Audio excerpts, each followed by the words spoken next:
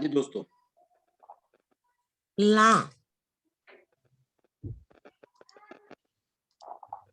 रचनात्मक सिक्ख्या संसार ਵੱਲੋਂ ਤੁਹਾਡਾ ਬਹੁਤ-ਬਹੁਤ ਸਵਾਗਤ। ਆਓ ਗੱਲਾਂ ਕਰੀਏ ਦੇ ਇਸ ਐਪੀਸੋਡ ਦੇ ਵਿੱਚ ਅੱਜ ਆਪਾਂ ਬਹੁਤ ਮਹੱਤਵਪੂਰਨ ਵਿਸ਼ੇ ਤੇ ਚਰਚਾ ਕਰ ਰਹੇ ਹਾਂ। ਵੈਸੇ ਤਾਂ ਹਰ ਸੈਟਰਡੇ ਦੀ ਇਹ ਗੱਲਬਾਤ ਆਪਣੇ ਆਪ ਦੇ ਵਿੱਚ ਮਹੱਤਵਪੂਰਨ ਹੁੰਦੀ ਹੈ, ਕਿਉਂਕਿ ਕੋਈ ਵੀ ਸ਼ਖਸੀਅਤ ਜਦੋਂ ਕਿਸੇ ਸਬਜੈਕਟ ਤੇ ਗੱਲ ਕਰਦੀ ਹੈ ਤਾਂ ਉਸ ਵਿਸ਼ੇ ਨਾਲ ਸੰਬੰਧਿਤ ਉਹ ਬਹੁਤ ਸਾਰੀਆਂ ਗੱਲਾਂ ਕਰਨੀਆਂ ਹੁੰਦੀਆਂ ਨੇ ਜਿਨ੍ਹਾਂ ਬਾਰੇ ਅਸੀਂ ਅਣਪੜ੍ਹ ਹੁੰਦੇ ਹਾਂ, ਜਿਨ੍ਹਾਂ ਬਾਰੇ ਸਾਨੂੰ ਬਹੁਤ ਘੱਟ ਜਾਣਕਾਰੀ ਹੁੰਦੀ ਹੈ, ਜਿਨ੍ਹਾਂ ਬਾਰੇ ਬਹੁਤ ਘੱਟ ਸਮਝ ਹੁੰਦੀ ਹੈ ਤੇ ਅਸੀਂ ਹਰ ਸ਼ਖਸੀਅਤ ਨਾਲ ਗੱਲਬਾਤ ਕਰਨ ਤੋਂ ਬਾਅਦ ਆਪਣੇ ਆਪ ਨੂੰ ਕੁਝ ਨਾ ਕੁਝ ਮੁਕੰਮਲ ਹੋਇਆ ਮਹਿਸੂਸ ਕਰਦੇ ਹਾਂ। ਅੱਜ ਦੀ ਗੱਲਬਾਤ ਪੈਨਲ ਡਿਸਕਸ਼ਨ ਦੇ ਰੂਪ ਦੇ ਵਿੱਚ ਹੈ ਤੇ ਪੈਨਲ ਡਿਸਕਸ਼ਨ ਦਾ ਜਿਹੜਾ ਸਬਜੈਕਟ ਹੈ ਉਹ ਹੈ ਕਹਾਣੀ ਤੇ ਅਧਿਆਪਨ। ਕਹਾਣੀ ਆਪਣੇ ਆਪ ਦੇ ਵਿੱਚ ਸਾਹਿਤ ਦੀ ਬਹੁਤ ਮਹੱਤਵਪੂਰਨ ਵਿਧਾ ਹੈ ਤੇ ਅਧਿਆਪਨ ਆਪਣੇ ਆਪ ਦੇ ਵਿੱਚ ਬਹੁਤ ਮਹੱਤਵਪੂਰਨ ਵਿਸ਼ਾ ਹੈ। ਸੋ ਦੋਨੇ ਵਿਸ਼ਿਆਂ ਨੂੰ ਜੇ ਆਪਾਂ ਜੋੜ ਦਈਏ ਤਾਂ ਇਹ ਬਹੁਤ ਯੂਨੀਕ ਵਿਸ਼ਾ ਬਣ ਜਾਂਦਾ ਹੈ। ਜਿੰਨੇ ਵੀ ਲੋਕ ਆਪਾਂ ਅਧਿਐਨ ਤੇ ਅਧਿਆਪਨ ਨਾਲ ਜੁੜੇ ਹੋਏ ਹਾਂ, ਸਾਡੇ ਲਈ ਇਹ ਵਿਸ਼ਾ ਬਹੁਤ ਮਹੱਤਵਪੂਰਨ ਹੈ। ਇਸ ਵਿਸ਼ੇ ਤੇ ਚਰਚਾ ਕਰਨ ਲਈ ਸਾਡੇ ਨਾਲ ਤਿੰਨ ਮਹਿਮਾਨ ਨੇ। ਤਿੰਨੇ ਮਹਿਮਾਨ ਕਹਾਣੀਕਾਰ ਨੇ ਤੇ ਤਿੰਨੇ ਮਹਿਮਾਨ ਅਧਿਆਪਕ ਨੇ। ਜਿਹੜੀ ਸਭ ਤੋਂ ਵੱਧ ਮਾਣ ਵਾਲੀ ਗੱਲ ਹੈ ਸਾਡੇ ਲਈ, ਸਿੱਖਿਆ ਮਹਿਕਮੇ ਦੇ ਵਿੱਚ ਬਹੁਤ ਸਾਰੀਆਂ ਕਮਾਲ ਦੀਆਂ ਸ਼ਖਸੀਅਤਾਂ ਕੰਮ ਕਰ ਰਹੀਆਂ ਨੇ। ਸਾਹਿਤ ਦੀਆਂ ਅਲੱਗ-ਅਲੱਗ ਵਿਧਾਵਾਂ ਨਾਲ ਜੁੜੇ ਹੋਏ ਲੋਕ ਸਾਡੇ ਮਹਿਕਮੇ ਦਾ ਮਾਣ ਨੇ ਤੇ ਇਸ ਵੇਲੇ ਜਿਹੜਾ ਸੰਸਾਰ ਹੈ ਪੂਰਾ ਗਲੋਬਲ ਹੈ ਤੇ ਪੰਜਾਬੀਆਂ ਦੇ ਹਿੱਸੇ ਇਹ ਮਾਣ ਵੀ ਆਇਆ ਹੈ ਕਿ ਉਹਨਾਂ ਨੇ ਇਕੱਲੇ ਆਪਣੇ ਪੰਜਾਬ ਦੇ ਵਿੱਚ ਹੀ ਕੰਮ ਨਹੀਂ ਕੀਤਾ, ਉਹਨਾਂ ਨੇ ਪੰਜਾਬ ਤੋਂ ਬਾਹਰ ਗਲੋਬਲ ਪੱਧਰ ਤੇ ਵੀ ਬਹੁਤ ਸਾਰਾ ਕੰਮ ਕੀਤਾ ਹੈ। ਜਤਿੰਦਰ ਹਾਂਸ ਤੇ ਜਸਵੀਰ ਰਾਣਾ ਦੋ ਵੱਡੇ ਕਹਾਣੀਕਾਰ ਨੇ ਪੰਜਾਬੀ ਦੇ। ਦੋਨੇ ਬਹੁਤ ਖੂਬਸੂਰਤ ਅਧਿਆਪਕ ਨੇ ਤੇ ਦੋਨੇ ਬਹੁਤ ਖੂਬਸੂਰਤ ਇਨਸਾਨ ਨੇ। ਦੋਨਾਂ ਨੇ ਕਹਾਣੀ ਦੇ ਖੇਤਰ ਦੇ ਵਿੱਚ ਬਹੁਤ ਵੱਡਾ ਕੰਮ ਕੀਤਾ ਹੈ ਤੇ ਨਾਲ-ਨਾਲ ਅਧਿਆਪਨ ਦੇ ਖੇਤਰ ਦੇ ਵਿੱਚ ਵੀ ਬਹੁਤ ਖੂਬਸੂਰਤ ਕੰਮ ਕਰ ਰਹੇ ਨੇ। ਤੀਜੇ ਮਹਿਮਾਨ ਸਾਡੇ ਨਾਲ ਨੇ ਮੈਡਮ ਜਤਿੰਦਰ ਢਿੱਲੋਂ ਰੰਧਾਵਾ, ਜਿਹੜੇ ਬੁਨਿਆਦੀ ਰੂਪ ਦੇ ਵਿੱਚ ਪੰਜਾਬੀ ਨੇ ਤੇ ਹਿੰਦੁਸਤਾਨੀ ਨੇ, ਪਰ ਅੱਜ-ਕੱਲ੍ਹ ਕੈਨੇਡਾ ਦੇ ਵਿੱਚ ਬਰੈਂਪਟਨ ਸ਼ਹਿਰ ਦੇ ਵਿੱਚ ਉੱਥੇ ਬਹਿ ਕੇ ਕਹਾਣੀਆਂ ਵੀ ਲਿਖ ਰਹੇ ਨੇ ਤੇ ਪੜ੍ਹਾ ਵੀ ਰਹੇ ਨੇ। ਸੋ ਉਹਨਾਂ ਦੇ ਬਹੁਤ ਵਿਲੱਖਣ ਕਿਸਮ ਦੇ ਤਜਰਬੇ ਹੋਣਗੇ ਜਿਹੜੇ ਸਾਡੇ ਇੱਧਰਲੇ ਅਧਿਆਪਕਾਂ ਦੇ ਨਾਲ ਸਾਂਝੇ ਹੋਣਗੇ, ਜਿਹਦੇ ਵਿੱਚ ਅਸੀਂ ਆਪਣੇ ਆਪ ਨੂੰ ਕੰਪੈਰੀਜ਼ਨ ਵੀ ਕਰਾਂਗੇ ਤੇ ਕੁਝ ਨਵਾਂ ਸਿੱਖਣ ਸਿਖਾਉਣ ਦੀ ਕੋਸ਼ਿਸ਼ ਵੀ ਕਰਾਂਗੇ। ਮੇਰੇ ਨਾਲ ਚੌਥੇ ਜੋ ਮਹਿਮਾਨ ਨੇ, ਮੇਜ਼ਬਾਨ ਨੇ, ਮੈਡਮ ਮਨਜਿੰਦਰ ਕੌਰ, ਜੋ ਮੇਰੇ ਨਾਲ ਕੋ-ਹੋਸਟ ਦੇ ਤੌਰ ਤੇ ਕੰਮ ਕਰ ਰਹੇ ਨੇ। ਇੱਕ ਸਿਰਜਣਾਤਮਕ ਸਿੱਖਿਆ ਸੰਸਾਰ ਗਰੁੱਪ ਅਧਿਆਪਕਾਂ ਦਾ ਇੱਕ ਗਰੁੱਪ ਹੈ ਜਿਹਦੇ ਵਿੱਚ ਲਗਭਗ 35,000 ਦੇ ਕਰੀਬ ਅਧਿਆਪਕ ਇਹਦੇ ਮੈਂਬਰ ਨੇ ਤੇ ਇਹਦੇ ਪੂਰੀ ਇੱਕ ਐਡਮਿਨ ਟੀਮ ਹੈ, ਐਡਮਿਨ ਪੈਨਲ ਹੈ, ਜਿਹਦੇ ਵਿੱਚ ਗੁਰਨੈਬ ਮੰਘਾਣੀਆਂ, ਜਿਹਦੇ ਵਿੱਚ ਡਾਕਟਰ ਇੰਦਰਪ੍ਰੀਤ ਧਾਮੀ, ਸੁਖਜੀਵਨ ਸਿੰਘ, ਨਵਨੀਤ ਕੁਮਾਰ, ਮੈਡਮ ਰੁਪਿੰਦਰ ਰੂਪ ਤੇ ਮਨਜਿੰਦਰ ਕੌਰ, ਜਿਹੜੇ ਅੱਜ ਸਾਡੇ ਨਾਲ ਨੇ, ਮੇਰੇ ਨਾਲ ਨੇ ਕੋ-ਹੋਸਟ ਦੇ ਤੌਰ ਤੇ। ਮਨਜਿੰਦਰ ਕੌਰ, ਤੁਹਾਡਾ ਵੀ ਸਵਾਗਤ ਹੈ। ਜਸਵੀਰ ਰਾਣਾ ਜੀ, ਤੁਹਾਡਾ ਵੀ ਸਵਾਗਤ ਹੈ। ਹਾਂਸ ਜੀ, ਤੁਹਾਡਾ ਵੀ ਸਵਾਗਤ ਹੈ ਤੇ ਮੈਡਮ ਰੰਧਾਵਾ, ਤੁਹਾਡਾ ਸਾਰੇ ਵਿਦਵਾਨਾਂ ਦਾ ਤੇ ਸਾਡੇ ਸਾਰੇ ਸ਼ਖਸੀਅਤਾਂ ਦਾ ਬਹੁਤ-ਬਹੁਤ ਇੱਕ ਵਾਰੀ ਮੇਰੇ ਵੱਲੋਂ ਸਵਾਗਤ। ਥੈਂਕ ਯੂ ਸਰ ਜੀ, ਬਹੁਤ ਸ਼ੁਕਰੀਆ ਡਾਕਟਰ ਸਾਹਿਬ। ਇਸ ਤੋਂ ਬਾਅਦ ਮੈਂ ਥੋੜਾ ਜਿਹਾ ਬਰੀਫ ਦੇ ਵਿੱਚ ਸਾਡੇ ਮਹਿਮਾਨਾਂ ਦੀ ਹੋਰ ਜਾਣ ਪਛਾਣ ਕਰਾਉਣੀ ਚਾਹੂੰਗਾ ਤਾਂ ਕਿ ਥੋੜਾ ਜਿਹਾ ਸਾਡੇ ਅਧਿਆਪਕ ਸਾਥੀਆਂ ਨੂੰ ਇਹਨਾਂ ਦੇ ਕੰਮ ਬਾਰੇ ਪਤਾ ਲੱਗ ਸਕੇ। ਜਸਵੀਰ ਰਾਣਾ ਹੋਰਾਂ ਦੀ ਪਹਿਲੀ ਕਿਤਾਬ ਸਿਖਰ ਦੁਪਹਿਰਾ ਸੀ। ਉਸ ਤੋਂ ਬਾਅਦ ਇਹਨਾਂ ਦੀ ਅਗਲੀ ਕਹਾਣੀਆਂ ਦੀ ਕਿਤਾਬ ਚਿੱਠੀਆਂ ਘੁੰਮ ਰਹੀਆਂ ਨੇ। ਉਸ ਤੋਂ ਬਾਅਦ ਅਗਲੀ ਕਿਤਾਬ ਸੀ ਇਹਨਾਂ ਦਾ ਬਿੱਲੀਆਂ ਅੱਖਾਂ ਦਾ ਜਾਦੂ। ਫਿਰ ਇੱਕ ਇਹਨਾਂ ਦੀ ਵਾਰਤਕ ਦੀ ਕਿਤਾਬ ਆਈ ਜਿਹੜੀ ਰੇਖਾ ਚਿੱਤਰਾਂ ਦੀ ਕਿਤਾਬ ਸੀ, ਮੈਂ ਤੇ ਮੇਰੀ ਖਾਮੋਸ਼ੀ। ਤੇ ਉਸ ਤੋਂ ਬਾਅਦ ਜਿਹੜੀ ਇਹਨਾਂ ਦੀ ਹੁਣ ਕਹਾਣੀਆਂ ਦੀ ਨਵੀਂ ਕਿਤਾਬ, ਬੜੀ ਚਰਚਿਤ ਕਿਤਾਬ ਹੈ ਪੁਰਫਰੋਸ਼ੀ ਜਲਾਤ। ਇਹਦੇ ਨਾਲ ਇਹਨਾਂ ਨੇ ਇੱਥੋਂ ਰੇਗਿਸਤਾਨ ਦਿਸਦਾ ਹੈ ਇੱਕ ਨਾਵਲ ਵੀ ਲਿਖਿਆ। ਤੇ ਜਤਿੰਦਰ ਢਿੱਲੋਂ ਰੰਧਾਵਾ ਹੋਈ, ਜਿਹਨਾਂ ਬਾਰੇ ਮੈਂ ਤੁਹਾਨੂੰ ਦੱਸਿਆ ਕਿ ਕੈਨੇਡਾ ਦੇ ਵਿੱਚ ਰਹਿ ਕੇ ਪੰਜਾਬੀਅਤ ਨਾਲ ਜੁੜੇ ਹੋਏ ਨੇ। ਇਹਨਾਂ ਦੀ ਪਹਿਲੀ ਕਵਿਤਾਵਾਂ ਦੀ ਕਿਤਾਬ ਸੀ ਮੈਂ ਬੇਲ ਹਾਂ। ਉਸ ਤੋਂ ਬਾਅਦ ਇਹਨਾਂ ਦਾ PhD ਦਾ ਬਹੁਤ ਖੂਬਸੂਰਤ ਕੰਮ ਸੀ ਲੋਕ ਗੀਤਾਂ ਵਿੱਚ ਨਾਰੀ ਸੰਵੇਦਨਾ, ਜੋ ਬਾਅਦ ਦੇ ਵਿੱਚ ਲੋਕ ਗੀਤਾਂ ਵਿੱਚ ਨਾਰੀ ਸਰੋਕਾਰ ਦੇ ਨਾਂ ਹੇਠ ਕਿਤਾਬ ਦੇ ਰੂਪ ਵਿੱਚ ਛਪ ਕੇ ਸਾਹਮਣੇ ਆਇਆ। ਤੇ ਇਹਦੇ ਨਾਲ ਇਹਨਾਂ ਨੇ ਬਹੁਤ ਸਾਰੀਆਂ ਕਹਾਣੀਆਂ ਲਿਖੀਆਂ ਨੇ। ਹੁਣੇ ਚਿਰਾਗ ਦੇ ਵਿੱਚ ਇਹਨਾਂ ਦੀ ਇੱਕ ਲੰਬੀ ਕਹਾਣੀ ਛਪੀ ਹੈ। ਕਲਮ ਫਾਊਂਡੇਸ਼ਨ ਵਰਗੀਆਂ ਸੰਸਥਾਵਾਂ ਨਾਲ ਕੈਨੇਡਾ ਦੇ ਵਿੱਚ ਜੁੜ ਕੇ ਕੰਮ ਕਰਦੇ ਰਹੇ ਨੇ। ਸੋ ਇਹ ਸਾਡੇ ਦੂਜੇ ਮਹਿਮਾਨ ਨੇ ਜਤਿੰਦਰ ਹਾਸ, ਜਿਨ੍ਹਾਂ ਨੂੰ ਬਹੁਤ ਵਕਾਰੀ ਢਾਹਾਂ ਅਵਾਰਡ ਮਿਲ ਚੁੱਕਿਆ ਹੈ। ਪਾਵੇ ਨਾਲ ਬੰਨਿਆ ਹੋਇਆ ਕਾਲ, ਉਸ ਤੋਂ ਬਾਅਦ ਈਸ਼ਵਰ ਦਾ ਜਨਮ, ਫਿਰ ਜਿਉਣਾ ਸੱਚ, ਬਾਕੀ ਝੂਠ, ਇਹ ਇਹਨਾਂ ਦੀਆਂ ਜਿਹੜੀਆਂ ਕਿਤਾਬਾਂ ਨੇ ਕਹਾਣੀਆਂ ਦੀਆਂ, ਤੇ ਬਸ ਅਜੇ ਇੰਨਾ ਹੀ ਇਹਨਾਂ ਦਾ ਨਾਵਲ। ਸੋ ਤਿੰਨੇ ਬਹੁਤ ਵੱਡੇ ਕਹਾਣੀਕਾਰ, ਬਹੁਤ ਵੱਡੇ ਸਾਹਿਤਕਾਰ, ਬਹੁਤ ਸੋਹਣੇ ਇਨਸਾਨ ਤੇ ਬਹੁਤ ਖੂਬਸੂਰਤ ਅਧਿਆਪਕ ਸਾਡੇ ਨਾਲ ਨੇ। ਆਪਾਂ ਗੱਲਬਾਤ ਦਾ ਸਿਲਸਿਲਾ ਇਹਨਾਂ ਤਿੰਨਾਂ ਨਾਲ ਸ਼ੁਰੂ ਕਰਾਂਗੇ। ਤਿੰਨਾਂ ਤੋਂ ਨਾਲੋਂ ਨਾਲ ਜਾਣਨ ਦੀ ਕੋਸ਼ਿਸ਼ ਕਰਾਂਗੇ। ਬਹੁਤ ਸਾਰੀਆਂ ਗੱਲਾਂ ਕਹਾਣੀ ਤੇ ਅਧਿਆਪਨ ਨਾਲ ਜੁੜੀਆਂ ਹੋਈਆਂ। ਸਭ ਤੋਂ ਪਹਿਲਾਂ ਮੈਂ ਜਸਵੀਰ ਰਾਣਾ ਹੋਰਾਂ ਤੋਂ ਸ਼ੁਰੂ ਕਰੂੰਗਾ।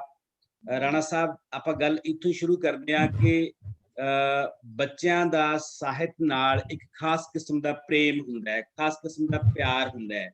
ਵੈਸੇ ਤਾਂ ਇਹ ਸਾਡੇ ਸਿਸਟਮ ਦੀ ਬਦਕਿਸਮਤੀ ਹੈ ਕਿ ਜਦੋਂ ਬੱਚਾ ਪਹਿਲੇ ਦਿਨ ਸਕੂਲ 'ਚ ਆਉਂਦਾ ਹੈ ਤਾਂ ਅਸੀਂ ਅਕਸਰ ਉਹਨਾਂ ਨੂੰ ਜਿਹੜੀਆਂ ਮੀਨਿੰਗਲੈਸ ਸਾਊਂਡ ਨੇ ਉਹਨਾਂ ਤੋਂ ਸ਼ੁਰੂ ਕਰਦੇ ਹਾਂ ਉਹਦੀ ਪੜ੍ਹਾਈ।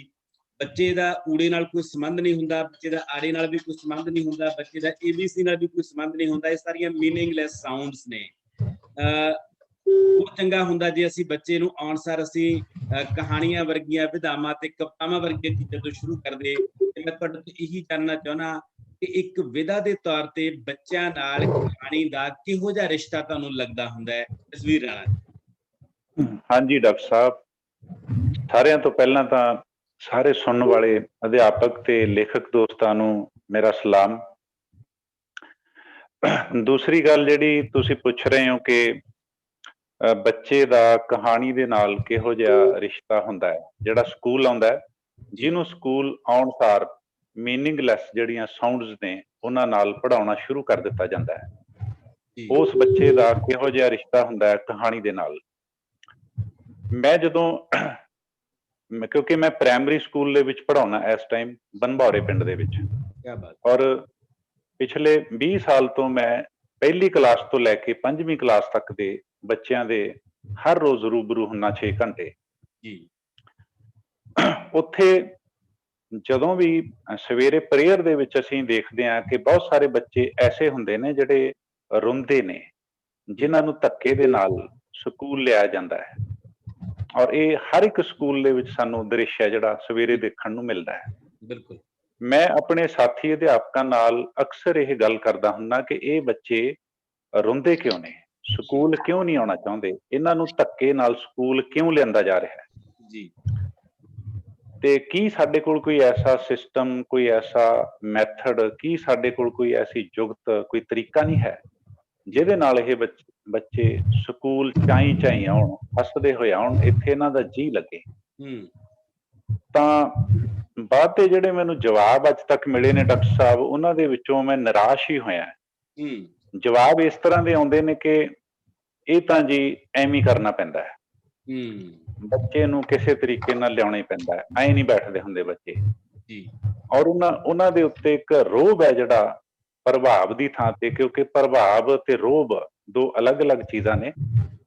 ਬੱਚੇ ਨੂੰ ਰੋਹਬ ਨਾਲ ਸਕੂਲ ਭੇਜਣ ਦੀ, ਸਕੂਲ ਦੇ ਵਿੱਚ ਬਿਠਾਉਣ ਦੀ, ਫਿਰ ਬਿਠਾ ਕੇ ਪੜ੍ਹਾਉਣ ਦੀ ਜਿਹੜੀ ਕਵਾਇਦ ਹੈ, ਮੈਂ ਬਹੁਤ ਲੰਬੇ ਸਮੇਂ ਤੋਂ ਚੱਲਦੀ ਹੋਈ ਦੇਖ ਰਿਹਾ ਸਕੂਲਾਂ ਦੇ ਵਿੱਚ। ਹੁਣ ਮੈਂ ਜਦੋਂ ਉਸ ਮਜਬੂਰ ਹੋਏ ਰੋਂਦੇ, ਜਿਹੜਾ ਬੱਚਾ ਸਕੂਲ ਦੇ ਵਿੱਚ ਬੈਠਣਾ ਨਹੀਂ ਚਾਹੁੰਦਾ, ਉਹਨੂੰ ਸੋਚਦਾ ਵੀ ਇਹਨੂੰ ਕੀ ਹੋਇਆ ਐਸਾ, ਤਾਂ ਜਿਹੜੇ ਜਵਾਬ ਆਉਂਦੇ ਨੇ, ਬਹੁਤ ਸਾਰੇ ਆਉਂਦੇ ਨੇ, ਉਹਨਾਂ ਦੇ ਵਿੱਚੋਂ ਇੱਕ ਜਵਾਬ ਹੁੰਦਾ ਉਸ ਬੱਚੇ ਦਾ ਜਿਹੜਾ ਮੂਕ ਜਵਾਬ ਹੁੰਦਾ, ਉਹ ਬੋਲ ਕੇ ਨਹੀਂ ਦੇ ਸਕਦਾ, ਪਰ ਉਸ ਦੀ ਮਨੋਦਸ਼ਾ, ਉਸ ਦੀ ਸਰੀਰਕ ਹਾਲਤ, ਉਸ ਦੇ ਹੰਝੂ ਨੇ ਜਿਹੜੇ, ਉਹ ਦੱਸ ਰਹੇ ਹੁੰਦੇ ਨੇ ਡਾਕਟਰ ਸਾਹਿਬ ਕਿ ਸਾਨੂੰ ਕਹਾਣੀ ਦੇ ਨਾਲੋਂ ਤੋੜ ਦਿੱਤਾ ਗਿਆ ਹੈ। ਉਸ ਕਹਾਣੀ ਦੇ ਨਾਲੋਂ ਤੋੜ ਦਿੱਤਾ ਗਿਆ ਜਿਹੜੀਆਂ ਸਾਡੀਆਂ ਦਾਦੀਆਂ, ਸਾਡੀਆਂ ਨਾਨੀਆਂ, ਸਾਡੀਆਂ ਮਾਵਾਂ, ਸਾਡੇ ਵੱਡੇ ਛੋਟੀਆਂ-ਛੋਟੀਆਂ ਕਹਾਣੀਆਂ ਸਾਨੂੰ, ਛੋਟੀਆਂ-ਛੋਟੀਆਂ ਘਟਨਾਵਾਂ ਸਾਨੂੰ, ਛੋਟੇ-ਛੋਟੇ ਕਿੱਸੇ ਸਾਨੂੰ, ਜਿਨ੍ਹਾਂ ਦੇ ਵਿੱਚ ਬੜਾ ਰਸ ਸੀ, ਦਿਲਚਸਪੀ ਸੀ, ਸਾਡਾ ਇੰਟਰਸਟ ਸੀ, ਉਹਨਾਂ ਦੀ ਮੂਕ ਭਾਸ਼ਾ ਜਿਹੜੀ ਉਹ ਇਹ ਕਹਿ ਰਹੀ ਹੁੰਦੀ ਹੈ ਕਿ ਸਾਨੂੰ ਕਹਾਣੀ ਦੇ ਨਾਲੋਂ ਤੋੜ ਦਿੱਤਾ ਗਿਆ ਹੈ, ਇਸ ਕਰਕੇ ਅਸੀਂ ਰੋਂਦੇ ਹਾਂ। ਔਰ ਅਸੀਂ ਕਹਾਣੀ ਦੇ ਰਾਹੀਂ ਪੜ੍ਹਨਾ ਚਾਹੁੰਦੇ ਹਾਂ, ਸਾਨੂੰ ਕੋਈ ਕਹਾਣੀ ਸੁਣਾਓ, ਸਾਨੂੰ ਕੋਈ ਕਹਾਣੀ ਪੜ੍ਹਾਓ, ਸਾਨੂੰ ਕੋਈ ਕਹਾਣੀ ਖਿਡਾਓ, ਸਾਨੂੰ ਕੋਈ ਕਹਾਣੀ ਦਿਖਾਓ। ਉਹ ਬੱਚੇ ਨੇ ਜਿਹੜੇ ਮੈਨੂੰ ਲੱਗਦਾ ਇਸ ਤਰ੍ਹਾਂ ਦੇ ਮੂਕ ਜਿਹੜੇ ਜਵਾਬ ਨੇ ਉਹ ਦੇ ਰਹੇ ਹੁੰਦੇ ਨੇ, ਜਿਹੜੇ ਮੈਂ ਬਹੁਤ ਲੰਬੇ ਸਮੇਂ ਤੋਂ ਸੁਣਦਾ ਆ ਰਿਹਾ। ਹੁਣ ਬੱਚੇ ਦਾ ਕਹਾਣੀ ਦੇ ਨਾਲ ਰਿਸ਼ਤਾ ਜਨਮ ਤੋਂ ਹੀ ਹੈ। ਹਰੇਕ ਬੱਚੇ ਦਾ ਜਨਮ ਇੱਕ ਕਹਾਣੀ ਹੈ ਆਪਣੇ ਆਪ 'ਚ, ਉਸ ਦੇ ਮਾਂ-ਬਾਪ ਆਪਣੇ ਆਪ 'ਚ ਇੱਕ ਕਹਾਣੀ ਨੇ, ਉਹਦਾ ਪਰਿਵਾਰ ਇੱਕ ਕਹਾਣੀ ਹੈ, ਉਸ ਪਿੰਡ ਦੀ ਇੱਕ ਕਹਾਣੀ ਹੈ ਜਿਹਦੇ ਵਿੱਚ ਉਹਦਾ ਘਰ ਹੈ, ਮਾਪੇ ਨੇ ਤੇ ਜਨਮ ਹੋਇਆ ਹੈ।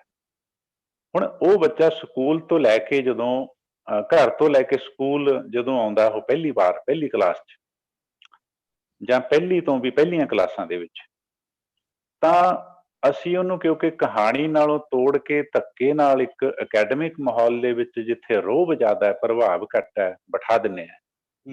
ਤਾਂ ਉਹ ਬੱਚੇ ਦੇ ਅੰਦਰ ਇੱਕ ਮੂਕ ਬਾਗੀ ਸੁਰਾਂ ਨੇ ਜਿਹੜੀਆਂ, ਉਹਦੇ ਅੰਦਰ ਇੱਕ ਬਾਗੀ ਐਟਮੋਸਫੀਅਰ ਹੈ, ਉਹਦੇ ਅੰਦਰ ਇੱਕ ਪ੍ਰਤੀਰੋਧ ਹੈ, ਜਿਹੜਾ ਵਿਰੋਧ ਹੈ ਜਿਹੜਾ ਉਹ ਪੈਦਾ ਹੋ ਜਾਂਦਾ ਹੈ ਸਕੂਲ ਦੇ ਪ੍ਰਤੀ, ਕਿਤਾਬ ਦੇ ਪ੍ਰਤੀ, ਅਧਿਆਪਕ ਦੇ ਪ੍ਰਤੀ, ਸਿੱਖਿਆ ਦੇ ਪ੍ਰਤੀ।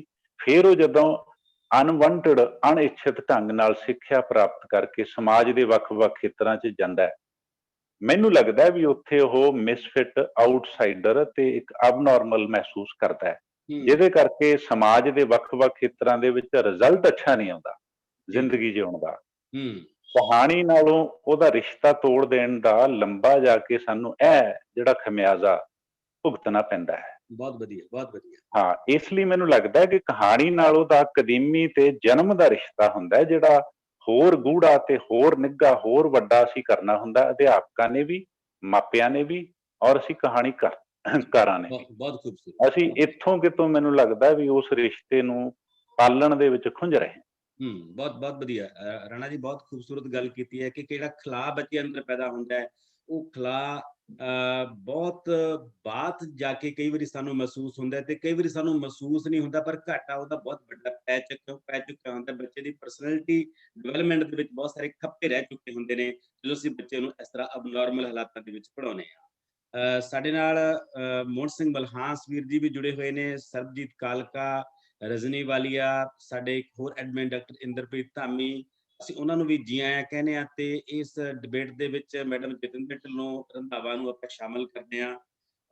ਰੰਧਾਵਾ ਮੈਡਮ, ਤੁਸੀਂ ਇੱਧਰਲਾ ਮਾਹੌਲ ਵੀ ਦੇਖਿਆ, ਜਿਵੇਂ ਜਸਵੀਰ ਰਾਣੇ ਹੋਰਾਂ ਨੇ ਦੱਸਿਆ ਕਿ ਸਾਡੇ ਸਕੂਲ ਦੇ ਵਿੱਚ ਜਦੋਂ ਬੱਚਾ ਪਹਿਲੀ ਵਾਰ ਆਉਂਦਾ ਤਾਂ ਉਸਨੂੰ ਮੀਨਿੰਗਲੈਸ ਸਾਊਂਡ ਦੇ ਨਾਲ ਜੋੜ ਦਿੰਦੇ ਆ, ਜਦੋਂ ਕਿ ਜੋੜਨਾ ਕਹਾਣੀਆਂ ਦੇ ਨਾਲ ਚਾਹੀਦਾ ਹੁੰਦਾ ਹੈ। ਤੁਹਾਨੂੰ ਉੱਥੋਂ ਦੇ ਮਾਹੌਲ ਦੇ ਵਿੱਚ ਤੇ ਇੱਥੋਂ ਦੇ ਮਾਹੌਲ ਦੇ ਵਿੱਚ ਕੀ ਫਰਕ ਲੱਗਿਆ ਕਿ ਉੱਥੇ ਵੀ ਇਸ ਕਿਸਮ ਦੇ ਟ੍ਰੈਂਡ ਨੇ ਜਾਂ ਉੱਥੇ ਕੁਝ ਵੱਖਰਾ ਟ੍ਰੈਂਡ ਹੈ ਬੱਚੇ ਨੂੰ ਜਦੋਂ ਪਹਿਲੀ ਵਾਰ ਬੱਚਾ ਸਕੂਲ ਦੇ ਵਿੱਚ ਆਉਂਦਾ ਹੈ? ਹਾਂਜੀ, ਇੱਥੇ ਜਦੋਂ ਮੈਂ, ਕਿਉਂਕਿ ਮੈਨੂੰ ਪ੍ਰਾਇਮਰੀ ਸਕੂਲ ਦੀ ਜਿਹੜੀ ਇੰਡੀਆ ਦੀ ਆ, ਪਹਿਲਾਂ ਇਹਨਾਂ ਦੇਖਦੇ ਜ਼ਰੂਰ ਸੀਗੇ ਬੱਚੇ ਰੋਂਦੇ ਸਕੂਲ ਜਾਂਦੇ ਆ, ਪਰ ਇੰਨੀ ਬਰੀਕੀ ਨਾਲ ਜੋ ਜਸਵੀਰ ਰਾਣਾ ਜੀ ਕੋਲੋਂ ਸੁਣਿਆ ਮੈਂ, ਬਹੁਤ ਵਧੀਆ ਲੱਗਿਆ ਕਿ ਬੱਚਿਆਂ ਦੇ ਕੀ ਜਿਹੜੀ ਥਿੰਕਿੰਗ ਹੁੰਦੀ ਆ ਔਰ ਮਿਲਦਾ ਕੀ ਆ ਪ੍ਰਭਾਵ ਤੇ ਜਿਹੜੇ ਰੋਬ ਦੇ ਵਿੱਚ ਲੈ ਫਰਕ, ਇਹਦੇ ਤੇ ਹੀ ਮੈਂ ਗੱਲ ਕਰੂੰਗੀ। ਸਾਨੂੰ ਇਹ ਵਾਲਾ ਬਿਲਕੁਲ ਵੀ ਐਕਸਪੀਰੀਅੰਸ ਨਹੀਂ ਹੁੰਦਾ ਕਿ ਸਾਡੇ ਇੱਥੇ ਜਿਹੜਾ ਹੈ ਵੀ ਬੱਚਾ ਰੋਂਦਾ ਹੋਇਆ ਸਕੂਲ ਚ ਆਵੇ। ਬੱਚੇ ਹੱਸਦੇ ਹੋਏ ਸਕੂਲ ਆਉਂਦੇ ਨੇ, ਇਹੀ ਸਭ ਤੋਂ ਵੱਡਾ ਫਰਕ ਹੈ। ਇੰਨੇ ਖੁਸ਼ ਹੁੰਦੇ ਨੇ ਔਰ ਜਿੱਦਣ ਛੁੱਟੀ ਹੁੰਦੀ ਆ ਉਦੋਂ ਸਗੋਂ ਰੋਂਦੇ ਆ ਕਿ ਅਸੀਂ ਸਕੂਲ ਚ ਆਉਣਾ ਚਾਹੁੰਦੇ ਆ, ਕਿਉਂਕਿ ਸਕੂਲ ਦਾ ਪ੍ਰੋਗਰਾਮ, ਸਕੂਲ ਦਾ ਸਿਸਟਮ, ਕੁਰੀਕੁਲਮ ਇੰਨੀ ਸੋਹਣੀ ਤਰ੍ਹਾਂ ਡਿਜ਼ਾਈਨ ਕੀਤਾ ਗਿਆ ਆ, ਇੰਨੀ ਵਧੀਆ ਤਰ੍ਹਾਂ ਡਿਜ਼ਾਈਨ ਕੀਤਾ ਗਿਆ ਆ। ਉਹਦੇ ਤੇ ਬਹੁਤ ਆਪਣੇ, ਮੈਂ ਜਦੋਂ ਇੱਥੇ ਵੀ ਪੜ੍ਹਾਉਂਦੀ ਸੀਗੀ, ਜਦੋਂ ਸੈਕੰਡਰੀ ਸਕੂਲ ਚ ਤੇ ਆਪਣੇ ਰਤੀਏ ਵੀ, ਟੋਹਾਣੇ ਵੀ, ਆਪਾਂ ਨੂੰ ਪਤਾ, ਉੱਥੇ ਅਸੀਂ ਵੇਖਿਆ ਕਿ ਕੁਰੀਕੁਲਮ ਕੋਈ ਚੱਜ ਦਾ ਨਹੀਂ, ਸਾਲਾਂ ਦਾ ਤੁਰਿਆ ਫਿਰਦਾ ਸੀ, ਉਹੀ ਖਿੱਚ ਧੂ ਕੇ ਉਹਨੇ ਇੱਕ ਪਾਠ ਪੜ੍ਹਾਤੇ, ਆਹ ਕਰਾਤਾ। ਉਸ ਟਾਈਮ ਕਿਉਂਕਿ ਕੁਰੀਕੁਲਮ ਦੇ ਉੱਪਰ ਚੰਗੀ ਤਰ੍ਹਾਂ ਕੰਮ ਨਹੀਂ ਹੋਇਆ ਹੁੰਦਾ, ਮੈਨੂੰ ਪਤਾ ਨਹੀਂ, ਜਦੋਂ 13-14 ਸਾਲ ਪਹਿਲਾਂ ਦੀ ਮੈਂ ਗੱਲ ਕਰਦੀ ਹਾਂ, ਉਦੋਂ ਐਵੇਂ ਹੀ ਸੀਗਾ। ਤਾਂ ਹੁਣ ਉਹਦੇ ਸਾਡੇ ਇੰਨਾ ਵਧੀਆ ਢੰਗ ਦੇ ਨਾਲ ਕਿ ਬੱਚੇ ਨੂੰ ਕਹਾਣੀ ਨਾਲ ਵਾਕਿਆ ਹੀ ਬਚਪਨ ਤੋਂ ਜੋੜਿਆ ਜਾਂਦਾ ਸੀਗਾ ਤੇ ਜੋੜਿਆ ਗਿਆ ਆ। ਔਰ ਸਭ ਤੋਂ ਵਧੀਆ ਜਿਹੜੀ ਗੱਲ ਮੈਨੂੰ ਲੱਗਦੀ ਹੈ, ਜਦੋਂ ਅਸੀਂ ਸਭ ਤੋਂ ਸ਼ੁਰੂਆਤ ਹੀ ਸਾਡੀ ਬੱਚਿਆਂ ਦੇ ਨਾਲ ਇੱਕ ਸਟੋਰੀ ਤੋਂ ਹੁੰਦੀ ਹੈ। ਪਹਿਲਾਂ ਅਸੀਂ ਉਹਨਾਂ ਨੂੰ ਟਾਈਮ ਦਿੰਦੇ ਜਦ ਤੱਕ ਸੈਟਅਪ ਹੋ ਰਹੀ ਹੈ, ਬਾਕੀ ਬੱਚੇ ਆ ਰਹੇ ਆ, ਟੀਚਰ ਉਹਨਾਂ ਨੂੰ ਬੜੇ ਸੋਹਣੇ ਮੂਡ ਚ ਹੱਸਦਿਆਂ, ਗਾਉਂਦਿਆਂ, ਡਾਂਸ ਕਰਦਿਆਂ, ਡਿਫਰੈਂਟ ਪੋਜ਼ ਦੇ ਵਿੱਚ ਉਹਨਾਂ ਨੂੰ ਜਿਵੇਂ ਅੰਦਰ ਵੈਲਕਮ ਕਰਦਾ ਹੈ। ਤੇ ਬਾਕੀ ਬੱਚੇ ਆਪੋ ਆਪਣੀ ਕਹਾਣੀ ਦੀ ਪਸੰਦ ਦੀ ਕਿਤਾਬ ਲੈ ਕੇ, ਜਿੱਥੇ ਵੀ ਉਹ ਮੈਟ ਤੇ ਬਹਿਣਾ ਜਾਂ ਚੇਅਰ ਤੇ ਬਹਿਣਾ, ਉਹਨਾਂ ਲਈ ਬਹੁਤ ਸੋਹਣਾ ਲਰਨਿੰਗ ਸੈਂਟਰਸ ਤਿਆਰ ਕੀਤੇ ਗਏ ਨੇ। ਉਹ ਆਪਣੀਆਂ ਚੀਜ਼ਾਂ, ਕਿਤਾਬਾਂ ਪੜ੍ਹਨ ਵਾਲੀ ਸਟੱਡੀ ਬੁੱਕਸ ਲੈ ਕੇ ਉੱਥੇ ਬਹਿੰਦੇ ਰਹਿੰਦੇ ਨੇ। ਉਹਨਾਂ ਦੀ ਸ਼ੁਰੂਆਤ ਹੀ ਰੰਗ ਬਿਰੰਗੀਆਂ ਤਸਵੀਰਾਂ ਵਾਲੀਆਂ ਕਹਾਣੀ ਪਿਕਚਰਾਂ ਤੋਂ, ਕਹਾਣੀ ਦੀਆਂ ਕਿਤਾਬਾਂ ਤੋਂ ਹੁੰਦੀ ਹੈ, ਦਿਨ ਦੀ ਸ਼ੁਰੂਆਤ ਹੀ। ਉਹਨੂੰ ਲੈ ਕੇ ਐਵੇਂ ਬਹਿੰਦੇ ਨੇ ਬੜੇ ਇੰਟਰਸਟਿੰਗ ਵੇ ਨਾਲ। ਉਹਨੂੰ ਪਤਾ ਹੁੰਦਾ ਰੈਕ ਲੱਗਾ ਵੀ ਕਿੱਥੋਂ ਕਿਤਾਬ ਚੱਕਣੀ ਹੈ, ਕਿੱਥੇ ਰੱਖਣੀ ਹੈ। ਇਹ ਲਰਨਿੰਗ ਸਕਿੱਲਸ ਉਹਨਾਂ ਨੂੰ ਬਹੁਤ ਪਹਿਲਾਂ ਹੀ ਸਿਖਾ ਦਿੱਤੇ ਜਾਂਦੇ ਨੇ ਜਦੋਂ ਪ੍ਰੀ ਸਕੂਲ 'ਚ ਹੁੰਦੇ ਨੇ, ਜਿਵੇਂ ਸਕੂਲ ਤੋਂ ਵੀ ਪਹਿਲਾਂ ਜਿਹੜੇ ਉਹ ਪ੍ਰੀ ਸਕੂਲ 'ਚ ਜਾਂਦੇ ਨੇ। ਤਾਂ ਉਹ ਉੱਥੋਂ ਕਹਾਣੀ ਸ਼ੁਰੂ ਹੁੰਦੀ ਹੈ। ਫਿਰ ਉਹਨਾਂ ਦੇ ਬਾਅਦ ਜਿਹੜੀ ਰੀਡਿੰਗ, ਜਿਹੜਾ ਇੰਗਲਿਸ਼ ਲੈਂਗੁਏਜ ਜਾਂ ਆਪਣੇ ਤੇ ਹਿੰਦੀ ਜਾਂ ਕਿਸੇ ਪੰਜਾਬੀ ਲੈਂਗੁਏਜ ਦਾ ਜਿਹੜਾ ਸਬਜੈਕਟ ਹੁੰਦਾ 2 ਜਾਂ 3 ਪੀਰੀਅਡਸ 'ਚ ਪੜ੍ਹਾਇਆ ਜਾਂਦਾ। ਉਹ ਕਿਉਂਕਿ ਪਹਿਲਾਂ ਉਹਨੂੰ ਬੋਲੀ ਨਾਲ ਹੀ ਜੋੜਦੇ ਨੇ। ਉਹ ਫਸਟ 2-3 ਪੀਰੀਅਡਸ ਅਸੀਂ ਉਹਨਾਂ ਨੂੰ ਫਿਰ ਪਹਿਲਾਂ ਉਹ ਆਪ ਪੜ੍ਹਦੇ ਨੇ, ਫਿਰ ਅਸੀਂ ਉਹਨੂੰ ਪ੍ਰੋਜੈਕਟਰ ਤੇ ਇੱਕ ਬਹੁਤ ਸੋਹਣੀ ਸਟੋਰੀ ਦੇ ਨਾਲ ਜੋੜਦੇ ਹਾਂ ਕਿ ਉਹ ਸਟੋਰੀ ਕਿੱਥੇ ਅਸੀਂ ਕੀ ਕਰਨਾ ਆ। ਫਿਰ ਉਹ ਗੀਤ ਨਾਲ ਜੋੜਦੇ ਹਾਂ।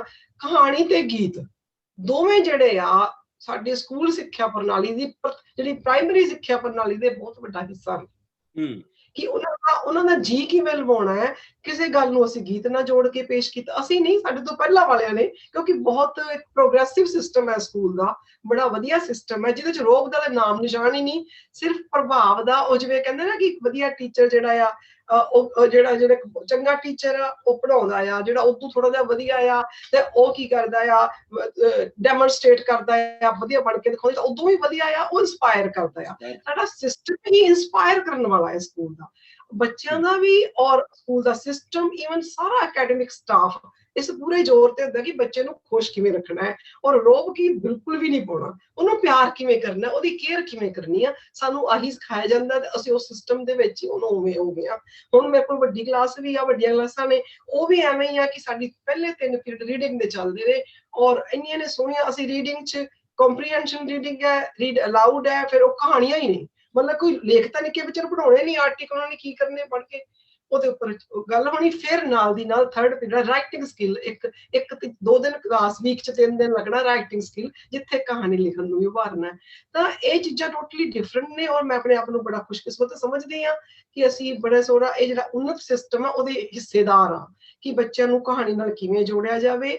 ਔਰ ਜਿਹੜੀ ਦਾਦੀ ਨਾਨੀ ਦੇ ਕਹਾਣੀਆਂ, ਖਾਸ ਕਰਕੇ ਜਿਹੜੇ ਬੱਚਿਆਂ ਦੀਆਂ ਕਹਾਣੀਆਂ ਨੇ, ਉਹ ਫੇਰੀ ਟੇਲਸ ਨਾਲ ਰਿਲੇਟਡ ਨੇ, ਜਿਹੜੀ ਅਸੀਂ ਆਪਣੀ ਦਾਦੀ ਮਾਮਾ ਕੋਲ ਸੁਣਦੇ ਆਏ ਹਾਂ ਜੀ। ਉਹ ਹਰ ਕਹਾਣੀ ਲਿਖਣ ਦਾ ਤਰੀਕਾ ਆ, ਉਹ ਲੋਕ ਕਥਾਵਾਂ ਨਾਲ, ਫੇਰੀ ਟੇਲਸ ਨਾਲ ਬਹੁਤ ਸੋਹਣੀ ਤਰ੍ਹਾਂ ਗੁੰਦਿਆ ਹੋਇਆ ਔਰ ਤਰੀਕੇ ਨਾਲ ਲਿਖਿਆ। ਜਿਵੇਂ ਆਪਾਂ ਅੱਗੇ ਜਾ ਕੇ ਗੱਲ ਕਰਾਂਗੇ ਵੀ ਕਹਾਣੀ ਦੇ ਕਿਹੜੇ ਇੱਥੇ ਪੜਾਉਂਦਾ ਜਾਂ ਬੱਚਿਆਂ ਦੀਆਂ ਕਹਾਣੀਆਂ ਕਿਹੋ ਜਿਹੀਆਂ, ਪਰ ਸਾਡੇ ਸਕੂਲ ਦੇ ਬੱਚਿਆਂ ਨੂੰ ਬਹੁਤ ਸੋਹਣੇ ਤਰੀਕੇ ਦੇ ਨਾਲ, ਬੜੇ ਵਧੀਆ ਤਰੀਕੇ ਦੇ ਨਾਲ ਕਹਾਣੀ ਨਾਲ ਜੋੜਿਆ ਗਿਆ ਆ।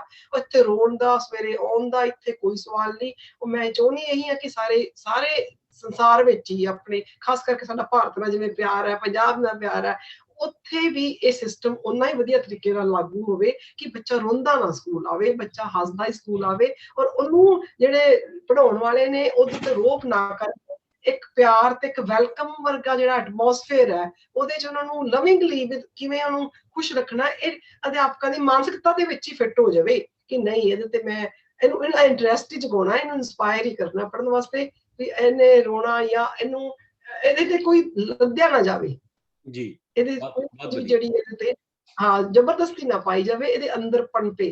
ਤੇ ਉਹ ਫਰਕ ਲੱਗਦਾ ਸਾਰਾ ਵਾਤਾਵਰਨ ਦਾ ਜਾਂ ਸਿਸਟਮ ਦਾ ਜਾਂ ਕੁਰੀਕੁਲਮਸ ਦਾ ਹੈ। ਬਹੁਤ ਅੱਛੇ। ਜਤਿੰਦਰ ਹਾਸ ਜੀ ਨਾਲ ਜੁੜੇ ਹੋਏ ਹੋ ਜਾਂ ਜੇ? ਹਾਂਜੀ। ਜਤਿੰਦਰ ਹਾਸ, ਜਦੋਂ ਵੀ ਮੈਂ ਇੱਕ ਅਧਿਆਪਕ ਦੇ ਤੌਰ ਤੇ ਤੁਹਾਨੂੰ ਸੋਚਦਾ ਤੁਹਾਡੇ ਬਾਰੇ ਜਾਂ ਇੱਕ ਕਹਾਣੀਕਾਰ ਦੇ ਤੌਰ ਤੇ ਸੋਚਦਾ, ਤਾਂ ਪਿਛਲੇ 1 ਸਾਲ ਤੋਂ ਨਾ ਮੇਰੇ ਸਾਹਮਣੇ ਜਿੰਦੂ ਦਾ ਕਰੈਕਟਰ ਆ ਜਾਂਦਾ ਨਾਲ ਦੀ ਨਾਲ। ਮੈਂ ਸਾਡੇ ਦਰਸ਼ਕਾਂ ਨੂੰ ਵੀ ਦੱਸਣਾ ਚਾਹੁੰਦਾ ਕਿ ਜਿੰਦੂ ਇਹ ਕਹਿ ਲਓ ਕਿ ਸਾਡੇ ਐਜੂਕੇਸ਼ਨ ਸੈਟਅਪ ਦਾ ਬਹੁਤ ਕਮਾਲ ਦਾ ਕਰੈਕਟਰ ਹੈ, ਜਿਹੜਾ ਸਾਡੇ ਬੱਚਿਆਂ ਦੇ ਵਿੱਚੋਂ ਜਤਿੰਦਰ ਹਾਸ ਨੇ ਫੜਨ ਦੀ ਕੋਸ਼ਿਸ਼ ਕੀਤੀ ਹੈ।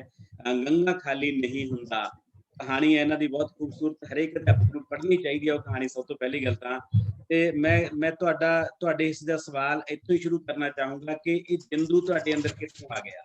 ਇਹ ਜਿੰਦੂ ਨੂੰ ਤੁਸੀਂ ਕਿਵੇਂ ਇਸ ਤਰ੍ਹਾਂ ਉਸ ਕਰੈਕਟਰ ਨੂੰ ਫੜਿਆ ਕਿ ਉਹ ਰੀਅਲ ਕਰੈਕਟਰ ਸੀ ਜਾਂ ਤੁਹਾਡੀ ਇਮੇਜਿਨੇਸ਼ਨ ਦੇ ਵਿੱਚ ਜਿੰਦੂ ਪੈਦਾ ਹੋਇਆ? ਪਹਿਲਾਂ ਤਾਂ ਤੁਹਾਨੂੰ, ਰਾਣਾ ਜੀ ਨੂੰ, ਜਤਿੰਦਰ ਰੰਧਾਵਾ ਜੀ ਨੂੰ ਤੇ ਸਾਰੇ ਜਿਹੜੇ ਸੁਣ ਰਹੇ ਆਪਣੇ ਸਰੋਤੇ ਆ, ਸਾਰਿਆਂ ਨੂੰ ਮੇਰੀ ਸਤਿ ਸ੍ਰੀ ਅਕਾਲ ਜੀ। ਜੇ ਆਪਾਂ ਨੇ ਕਹਾਣੀ ਦੀ ਗੱਲ ਕਰਨੀ ਹੋਵੇ, ਮੈਂ ਇਹ ਸੋਚਦਾ ਹੈਗਾ ਬਈ ਉਹ ਮਨੁੱਖ ਦੇ, ਕਹਿੰਦੇ ਆ ਵੀ ਜਦੋਂ ਉਹ ਜਨਮਿਆ ਸੀਗਾ ਮਨੁੱਖ, ਜਦੋਂ ਉਹਦੇ ਕੋਲ ਭਾਸ਼ਾ ਜਾਣੀ ਜਿਹੜੀ ਸੀਗੀ ਉਹ ਨਹੀਂ ਸੀਗੀ, ਉਹ ਇਸ਼ਾਰਿਆਂ ਨਾਲ ਹੀ ਗੱਲਾਂ ਕਰਦਾ ਸੀਗਾ, ਉਦੋਂ ਤੋਂ ਹੀ ਉਹਦੇ ਨਾਲ ਜਨਮੀ ਹੈਗੀ ਆ। ਮੈਨੂੰ ਲੱਗਦਾ ਜਿਹੜੀ ਕਹਾਣੀ ਹੈਗੀ ਆ ਇਹ ਜਦੋਂ ਮਨੁੱਖ ਜਦੋਂ ਤੱਕ ਹੈਗਾ ਉਦੋਂ ਤੱਕ ਰਹੂਗੀ। ਜਦੋਂ ਕਹਿੰਦੇ ਜੰਗਲ 'ਚ ਕੋਈ ਉਹਨੇ ਪਹਿਲਾ ਸ਼ਿਕਾਰ ਕਰਕੇ ਆ ਕੇ ਆਪਣੇ ਸਾਥੀਆਂ ਨੂੰ ਗੱਲ ਦੱਸੀ ਹੋਊਗੀ ਵੀ ਮੈਂ ਇਹ ਸ਼ਿਕਾਰ ਕੀਤਾ, ਤਾਂ ਚਾਹੇ ਇਹ ਸਾਰਿਆਂ ਨਾਲ ਹੀ ਦੱਸੀ ਹੋਵੇ, ਉਹ ਕਹਾਣੀ ਸੀਗੀ। ਤੇ ਜਿਹੜੇ ਬੱਚੇ ਹੈਗੇ ਆ, ਉਹ ਸਭ ਤੋਂ ਵੱਧ ਜਿਹੜੀ ਗੱਲ ਸੌਖੀ ਤਰ੍ਹਾਂ ਸਮਝਦੇ ਆ, ਉਹ ਕਹਾਣੀ ਦੇ ਵਿੱਚ ਹੀ ਸਮਝਦੇ ਆ, ਜਾਂ ਕਵਿਤਾ ਦੇ ਵਿੱਚ, ਜਾਂ ਉਹਨਾਂ ਨੂੰ ਜੋ ਆਪਾਂ ਕਹਿੰਦੇ ਹੈਗੇ ਆ, ਉਹ ਉਹਨਾਂ ਦੇ ਦਿਲ ਦੇ ਨੇੜੇ ਹੁੰਦੀ ਆ ਗੱਲ।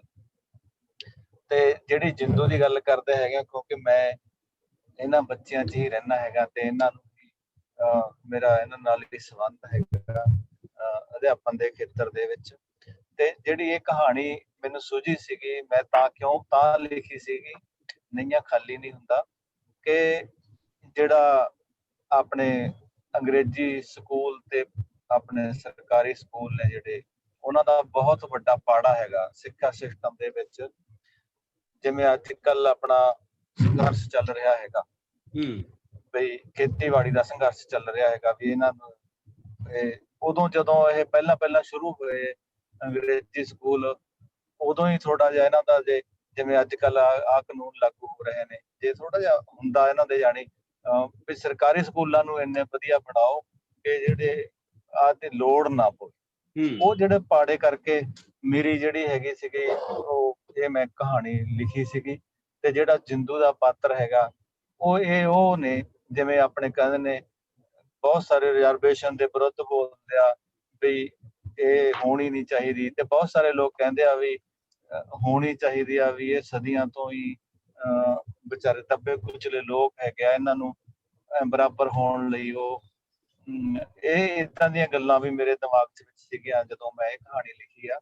ਤੇ ਕਿਉਂਕਿ ਜਿੰਦੂ ਉਹ ਪਾਤਰ ਹੈਗਾ ਜਿਨ੍ਹਾਂ ਨੂੰ ਕਦੇ ਰਿਜ਼ਰਵੇਸ਼ਨ ਵੀ ਨਹੀਂ ਮਿਲਦੀ ਹੈਗੀ, ਕਿਉਂਕਿ ਉਹ ਪੜ੍ਹਨ ਦੇ ਵਿੱਚ ਵੀ ਇੰਨੇ ਠੀਕ ਹੀ ਹੁੰਦੇ ਹੈਗੇ ਆ, ਤੇ ਉਹਨਾਂ ਨੂੰ ਉਹ ਜਿਹੜੀਆਂ ਜਾਣੀ ਕਹਿ ਲਓ ਜੋ ਸਹੂਲਤਾਂ ਮਾੜੀਆਂ ਮੋਟੀਆਂ ਹੁੰਦੀਆਂ ਉਹ ਵੀ ਨਹੀਂ ਮਿਲਦੀਆਂ ਹੈਗੀਆਂ। ਤੇ ਉਹਦੇ ਕਰਕੇ ਇਹ ਕਹਾਣੀ ਜਿਹੜੀ ਸੀਗੀ, ਜਿਹੜੀ ਤੁਸੀਂ ਜ਼ਿਕਰ ਕਰਿਆ, ਨਈਆਂ ਖਾਲੀ ਦਾ, ਉਹ ਮੈਂ ਲਿਖੀ ਸੀ। ਬਹੁਤ ਖੂਬਸੂਰਤ। ਇਸ ਤੋਂ ਬਾਅਦ ਅਸੀਂ ਤੁਹਾਡੇ ਤੋਂ ਕੁਝ ਹੋਰ ਇਹੋ ਜਿਹੀਆਂ ਕਹਾਣੀਆਂ ਬਾਰੇ ਵੀ ਪੁੱਛਾਂਗੇ ਕਿ ਪੰਜਾਬੀ ਦੇ ਵਿੱਚ ਇਹੋ ਜਿਹੀਆਂ ਕਿਹੜੀਆਂ ਕਹਾਣੀਆਂ ਲਿਖੀਆਂ ਗਈਆਂ ਨੇ, ਤੁਸੀਂ ਜਾਂ ਕਿਸੇ ਹੋਰ ਰਾਈਟਰ ਨੇ, ਬਾਅਦ 'ਚ ਗੱਲ ਕਰਾਂਗੇ ਆਪਾਂ, ਤਾਂ ਕਿ ਸਾਡੇ ਅਧਿਆਪਕਾਂ ਨੂੰ ਘੱਟੋ ਘੱਟ ਪਤਾ ਲੱਗੇ ਕਿ ਐਜੂਕੇਸ਼ਨ ਦੇ ਨਾਲ ਜੁੜੀਆਂ ਹੋਈਆਂ ਕਿੰਨੀਆਂ ਕਹਾਣੀਆਂ ਨੇ, ਜਾਂ ਕਿਹੜੇ ਲੇਖਕਾਂ ਲਿਖੀਆਂ ਨੇ, ਤਾਂ ਕਿ ਸਾਡੇ ਅਧਿਆਪਕ ਉਹਨਾਂ ਕਹਾਣੀਆਂ ਨੂੰ ਪੜ੍ਹ ਸਕਣ। ਮੈਂ ਹੁਣ ਮੈਡਮ ਮਨਜਿੰਦਰ ਨੂੰ, ਸਾਡੇ ਜਿਹੜੇ ਕੋ-ਹੋਸਟ ਨੇ ਮੇਰੇ, ਉਹਨਾਂ ਨੂੰ ਬੇਨਤੀ ਕਰੂੰਗਾ ਕਿ ਉਹ ਵੀ ਜੇ ਕੁਝ ਪੁੱਛਣਾ ਚਾਹੁੰਦੇ ਨੇ ਸਾਡੇ ਮਹਿਮਾਨਾਂ ਤੋਂ, ਉਸ ਤੋਂ ਬਾਅਦ, ਨਹੀਂ ਫਿਰ ਅਗਲੀ ਗੱਲ ਆਪਾਂ ਤੋਰਾਂਗੇ। ਮਨਜਿੰਦਰ ਕੌਰ। ਹਾਂਜੀ, ਮੈਂ ਇਹ ਜਾਣਨਾ ਚਾਹੁੰਦੀ ਹਾਂ, ਜਿਸ ਤਰ੍ਹਾਂ ਹੁਣੇ ਆਪਾਂ ਕਹਾਣੀ ਦੀ ਇੰਪੋਰਟੈਂਸ ਬਾਰੇ ਗੱਲ ਕੀਤੀ ਆ, ਕਿਉਂਕਿ ਮੈਂ ਵੀ ਇੱਕ ਪ੍ਰਾਇਮਰੀ ਟੀਚਰ ਹਾਂ, ਤੇ ਇਹ ਜਿਹੜੀ ਕਹਾਣੀ ਵਿਧਾ ਆ, ਇਹ ਪ੍ਰਾਇਮਰੀ ਪੱਧਰ ਦੇ ਬੱਚਿਆਂ ਨੂੰ ਪੜ੍ਹਾਈ ਦੇ ਨਾਲ ਕਿਵੇਂ ਜੋੜ ਸਕਦੀ ਆ, ਇਹਦੇ ਬਾਰੇ ਥੋੜੀ ਜਿਹੀ ਚਾਨਣਾ ਪਾਉਣ। ਜਸਵੀਰ ਸਿੰਘ ਰਾਣਾ ਜੀ ਦੱਸ ਦੇਣ ਤੇ ਜ਼ਿਆਦਾ ਵਧੀਆ, ਕਿਉਂਕਿ ਉਹ ਇੱਕ ਪ੍ਰਾਇਮਰੀ ਅਧਿਆਪਕ ਹਨ ਜੀ। ਹਾਂਜੀ, ਬਹੁਤ ਸ਼ੁਕਰੀਆ ਤੁਹਾਡਾ। ਬਹੁਤ ਸੋਹਣਾ ਤੁਸੀਂ ਸਵਾਲ ਪੁੱਛਿਆ ਕਿ ਪ੍ਰਾਇਮਰੀ ਸਕੂਲ ਦੇ ਬੱਚੇ ਨੂੰ ਅਸੀਂ ਕਹਾਣੀ ਨਾਲ ਕਿਵੇਂ ਜੋੜੀਏ, ਜਿਹਦੇ ਨਾਲ ਉਹਦੀ ਪੜ੍ਹਾਈ ਦੇ ਵਿੱਚ, ਉਹਦੀ ਸਿੱਖਿਆ ਦੇ ਵਿੱਚ, ਐਜੂਕੇਸ਼ਨ ਦੇ ਵਿੱਚ ਜਿਹੜਾ ਇੰਟਰਸਟ ਵੀ ਪੈਦਾ ਹੋ ਸਕੇ, ਤੇ ਸਾਡਾ ਰਿਜ਼ਲਟ ਹੈ ਜਿਹੜਾ ਉਹ ਵੀ ਚੰਗਾ ਆ ਸਕੇ। ਹੁਣ ਜਦੋਂ ਮੈਂ ਇਸ ਗੱਲ ਨੂੰ ਦੇਖਦਾ ਤਾਂ ਮੇਰੇ ਸਾਹਮਣੇ ਆਉਂਦਾ ਹੈ ਕਿ ਜਿਹੜੇ ਬੱਚੇ ਸਾਡੇ ਕੋਲ, ਚਾਹੇ ਉਹ ਪਬਲਿਕ ਸਕੂਲ ਦੇ ਵਿੱਚ ਪੜ੍ਹਦੇ ਨੇ, ਚਾਹੇ ਅਸੀਂ ਪ੍ਰਾਇਮਰੀ ਸਕੂਲ ਦੀ ਗੱਲ ਕਰਦੇ ਹਾਂ, ਸਾਡਾ ਵਾਸਤਾ ਉੱਥੇ ਹੈ, ਉਹਦੇ ਵਿੱਚ ਪੜ੍ਹਨ ਵਾਸਤੇ ਆਉਂਦੇ ਨੇ, ਉਹ ਬੱਚੇ ਜਦੋਂ ਘਰੇ ਜਾਂਦੇ ਨੇ ਤਾਂ ਉਹ ਬੱਚਿਆਂ ਕੋਲ ਮੋਬਾਈਲ ਵੀ ਹੈ, ਉਹ ਬੱਚਿਆਂ ਕੋਲ ਟੈਲੀਵਿਜ਼ਨ ਵੀ ਹੈ, ਉਹਦੇ ਕੋਲ ਸੰਚਾਰ ਦੇ ਉਹ ਬਹੁਤ ਸਾਰੇ ਸਾਧਨ ਨੇ ਜਿਹੜੇ ਆਧੁਨਿਕ, ਜਿਨ੍ਹਾਂ ਨੂੰ ਚਲਾਉਣ ਵਕਤ ਉਹਨੂੰ ਕਿਤਾਬ ਹੈ ਜਿਹੜੀ ਉਹ ਨੀਚੇ ਰੱਖਣੀ ਪੈਂਦੀ ਹੈ, ਹੇਠਾਂ ਰੱਖਣੀ ਪੈਂਦੀ ਹੈ, ਕਿਤਾਬ ਨਾਲੋਂ ਉਹਨੂੰ ਟੁੱਟਣਾ ਪੈਂਦਾ ਹੈ। ਹੁਣ ਸਕੂਲ ਜਦੋਂ ਉਹੀ ਬੱਚਾ ਆਉਂਦਾ ਹੈ ਤਾਂ ਅਸੀਂ ਉਸ ਨੂੰ ਹੱਥ ਦੇ ਵਿੱਚ ਕਿਤਾਬ ਫੜਾਉਣੇ ਆ, ਕਿਤਾਬ ਚੱਕ ਕੇ ਪੜ੍ਹਾਉਣੇ ਆ, ਉਹਨੂੰ ਕਿਤਾਬ ਨਾਲ ਜੋੜਨ ਦੀ ਕੋਸ਼ਿਸ਼ ਕਰਦੇ ਆ। ਇੱਥੇ ਮੈਨੂੰ ਲੱਗਦਾ ਹੁੰਦਾ ਹੈ ਕਿ ਜਿਹੜਾ ਬੱਚਾ ਉਹ ਇੱਕ ਕਨਫਿਊਜ਼ਨ ਦੇ ਵਿੱਚ, ਇੱਕ ਦਵੰਧ ਦੇ ਵਿੱਚ ਉਹ ਜ਼ਰੂਰ ਫਸਿਆ ਹੁੰਦਾ ਹੈ ਕਿ ਦੋਵਾਂ ਦੇ ਵਿੱਚੋਂ ਕਿਹੜੀ ਗੱਲ ਠੀਕ ਹੈ। ਭਾਵੇਂ ਕਿ ਅੱਜ ਕੱਲ੍ਹ ਜਿਸ ਕਿਸਮ ਦਾ ਸਿੱਖਿਆ ਦਾ ਚੱਲ ਰਿਹਾ ਦੇਣ ਦਾ ਪ੍ਰੋਸੀਜਰ, ਉਹਦੇ ਵਿੱਚ ਅਸੀਂ ਆਨਲਾਈਨ ਤੇ ਆਫਲਾਈਨ ਜੋ ਡਿਜੀਟਲ ਐਜੂਕੇਸ਼ਨ ਹੈ, ਸਕਰੀਨ ਦੀ ਹੈ, ਜੋ ਸੋਸ਼ਲ ਮੀਡੀਆ ਦੇ ਰਾਹੀਂ ਹੈ ਉਹ ਵੀ ਅਸੀਂ ਦੇ ਰਹੇ ਹਾਂ, ਤੇ ਕਿਤਾਬ ਹੈ ਜਿਹੜੀ ਉਹ ਵੀ ਅਸੀਂ ਪੜ੍ਹਾ ਰਹੇ ਹਾਂ। ਦੋਵਾਂ ਦੇ ਵਿੱਚ ਅਸੀਂ ਤਾਲਮੇਲ ਬਿਠਾਉਣ ਦੀ ਵਿਭਾਗ ਹੈ ਜਿਹੜਾ ਉਹ ਅਧਿਆਪਕਾਂ ਰਾਹੀਂ ਅੱਛੀ ਕੋਸ਼ਿਸ਼ ਕਰ ਰਿਹਾ ਹੈ।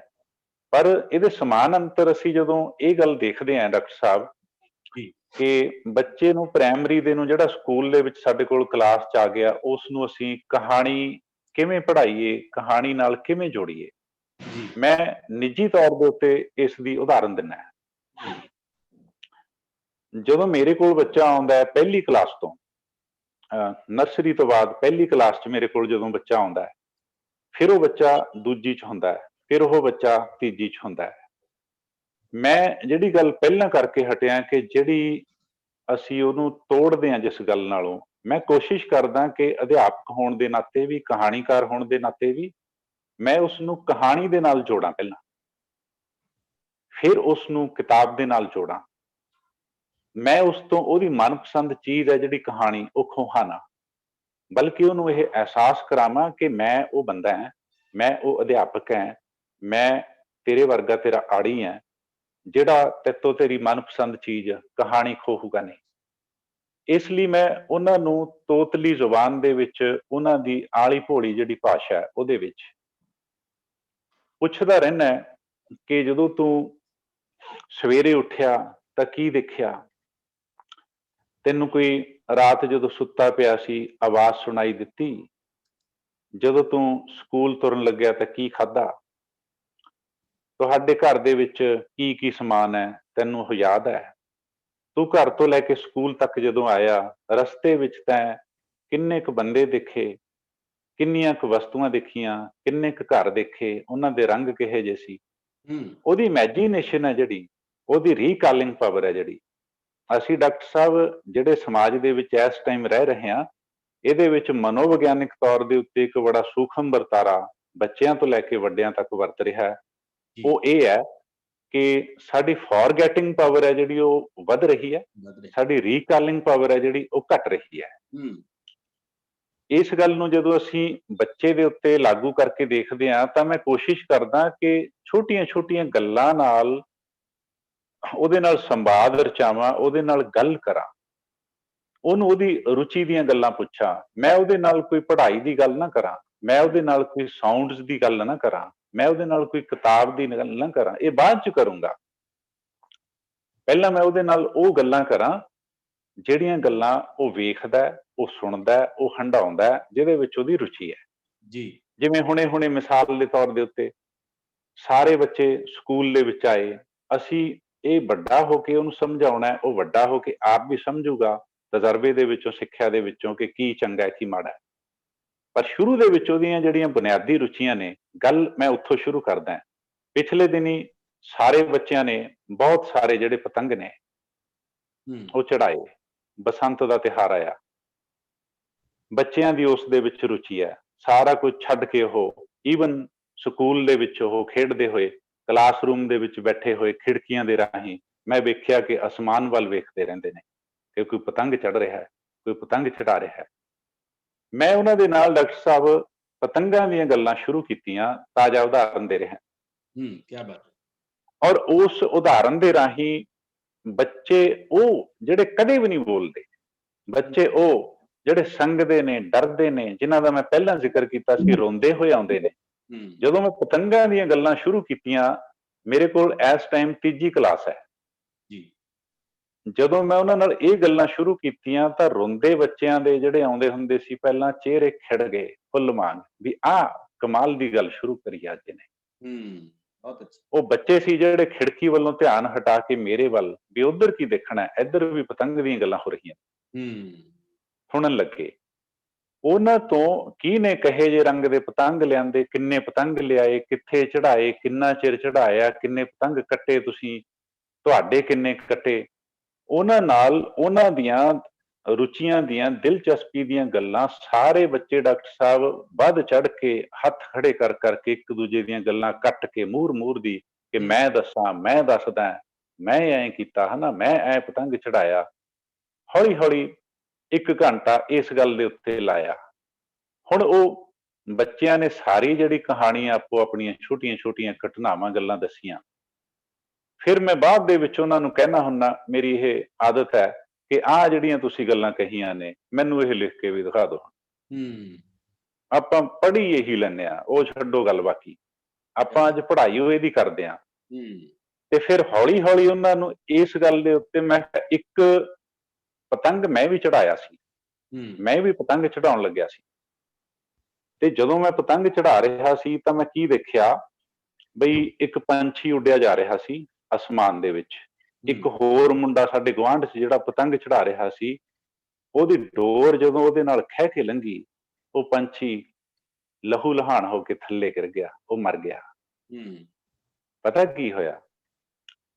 ਉਹ ਚਾਈਨਾ ਡੋਰ ਸੀ, ਲੋਹੇ ਦੀ ਝਾਲ ਵਾਲੀ, ਪਲਾਸਟਿਕ ਦੀ, ਉਹ ਟੁੱਟਦੀ ਨਹੀਂ, ਜਿਹੜਾ ਉਹਦੇ ਵਿੱਚ ਆ ਗਿਆ ਉਸਨੂੰ ਵੱਢ ਦਿੰਦੀ ਹੈ। ਸਾਡੇ ਪਿੰਡ ਇੱਕ ਬੰਦਾ ਮੋਟਰਸਾਈਕਲ ਤੇ ਜਾ ਰਿਹਾ ਸੀ, ਸੌਦੇ ਉਹਦੇ ਰੱਖੇ ਹੋਏ ਮੂਹਰੇ, ਗਲੇ ਦੇ ਵਿੱਚ ਉਹਦੇ ਡੋਰ ਫਸ ਗਈ, ਐਂ ਉਹਦੇ ਚੀਰਾ ਵੱਜਿਆ। ਇਸ ਤਰ੍ਹਾਂ ਦੀਆਂ ਮੈਂ ਉਹਨਾਂ ਨੂੰ ਗੱਲਾਂ ਸੁਣਾਈਆਂ ਵੀ ਹੁਣ ਤੁਸੀਂ ਦੱਸੋ ਵੀ ਆਪਾਂ ਨੂੰ ਇਹ ਡੋਰ ਵਰਤਣੀ ਚਾਹੀਦੀ ਹੈ ਕਿ ਨਹੀਂ ਵਰਤਣੀ ਚਾਹੀਦੀ, ਜਿਹੜੀ ਪੰਛੀ ਮਾਰ ਦਿੰਦੀ ਹੈ, ਜਿਹੜੀ ਬੰਦੇ ਦਾ ਗਲ ਵੱਢ ਦਿੰਦੀ ਹੈ, ਤੁਹਾਡਾ ਹੱਥ ਵੱਢ ਦਿੰਦੀ ਹੈ। ਤਾਂ ਬੱਚਿਆਂ ਦੇ ਹੀ ਜਵਾਬ ਆਉਂਦੇ ਨੇ ਡਾਕਟਰ ਸਾਹਿਬ ਕਿ ਨਹੀਂ, ਬਿਲਕੁਲ ਨਹੀਂ, ਮੈਂ ਤਾਂ ਧਾਗਾ ਡੋਰ ਵਰਤਦਾ, ਮੈਂ ਤਾਂ ਸੂਤੀ ਹੋਈ ਡੋਰ ਵਰਤਦਾ, ਮੈਂ ਤਾਂ ਦੇਸੀ ਡੋਰ, ਸਰ ਉਹ ਵੀ ਪਤੰਗ ਕੱਟ ਦਿੰਦੀ ਹੈ। ਬਿਲਕੁਲ ਬਿਲਕੁਲ, ਮੈਂ ਨਹੀਂ ਉਹ ਲੈ ਕੇ ਆਉਂਦਾ। ਮੇਰੇ ਪਾਪਾ ਵੀ ਕਹਿੰਦੇ। ਇਹ ਸਾਰੀਆਂ ਗੱਲਾਂ ਦਾ ਹਵਾਲਾ ਦੇਣ ਤੋਂ ਮੇਰਾ ਮਕਸਦ ਇੰਨਾ ਹੀ ਹੈ ਕਿ ਮੈਂ ਇਹ ਗੱਲ ਸਪਸ਼ਟ ਕਰ ਸਕਾਂ ਕਿ ਬੱਚਿਆਂ ਦੀ ਰੋਜ਼ਾਨਾ ਦੀਆਂ ਜਿਹੜੀਆਂ ਗਤੀਵਿਧੀਆਂ ਨੇ, ਹਰ ਰੋਜ਼ ਜਿਹੜੇ ਦਿਵਸ ਆਉਂਦੇ ਨੇ, ਉਹਨਾਂ ਦੇ ਉੱਤੇ ਜਿਹੜੇ ਉਹ ਪ੍ਰੋਗਰਾਮਿੰਗ ਕਰਦੇ ਨੇ, ਖੇਡਾਂ ਖੇਡਦੇ ਨੇ, ਕਾਰਵਾਈਆਂ ਕਰਦੇ ਨੇ, ਉਹ ਆਪਣੇ ਆਪ ਦੇ ਵਿੱਚ ਇੱਕ ਕਹਾਣੀਆਂ ਹੁੰਦੀਆਂ ਨੇ। ਪਰ ਅਸੀਂ ਮਾਪੇ ਵੀ, ਅਸੀਂ ਸਕੂਲ ਦੇ ਅਧਿਆਪਕ ਵੀ, ਅਸੀਂ ਸਾਰਾ ਜ਼ੋਰ ਇਸ ਗੱਲ ਦੇ ਉੱਤੇ ਲਾਇਆ ਹੋਇਆ, ਕਿਸੇ ਨੇ ਪਤੰਗ ਨਹੀਂ ਚੜਾਉਣਾ, ਕਿਸੇ ਨੇ ਡੋਰ ਦੀ ਗੱਲ ਨਹੀਂ ਕਰਨੀ, ਕਿਸੇ ਨੇ ਬਾਹਰ ਨਹੀਂ ਦਿਖਣਾ, ਕਿਸੇ ਨੇ ਅੱਜ ਛੁੱਟੀ ਨਹੀਂ ਕਰਨੀ। ਅਗਰ ਅਸੀਂ ਉਹਨਾਂ ਦੀਆਂ ਰੁਚੀਆਂ ਨੂੰ, ਉਹਨਾਂ ਦੀਆਂ ਮਨਪਸੰਦ ਗੱਲਾਂ ਨੂੰ, ਛੋਟੀਆਂ ਛੋਟੀਆਂ ਨੂੰ ਕਹਾਣੀਆਂ ਦੇ ਰੂਪ ਸੁਣਦੇ ਆ, ਉਹਨਾਂ ਨੂੰ ਸੁਣਾਉਂਦੇ ਆ, ਤਾਂ ਉਹਨਾਂ ਦੀ ਸਾਡੇ 'ਚ, ਸਾਡੀ ਉਹਨਾਂ 'ਚ ਰੁਚੀ ਪੈਦਾ ਹੁੰਦੀ ਹੈ। ਔਰ ਜਦੋਂ ਰੁਚੀ ਪੈਦਾ ਹੁੰਦੀ ਹੈ ਤਾਂ ਅਸੀਂ ਉਹਨਾਂ ਨੂੰ ਕਿ what should not we do, Ki do not or have not, ਅਸੀਂ ਉੱਥੇ ਲੈ ਆ ਸਕਦੇ ਹਾਂ। ਅਸੀਂ ਜੋ ਉਹਨਾਂ ਨੂੰ ਮੂਲ ਮਕਸਦ ਹੈ ਸਾਡੀ ਸਿੱਖਿਆ ਦਾ ਕਿ ਸਹੀ ਕੀ ਆ ਤੁਹਾਡੇ ਵਾਸਤੇ, ਚੰਗਾ ਕੀ ਹੈ, ਤੁਹਾਨੂੰ ਕਰਨਾ ਕੀ ਹੈ, ਅਸੀਂ ਕਰਵਾਉਣਾ ਕੀ ਹੈ, ਅਸੀਂ ਚਾਹੁੰਦੇ ਕੀ ਆ, ਅਸੀਂ ਉੱਥੇ ਲਿਆ ਸਕਦੇ ਹਾਂ। ਪਰ ਅਸੀਂ ਉਹ ਤਦ ਲਿਆਵਾਂਗੇ ਜਦੋਂ ਅਸੀਂ ਉਹਨਾਂ ਦੀਆਂ ਛੋਟੀਆਂ ਛੋਟੀਆਂ ਰੋਜ਼ਾਨਾ ਜੀਵਨ ਦੀਆਂ ਕਹਾਣੀਆਂ ਨੂੰ ਮਾਨਤਾ ਦੇਵਾਂਗੇ। ਮੈਨੂੰ ਲੱਗਦਾ ਬਹੁਤ ਖੂਬਸੂਰਤ, ਸੱਚਮੁੱਚ ਸਾਡੇ ਪੜ੍ਹਾਉਣ ਦੇ ਤਰੀਕਿਆਂ ਦੇ ਵਿੱਚੋਂ ਕਿਤੇ ਨਾ ਕਿਤੇ ਜ਼ਿੰਦਗੀ ਗੈਰ ਹਾਜ਼ਰ ਹੈ। ਜਦੋਂ ਅਸੀਂ ਜ਼ਿੰਦਗੀ ਨਾਲ ਜੋੜ ਦਾਂਗੇ ਬੱਚਿਆਂ ਨੂੰ, ਤਾਂ ਅਸੀਂ ਖੇਡ ਦੇ ਵਿੱਚ ਹੀ ਬੱਚਿਆਂ ਨੂੰ ਬਹੁਤ ਸਾਰੀਆਂ ਗੱਲਾਂ ਸਿਖਾ ਸਕਦੇ ਹਾਂ। ਉਹਨਾਂ ਨੂੰ ਉਵੇਂ ਮਿੱਥ ਕੇ ਪੜ੍ਹਾਉਣ ਦੀ ਜ਼ਰੂਰਤ ਨਹੀਂ ਹੁੰਦੀ ਹੈ ਕਿ ਉਹਨਾਂ ਦੇ ਆਪਦੇ ਆਲੇ ਦੁਆਲੇ ਤੋਂ ਚੀਜ਼ਾਂ ਲੱਭ ਕੇ ਉਹਨੂੰ ਪੜ੍ਹਾਇਆ ਜਾ ਸਕਦਾ ਹੈ। ਇਹ ਬਹੁਤ ਕਮਾਲ ਦੀ ਗੱਲ ਸੀ ਜਿਹੜੀ ਸਾਹਮਣੇ ਆਈ ਹੈ। ਮੈਡਮ ਰੰਧਾਵਾ ਮੈਡਮ, ਆਪਾਂ ਇਸ ਗੱਲ ਨੂੰ ਥੋੜਾ ਜਿਹਾ ਹੋਰ ਅੱਗੇ ਤੋਰੀਏ। ਇੱਕ ਡਿਬੇਟ ਇਸ ਵੇਲੇ ਚੱਲ ਰਹੀ ਹੈ ਕਿ ਕੁਝ ਲੋਕ ਕਹਿੰਦੇ ਨੇ ਕਿ ਸਾਡੇ ਬੱਚਿਆਂ ਨੂੰ ਪਰੀ ਕਥਾਵਾਂ, ਜਨੌਰ ਕਥਾਵਾਂ ਜਾਂ ਇਸ ਕਿਸਮ ਦੀਆਂ ਜਿਹੜੀਆਂ ਲੋਕ ਕਹਾਣੀਆਂ ਨੇ ਉਹ ਨਹੀਂ ਪੜ੍ਹਾਈਆਂ ਜਾਣੀਆਂ ਚਾਹੀਦੀਆਂ। ਅਸੀਂ ਇਨਫੋਰਮੇਸ਼ਨ ਟੈਕਨੋਲੋਜੀ ਦੇ ਦੌਰ ਦੇ ਵਿੱਚ ਹਾਂ, ਅਸੀਂ ਵਿਗਿਆਨਿਕ ਦੌਰ ਦੇ ਵਿੱਚ ਹਾਂ, ਇਹ ਗੱਲਾਂ ਬੱਚਿਆਂ ਨੂੰ ਪਤਾ ਨਹੀਂ ਕਿਹੜੇ ਪਾਸੇ ਲੈ ਕੇ ਜਾਣਗੀਆਂ। ਪਰ ਦੂਜੇ ਪਾਸੇ ਇੱਕ ਆਰਡਰ ਦੂਜਾ ਕਿ ਬੱਚਿਆਂ ਨੂੰ ਇਹ ਚੀਜ਼ਾਂ ਪੜ੍ਹਾਈਆਂ ਜਾਣੀਆਂ ਚਾਹੀਦੀਆਂ ਨੇ, ਹਰ ਹਾਲਤ 'ਚ ਪੜ੍ਹਾਈਆਂ ਜਾਣੀਆਂ ਚਾਹੀਦੀਆਂ ਨੇ। ਤੁਹਾਨੂੰ ਕੀ ਲੱਗਦਾ ਬਤੌਰ ਕਹਾਣੀਕਾਰ ਤੇ ਬਤੌਰ ਅਧਿਆਪਕ? ਹਾਂਜੀ, ਬਹੁਤ ਸੋਹਣਾ ਕੁਐਸਚਨ ਹੈ। ਉਦੋਂ ਪਹਿਲਾਂ ਮੈਂ ਧੰਨਵਾਦ ਕਰਨਾ ਚਾਹੁੰਦੀ ਜਸਵੀਰ ਰਾਣਾ ਦਾ, ਕਿੱਡੀ ਸੋਹਣੇ ਤਰੀਕੇ ਨਾਲ ਉਹਨਾਂ ਨੇ ਕਹਾਣੀ ਨਾਲ ਜੋੜਨ ਦੀ ਗੱਲ ਦਾ ਜਵਾਬ ਦਿੱਤਾ। ਆਈ ਰੀਅਲੀ ਇੰਪ੍ਰੈਸਡ ਕਿ ਇੰਨਾ ਸੋਹਣਾ, ਅਸੀਂ ਰੋਜ਼ ਹੀ ਕਰਦੇ ਹਾਂ ਸਾਰੀਆਂ ਗੱਲਾਂ, ਪਰ ਉਹਦੇ ਲਈ ਇੰਨੇ ਸੋਹਣੇ ਸ਼ਬਦ ਵਰਤ ਕੇ ਤੁਸੀਂ ਇੰਨਾ ਸੋਹਣਾ ਦੱਸਿਆ ਕਿ ਕਰਮਾਂ ਵਾਲੇ ਨੇ ਉਹ ਬੱਚੇ ਜਿਹਨਾਂ ਨੂੰ ਤੁਸੀਂ ਪੜ੍ਹਾਉਣੇ ਆ ਇੰਨੇ ਸੋਹਣੇ ਤਰੀਕੇ ਨਾਲ। ਅੱਛਾ, ਦੂਜੀ ਗੱਲ ਮੈਂ ਤੁਹਾਨੂੰ ਇਹ ਕਹਿਣਾ ਚਾਹੁੰਦੀ ਹਾਂ ਕਿ ਜਿਵੇਂ ਅਸੀਂ ਜਨੌਰ ਕਹਾਣੀਆਂ, ਪਰੀ ਕਹਾਣੀਆਂ ਦੀ ਗੱਲ ਕਰਨ ਲੱਗੇ ਹਾਂ, ਜਿਵੇਂ ਅਸੀਂ ਪ੍ਰਾਇਮਰੀ ਸਕੂਲ ਦੀਆਂ ਇੱਥੋਂ ਦੀਆਂ ਕਿਤਾਬਾਂ ਵੇਖਦੇ ਹਾਂ, ਔਰ ਮੇਰਾ ਪਰਸਨਲੀ ਰਾਏ ਦੇਣ ਤੋਂ ਪਹਿਲਾਂ ਮੈਂ ਤੁਹਾਨੂੰ ਥੋੜੇ ਜਿਹੇ ਇੱਥੋਂ ਦੇ ਉਦਾਹਰਨ ਦਿੰਦੀ ਹਾਂ ਕਿ ਅਸੀਂ ਇੱਥੇ ਕੀ ਪੜ੍ਹਾਉਣੇ ਆ। ਵਰਲਡ ਦੀ ਫੇਮਸ ਬੁੱਕ ਹੈ ਸ਼ਾਰਲਟਸ ਵੈਬ, ਇੱਕ ਚੀਟੀ ਦੀ ਕਹਾਣੀ, ਇੱਕ ਚੀਟੀ ਦੀ ਇੱਕ ਮਕੜੀ ਜਾਲ ਦੀ ਕਹਾਣੀ ਜਿਹੜੀ ਆ, ਉਹ ਮਕੜੀ ਜਾਲ ਜਿਹੜਾ ਆ ਉਹ ਇੰਨਾ, ਉਹ ਇੱਕ ਚੀਟੀ ਹੋਈ, ਇੱਕ ਛੋਟੇ ਉਹਦੇ ਪਾਤਰ ਕਿਹੜੇ ਕਿਹੜੇ ਨੇ, ਇੱਕ ਸੂਰ ਹੈ, ਇੱਕ ਚੀਟੀ ਆ, ਇੱਕ ਗਾਵਾਂ ਨੇ, ਨਿੱਕੇ ਨਿੱਕੇ ਗੀਜ਼ ਨੇ ਜਿਹੜੀਆਂ, ਮਤਲਬ ਗੀਜ਼ ਜਿਹੜੇ ਬੱਤਕਾਂ 'ਚ ਤਰਦੀਆਂ, ਉਹਦੇ ਬੱਚੇ ਨੇ, ਉਹ ਪੂਰੇ ਵਾੜੇ ਦੀ ਕਹਾਣੀ ਹੈ। ਉਸ ਵਾੜੇ ਦੀ ਕਹਾਣੀ ਚੋਂ ਪੜਾਉਂਦੇ, ਇੱਕ ਨਾਵਲ ਹੈ, ਇੱਕ ਛੋਟੀ ਜਿਹੜੀ ਮੈਂ ਰੀਸੈਂਟਲੀ ਖਤਮ ਕਰਕੇ ਹਟੀ ਹਾਂ, ਔਰ ਸਾਰੇ ਲੋਕ ਸਾਰੇ ਕਲਾਸ ਸਕੂਲਾਂ ਦੇ ਲੱਗੇ ਹੋਏ ਨੇ, ਲੱਗੇ ਨਹੀਂ ਹੋਏ ਵੀ ਸ਼ੌਂਕੀਆ ਟੀਚਰ, ਇੱਥੇ ਕੋਈ ਕਿਤਾਬ ਲੱਗੀ ਨਹੀਂ ਹੋਈ ਲੈਂਗੁਏਜ ਵਾਸਤੇ। ਸਾਡੀ ਮਰਜ਼ੀ ਹੈ, ਜਿੱਥੋਂ ਮਰਜ਼ੀ ਪੜਾਓ, ਬਟ ਉਹ ਪੜਾਉਣ ਵਾਲੀ ਹੋਣੀ ਚਾਹੀਦੀ ਹੈ, ਉਹਦੇ ਚ ਕੋਈ ਇਹੋ ਜਿਹੇ ਸ਼ਬਦ ਨਹੀਂ ਹੋਣੇ ਚਾਹੀਦੇ ਜਿਹੜੇ ਬੱਚਿਆਂ ਦੀ ਮਾਨਸਿਕਤਾ ਤੇ ਅਸਰ ਮਾੜਾ ਕਰਨ। ਉਹਦੇ ਲਈ ਇੱਕ ਸੂਚੀ ਆ 100 ਤੋਂ ਵੱਧ ਕਿਤਾਬਾਂ ਦੀ, ਬਹੁਤ ਲੰਮੀਆਂ ਕਿਤਾਬਾਂ ਦੀ। ਤਾਂ ਉਹਦੇ ਚ ਮੈਂ ਦੇਖਿਆ ਵੀ ਜਿਹੜੀ ਸੋਹਣੀਆਂ ਇਹ ਪਰੀਆਂ ਦੀਆਂ, ਜਨੌਰਾਂ ਦੀਆਂ, ਨਿੱਕੇ ਨਿੱਕੇ ਜੀਆਂ ਦੀਆਂ ਕਹਾਣੀਆਂ ਪਾਠ ਪੜਾਉਂਦੀਆਂ ਨੇ, ਆਪਸੀ ਪਿਆਰ ਦਾ, ਇਮੈਜੀਨੇਸ਼ਨ ਦਾ। ਕਲਪਨਿਕ, ਜੇ ਬੱਚੇ ਕਾਲਪਨਿਕ ਨੇ, ਬੱਚਿਆਂ ਨੂੰ ਕਲਪਨਾ ਵਾਲੀ ਚੀਜ਼ਾਂ ਚੰਗੀਆਂ ਲੱਗਦੀਆਂ ਨੇ, ਕਲਪਨਾ ਦਾ, ਪਿਆਰ ਦਾ, ਇੱਕ ਦੂਜੇ ਦਾ ਖਿਆਲ ਰੱਖਣ ਦਾ। ਇੱਕ ਕਿਤਾਬ ਦੇ ਵਿੱਚ 1000 ਲੈਸਨ ਲੁਕੇ ਪਏ ਨੇ, ਜਿਹੜੇ ਅਸੀਂ ਬੋਲ ਬੋਲ ਕੇ ਸਮਝਾਈਏ ਨਾ ਵੀ ਆ ਨਾ ਕਰ, ਆ ਨਾ ਕਰ, ਆ ਨਾ ਕਰ, ਅਸਰ ਨਹੀਂ ਪਾਉਣਾ। ਤੁਸੀਂ ਕਦੇ ਸ਼ਾਰਟ ਵੈਬ ਉਹ ਵਾਲੀ ਸਟੋਰੀ ਪੜ੍ਹ ਕੇ ਵੇਖਿਓ, ਮੈਂ ਕਈ ਵਾਰੀ ਰੋ ਪੈਂਦੀ ਸੀ ਤੇ ਮੈਂ ਕਹਿੰਦੀ ਸਾਨੂੰ ਤੇ ਕਹਾਣੀਆਂ ਲਿਖਣੀਆਂ ਨਹੀਂ ਆਉਂਦੀਆਂ। ਇਹ 1973 ਚ ਲਿਖੀ ਗਈ ਕਹਾਣੀ, ਨਿੱਕਾ ਨਾਵਲ ਹੈ ਜਿਹੜਾ ਅਜੇ ਤੱਕ ਹਰ ਬੱਚਾ ਇੰਨੇ ਸ਼ੌਕ ਨਾਲ ਪੜ੍ਹਦਾ। ਹੁਣ ਦੇਖੋ 2021 ਆ ਗਿਆ ਔਰ 1973 ਦਾ ਲਿਖਿਆ ਹੋਇਆ ਇਹ ਨਾਵਲ ਹੈ, ਨਿੱਕਾ, ਬੱਚਿਆਂ ਲਈ ਸਪੈਸ਼ਲ ਲਿਖਿਆ ਗਿਆ। ਉਹ ਜਿਹੜਾ ਰਾਈਟਰ ਸਮਝ ਲਓ ਕਿ ਅਮਰ ਹੀ ਹੋ ਗਿਆ ਜਿੰਨੇ ਇਹ ਲਿਖਿਆ ਹੈ। ਉਹਦੇ ਚ ਸਾਰਾ ਟਾਈਮ ਇੱਕ ਜਿਹੜਾ ਛੋਟਾ ਸੂਰ ਹੈ ਉਹ ਪੈਦਾ ਹੋਇਆ ਹੈ ਆਪਣੇ ਟਾਈਮ ਤੋਂ ਪਹਿਲਾਂ, ਰੋਟਨ ਸੂਰ ਹੈ ਜਿਹੜਾ, ਰੋਟਨ ਕਿਡਾ, ਜਿਹਨੂੰ ਉਹਦਾ ਪਿਓ ਮਾਰ ਦੇਣ ਲੱਗਾ ਸੀ, ਤੇ ਕਿਵੇਂ ਉਹ ਕੁੜੀ ਨੇ, ਛੋਟੀ ਬੱਚੀ ਨੇ ਉਹਨੂੰ ਬਚਾਇਆ, ਕਿਵੇਂ ਉਹ ਵੱਡਾ ਹੋਇਆ, ਕਿਵੇਂ ਕੀ ਰੋਲ ਉਹਦਾ ਸ਼ਾਰਲੇਟ ਦਾ ਉਹਦੇ ਚ ਆ। ਕਹਿਣ ਦਾ ਮਤਲਬ ਹੈ ਕਿ ਪਰੀਆਂ ਤੇ ਜਨੌਰਾਂ ਦੇ ਕਹਾਣਾ ਜਿੰਨਾ ਸੋਹਣਾ ਸਬਕ ਸਾਡੇ ਬੱਚਿਆਂ ਨੂੰ ਸਿਖਾਉਂਦੀਆਂ ਨਾ, ਅਸੀਂ ਬੋਲ ਬੋਲ ਕੇ ਟੈਕਨੋਲੋਜੀ ਕਿਸੇ ਚੀਜ਼ ਦਾ, ਕੰਪਿਊਟਰ ਨਾਲ ਇੰਨਾ ਕੁਝ ਨਹੀਂ ਸਿਖਾ ਸਕਦੇ ਜਿੰਨੀਆਂ ਇਹ ਪਰੀਆਂ ਦੀਆਂ ਕਹਾਣੀਆਂ, ਇਹ ਜਿਹੜੀਆਂ ਫੋਕ ਯਾਮ ਦੇ ਵਿੱਚ ਜਿਹੜੀਆਂ ਚੀਜ਼ਾਂ ਪਈਆਂ ਉਹ ਵਾਲੀਆਂ ਕਹਾਣੀਆਂ, ਜਾਂ ਫੇਰੀ ਟੇਲਸ ਵਾਲੀਆਂ ਕਹਾਣੀਆਂ, ਜੇ ਚੰਗੀ ਤਰ੍ਹਾਂ ਆਪ ਲਿਖੀਆਂ ਉਹਨਾਂ ਨੂੰ ਅਸੀਂ ਰੀਰਾਈਟ ਕਰ ਸਕਦੇ ਹਾਂ। ਉਹ ਵੀ ਬਹੁਤ ਸਬਕ ਸਿਖਾਉਂਦੀਆਂ ਨੇ। ਉਹ ਬਾਤਾਂ ਜਿਹੜੀਆਂ ਨੇ ਉਹ ਪੁਰਾਣੀਆਂ ਅਸੀਂ ਨਿੱਕੇ ਹੁੰਦੇ ਸੁਣਦੇ ਆਏ ਹਾਂ ਆਪਣੇ ਨਾਨੀਆਂ ਦਾਦੀਆਂ ਦੇ ਕੋਲੋਂ, ਜਿਹੜੇ ਅਸੀਂ ਲੈਸਨ ਸੁਣਦੇ ਆਏ ਹਾਂ, ਇਹ ਸਾਰਾ ਕੁਝ ਅਸੀਂ ਕਰਦੇ ਆਏ ਹਾਂ। ਉਹਨਾਂ ਤੋਂ ਇੰਸਪਾਇਰ ਹੋ ਕੇ ਜੇ ਅਸੀਂ ਰਾਈਟਰ ਉਹੋ ਜਿਹੀਆਂ ਹੀ ਹੋਰ ਵੀ ਕਹਾਣੀਆਂ, ਔਰ ਉਹ ਵੀ ਕਹਾਣੀਆਂ ਪੜ੍ਹਾਈਏ, ਮੇਰੇ ਖਿਆਲ 'ਚ ਉਹ ਵਧੀਆ ਤਰੀਕਾ ਆ। ਉਹ ਬੱਚਿਆਂ ਨੂੰ ਆਪਸੀ ਭਾਈਚਾਰਾ, ਆਪਸੀ ਪਿਆਰ, ਉਹਨਾਂ ਦੀ ਕਲਪਨਾ ਸ਼ਕਤੀ, ਉਹਨਾਂ ਨੂੰ ਸਹੀ ਕੀ ਕਰਨਾ ਚਾਹੀਦਾ ਹੈ, ਕੀ ਗਲਤ ਆ, ਇਹਨਾਂ ਚੀਜ਼ਾਂ ਦੀ, ਔਰ ਖਾਸ ਕਰਕੇ ਮੋਰਲ ਵੈਲਿਊਜ਼ ਵੀ ਸਿਖਾਉਂਦੀਆਂ ਨੇ। ਹੁਣ ਤਾਂ ਇੱਥੇ ਰਿਵਾਜ ਹੀ ਹਟ ਗਿਆ, ਜਿਵੇਂ ਪਹਿਲਾਂ ਆਪਾਂ ਨਿੱਕੇ ਹੁੰਦੇ ਸੁਣਦੇ ਹੁੰਦੇ ਸੀਗੇ ਇਹ ਪੰਚਸ਼ੀਲ ਦੀਆਂ ਕਹਾਣੀਆਂ ਹੈ, ਅੱਛਾਈ ਦੀ ਜਿੱਤ ਹੋਣੀ ਆ। ਇਹ ਸਾਡੇ ਆਉਣ ਲੱਗੀ ਜਿਹੜੀ ਆਉਣ ਵਾਲੀ ਜਿਹੜੀ ਸਾਡੀ ਪੋਧ ਹੈ, ਜਾਂ ਆਉਣ ਵਾਲੀ ਇਨਸਾਨੀਅਤ ਹੈ, ਉਹਨੂੰ ਬਿਹਤਰ ਬਣਾਉਣਗੀਆਂ। ਉਹਨਾਂ ਨੂੰ ਤੁਹਾਡੇ ਨਾਲ ਆਪਸ ਚ ਪਿਆਰ ਰੱਖਣ ਵਾਲਾ, ਇੱਕ ਮਰਮ ਸਪਰਸ਼ੀ ਜਿਹਨੂੰ ਆਪਾਂ ਕਹਿੰਦੇ ਹਾਂ ਕਿ ਬੜੀ ਅਟੈਚਮੈਂਟ, ਸੈਂਸਿਟਿਵ ਬਣਾਉਂਦੀਆਂ ਨੇ ਲੋਕਾਂ ਨੂੰ। ਜੇ ਅਸੀਂ ਸਿਰਫ ਆਪਾਂ ਹਰ ਬੰਦਾ ਕੀ ਆਪਣੇ ਬੱਚਿਆਂ ਨੂੰ ਡਾਕਟਰੀ ਇੰਜੀਨੀਅਰ, ਜ਼ਿਆਦਾ ਪੈਸਾ ਕਮਾਉਣ ਵਾਲਾ ਬਣਾਉਣਾ ਚਾਹੁੰਦਾ ਹੈ, ਇੱਕ ਵਧੀਆ ਇਨਸਾਨ ਵੱਲ ਧਿਆਨ ਕਿਸੇ ਦਾ ਹੈ ਹੀ ਨਹੀਂ। ਤਾਂ ਮੇਰਾ ਖਿਆਲ ਤਾਂ ਇਹ ਹੈ ਕਿ ਇਹ ਜਿਹੜੀਆਂ ਕਿਤਾਬਾਂ ਨੇ ਫੇਰੀ ਟੇਲਸ ਨਾਲ ਰਿਲੇਟਿਡ, ਸਾਡੀਆਂ ਪੁਰਾਣੀਆਂ ਜਨੌਰਾਂ ਵਾਲੀਆਂ, ਪਕਸ਼ੀਆਂ ਵਾਲੀਆਂ, ਭਾਵੇਂ ਰਾਈਟਰਸ ਲਿਖ ਰਹੇ ਨੇ, ਭਾਵੇਂ ਬਾਤਾਂ ਥਰੂ ਸਾਡੇ ਕੋਲ ਆਈਆਂ ਨੇ, ਪੀੜ੍ਹੀ ਦਰ ਪੀੜ੍ਹੀ ਆਈਆਂ ਨੇ, ਇਹ ਕਹਾਣੀਆਂ ਬੱਚਿਆਂ ਦੇ ਮਾਨਸਿਕ ਵਿਕਾਸ ਤੇ ਬਹੁਤ ਵਧੀਆ ਅਸਰ ਪਾਉਣਗੀਆਂ। ਜਿਹੜੀ ਉਹਨਾਂ ਦੇ ਅੰਦਰ ਦਾ ਇੱਕ ਵਧੀਆ ਇਨਸਾਨ ਨੂੰ ਜਗਾਉਂਦੀਆਂ ਨੇ, ਪਿਆਰ ਜਗਾਉਂਦੀਆਂ ਨੇ, ਤੇ ਇਹਦੇ ਨਾਲੋਂ ਜੇ ਵਧੀਆ ਇਨਸਾਨ ਬਣਨਗੇ ਸਭ ਕੁਝ ਬਣ ਜਾਣਗੇ। ਜੇ ਉਹ ਵਧੀਆ ਇਨਸਾਨ ਨਹੀਂ ਬਣੇ, ਅਸੀਂ ਉਹਨਾਂ ਨੂੰ ਤਰੱਕੀਆਂ ਕਰਾ ਕੇ ਸਾਇੰਟੀਫਿਕ ਟਾਈਮ ਚ ਜਿਹੜਾ ਡਿਜੀਟਲ ਇੰਡੀਆ ਕਹੋ, ਡਿਜੀਟਲ ਗਲੋਬਲ ਵਰਲਡ ਕਹੋ, ਜਾਂ ਸਭ ਕੁਝ ਕਹੋ, ਉਹਦੇ ਨਾਲ ਉਹ ਫਿਰ ਮਸ਼ੀਨਾਂ ਹੀ ਬਣ ਜਾਣਗੇ। ਫਿਰ ਉਹੋ ਜਿਹੇ ਇੱਕ ਪਿਆਰੇ ਇਨਸਾਨ ਨਹੀਂ ਸਾਨੂੰ ਲੱਭਣੇ, ਫਿਰ ਸਾਨੂੰ ਮਸ਼ੀਨਾਂ ਹੀ ਲੱਭਣਗੀਆਂ। ਤੇ ਮੇਰੇ ਖਿਆਲ ਤਾਂ ਇਹ ਹੋਣੀਆਂ ਚਾਹੀਦੀਆਂ, ਬਹੁਤ ਅੱਛਾ, ਇਹ ਰਹਿਣੀਆਂ ਚਾਹੀਦੀਆਂ, ਸਗੋਂ ਹੋਰ ਵਧੀਆ। ਜੀ, ਬੱਚਿਆਂ ਦੇ ਅੰਦਰ ਕਲਪਨਾ ਦਾ ਵਿਕਾਸ ਕਰਨ ਵਾਸਤੇ, ਬੱਚਿਆਂ ਦੇ ਅੰਦਰ ਨੈਤਿਕ ਕਦਰਾਂ ਕੀਮਤਾਂ ਦਾ ਵਿਕਾਸ ਕਰਨ ਵਾਸਤੇ, ਬੱਚਿਆਂ ਨੂੰ ਰਿਸ਼ਤਿਆਂ ਨਾਲ ਜੋੜਨ ਵਾਸਤੇ ਇਹਨਾਂ ਕਹਾਣੀਆਂ ਦੀ ਹਮੇਸ਼ਾ ਲੋੜ ਹੋਊਗੀ। ਅਸੀਂ ਜਿੰਨਾ ਮਰਜ਼ੀ ਤਰੱਕੀ ਕਰ ਲਈਏ, ਮੈਡਮ ਰੰਧਾਵਾ ਇਹ ਕਹਿਣਾ ਸੀ, ਬਿਲਕੁਲ ਵਾਕਈ ਲੋੜ ਹੈ ਸਾਨੂੰ, ਅਸੀਂ ਇਹੋ ਜਿਹੀਆਂ ਚੀਜ਼ਾਂ ਬੱਚਿਆਂ ਤੱਕ ਲੈ ਕੇ ਜਾਈਏ। ਕਿਉਂਕਿ ਘੱਟੋ ਘੱਟ ਅਸੀਂ ਸਾਰੇ ਬਚਪਨ ਦੇ ਵਿੱਚ ਆਪਣੀਆਂ ਦਾਦੀਆਂ ਨਾਨੀਆਂ ਤੋਂ ਉਹ ਬਾਤਾਂ ਸੁਣਦੇ ਤੇ ਬਾਤਾਂ ਦੇ ਹੁੰਗਾਰੇ ਭਰਦੇ ਵੱਡੇ ਹੋਏ ਆ, ਤੇ ਸਾਡੇ ਅੰਦਰ ਇੱਕ ਪੂਰਾ ਖਜ਼ਾਨਾ ਐਫਡੀਆਂ ਨੇ ਸਾਡੇ ਅੰਦਰ। ਉਹਨਾਂ ਐਫਡੀਆਂ ਦੇ ਵਿੱਚ ਜਦੋਂ ਜੀ ਕੀਤਾ ਅਸੀਂ ਕੁਝ ਨਾ ਕੁਝ ਕੱਢ ਲੈਂਦੇ ਹਾਂ, ਅਸੀਂ ਯੂਜ਼ ਕਰ ਲੈਂਦੇ ਹਾਂ, ਤੇ ਉਹ ਐਫਡੀਆਂ ਦਿਨੋਂ ਦਿਨ ਹੋਰ ਮੈਚੁਰ ਹੁੰਦੀਆਂ ਜਾਂਦੀਆਂ ਨੇ, ਹੋਰ ਵੱਧਦੀਆਂ ਜਾਂਦੀਆਂ ਨੇ, ਤੇ ਉਹ ਬਹੁਤ ਖੂਬਸੂਰਤ ਐਫਡੀਆਂ ਨੇ ਜਿਹੜੀਆਂ ਸਾਡੇ ਅੰਦਰ ਸਾਡੇ ਸਮਿਆਂ ਦੇ ਵਿੱਚ ਸਾਡੇ ਲੋਕਾਂ ਨੇ, ਸਾਡੇ ਰਿਸ਼ਤੇਦਾਰਾਂ ਨੇ, ਸਾਡੀਆਂ ਨਾਨੀਆਂ ਦਾਦੀਆਂ ਨੇ ਭਰੀਆਂ ਸੀ। ਜਤਿੰਦਰ ਹਾਸ ਜੀ, ਆਪਾਂ ਹੁਣ ਥੋੜਾ ਜਿਹਾ ਕਲਾਸਰੂਮ ਵੱਲ ਆਉਂਦੇ ਹਾਂ। ਸਾਡੇ ਸਿਲੇਬਸ ਦੇ ਵਿੱਚ ਬਹੁਤ ਸਾਰੀਆਂ ਕਹਾਣੀਆਂ ਲੱਗੀਆਂ ਹੁੰਦੀਆਂ ਨੇ। ਤੁਹਾਨੂੰ ਕੀ ਲੱਗਦਾ ਹੈ ਕਿ ਕਹਾਣੀ ਨੂੰ ਪੜ੍ਹਾਉਣ ਦਾ ਕਿਹੜਾ ਤਰੀਕਾ ਵਧੀਆ ਹੋ ਸਕਦਾ ਹੈ? ਆਮ ਤੌਰ ਤੇ ਅਸੀਂ ਬੱਚਿਆਂ ਨੂੰ ਕਹਿੰਦੇ ਹਾਂ ਕਿ ਤੂੰ ਪੜ੍ਹੋ ਕਹਾਣੀ, ਬਸ ਖੜਾ ਹੋ ਕੇ ਬੱਚਾ ਪੜ੍ਹਦਾ ਰਹਿੰਦਾ ਹੈ ਤੇ ਦੂਜੇ ਸੁਣਦੇ ਰਹਿੰਦੇ ਨੇ। ਇੱਕ ਕਹਾਣੀ ਬਿਹਤਰ ਤਰੀਕੇ ਨਾਲ ਕਿਵੇਂ ਕਲਾਸ 'ਚ ਪੜ੍ਹਾਈ ਜਾ ਸਕਦੀ ਹੈ, ਕਿਉਂਕਿ ਤੁਸੀਂ ਟੀਚਰ ਵੀ ਹੋ ਤੇ ਕਹਾਣੀਕਾਰ ਵੀ?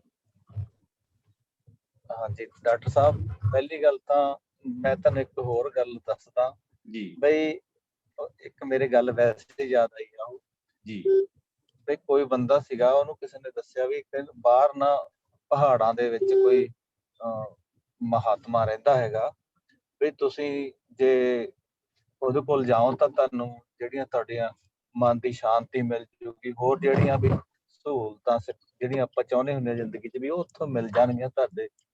ਵੀ ਉਹ ਜਾਣੀ ਇੰਨੇ ਪਹੁੰਚੇ ਹੋਏ ਬਾਬੇ ਨੇ ਜੀ ਤੇ ਉਹ ਬੰਦਾ ਮੇਰੇ ਵਰਗਾ ਗਿਆ ਪਹਾੜਾਂ ਦੇ ਵਿੱਚ, ਤੇ ਪਹਿਲਾਂ ਤਾਂ ਉਹਨੂੰ ਲੱਭਿਆ ਹੀ ਬਹੁਤ ਔਖਾ ਬਾਬੇ ਦਾ, ਤੇ ਫਿਰ ਉਹ ਜਦੋਂ ਗਿਆ ਤਾਂ ਬਾਬੇ ਕਹਿੰਦੇ ਆ ਵੀ ਤੂੰ ਭਾਈ ਐਂ ਕਰ, ਮੈਂ ਜੇ ਵਿਹਲਾ ਨਹੀਂ ਹੈਗਾ, ਗੱਲਾਂ ਆਪਾਂ ਫੇਰ ਕਰਾਂਗੇ, ਗਿਆਨ ਦੀਆਂ ਤੈਨੂੰ ਫੇਰ ਗੱਲਾਂ ਦੱਸੂਗਾ, ਵੀ ਤੂੰ ਆਹ ਚੱਕ ਇੱਕ ਚਮਚਾ, ਇਹਦੇ ਵਿੱਚ ਉਹਨੇ ਤੇਲ ਪਾ ਕੇ ਚਮਚੇ 'ਚ ਦੇਤਾ, ਵੀ ਤੂੰ ਨਾਲੇ ਆਹ ਦੇਖਿਆ, ਘੁੰਮ ਕੇ ਦੇਖਿਆ ਵੀ ਆਹ ਤੇਲ ਨਾ ਡੁੱਲਣ ਦੇਈ, ਹਨਾ। ਤੇ ਉਹ ਵਿਚਾਰਾ ਗਿਆ, ਸਾਰੇ ਉਹ ਚਮਚੇ 'ਚ ਤੇਲ ਮੜ ਜੇ ਛਲਕ ਨਾਲ ਡੁੱਲਣ ਲੱਗ ਜਾ ਕਰੇ, ਉਹ ਬਹੁਤ ਬਚਾ ਬਚਾ ਕੇ ਭਾਈ ਸਾਰੇ ਘੁੰਮ ਕੇ ਆ ਗਿਆ। ਕਹਿੰਦਾ ਜੀ ਮੈਂ ਘੁੰਮ ਆਇਆ, ਹੁਣ ਦੋ ਉਪਦੇਸ਼। ਉਹ ਕਹਿੰਦਾ ਵੀ ਅਜੇ ਨਾ ਵੀ ਤੂੰ ਦੇਖਿਆ ਵੀ ਉੱਥੇ ਕੀ ਸੀਗਾ ਆਲੇ ਦੁਆਲੇ, ਉੱਥੇ ਬਹੁਤ ਵਧੀਆ ਸੰਗੀਤ ਸੀਗਾ, ਉੱਥੇ ਝਰਨੇ ਸੀ, ਸੋਹਣੇ ਸੋਹਣੇ ਫੁੱਲ ਸੀ, ਬਾਗ ਸੀ, ਉਹ ਦੇਖਿਆ ਤੈਂ? ਤਾਂ ਉਹ ਕਹਿੰਦਾ ਜੀ ਮੈਂ ਤਾਂ ਆਹੀ ਤੇਲ ਹੀ ਬਚਾਈ ਗਿਆ, ਮੈਨੂੰ ਨੀ ਪਤਾ ਵੀ ਉਹ ਸੀਗੇ ਕਿ ਨਹੀਂ, ਆਲੇ ਦੁਆਲੇ ਤਾਂ ਦੇਖਣ ਦਾ ਟਾਈਮ ਹੀ ਲੱਗਿਆ, ਵੀ ਭੋਰਾ ਕੁ ਤਾਂ ਚਮਚਾ ਤੇ ਤੇਲ ਤਾਂ ਡੁੱਲੀ ਜਾਂਦਾ ਸੀ ਜੀ। ਕਹਿੰਦਾ ਚੰਗਾ ਵੀ ਫੇਰ ਇੱਕ ਵਾਰ ਗੇੜਾ ਦੇ ਆ। ਤੇ ਉਹ ਫੇਰ ਸਾਰਾ ਕੁਝ ਦੇਖ ਕੇ ਆਉਂਦਾ ਤਾਂ ਉਹ ਕਹਿੰਦਾ ਹਾਂਜੀ ਬਹੁਤ ਸੋਹਣਾ ਸੀ, ਸਾਰਾ ਕੁਝ ਬਹੁਤ ਸੋਹਣਾ ਸੀਗਾ। ਤੇ ਉਹ ਕਹਿੰਦਾ ਚਮਚੇ ਦਾ ਤੇਲ, ਉਹ ਕਹਿੰਦਾ ਜੀ ਉਹ ਤਾਂ ਪਤਾ ਨੀ ਕਿਹੜੇ ਵੇਲੇ ਡੁੱਲ ਗਿਆ। ਤੇ ਇਹ ਏਦਾਂ ਹੀ ਜ਼ਿੰਦਗੀ ਹੈਗੀ ਆ ਜੀ। ਤੇ ਜਿਹੜੇ ਬੱਚੇ ਨੇ, ਜਦੋਂ ਆਪਾਂ ਉਹਨਾਂ ਨੂੰ ਸਾਹਿਤ ਨਾਲ ਜਿਹੜੇ ਜੋੜਦੇ ਹੈਗੇ ਆ, ਜਾਂ ਉਹਨਾਂ ਨਾਲ ਜਦੋਂ ਆਪਾਂ ਕਹਾਣੀ ਨਾਲ ਜੋੜ ਦਿੰਦੇ ਹੈਗੇ ਆ, ਤਾਂ ਉਹ ਦੋਵੇਂ ਚੀਜ਼ਾਂ ਕਰ ਸਕਦੇ ਹੁੰਦੇ ਆ, ਕਿਉਂਕਿ ਉਹ ਧਰਤੀ ਨਾਲ ਜੁੜੇ ਹੋਏ ਹੁੰਦੇ ਆ, ਵੀ ਉਹ ਆਲਾ ਦੁਆਲਾ ਵੀ ਦੇਖ ਸਕਦੇ ਆ ਤੇ ਤੇਲ ਵੀ ਬਚਾ ਸਕਦੇ। ਤੇ ਹਾਂਜੀ, ਤੇ ਜਿਹੜੇ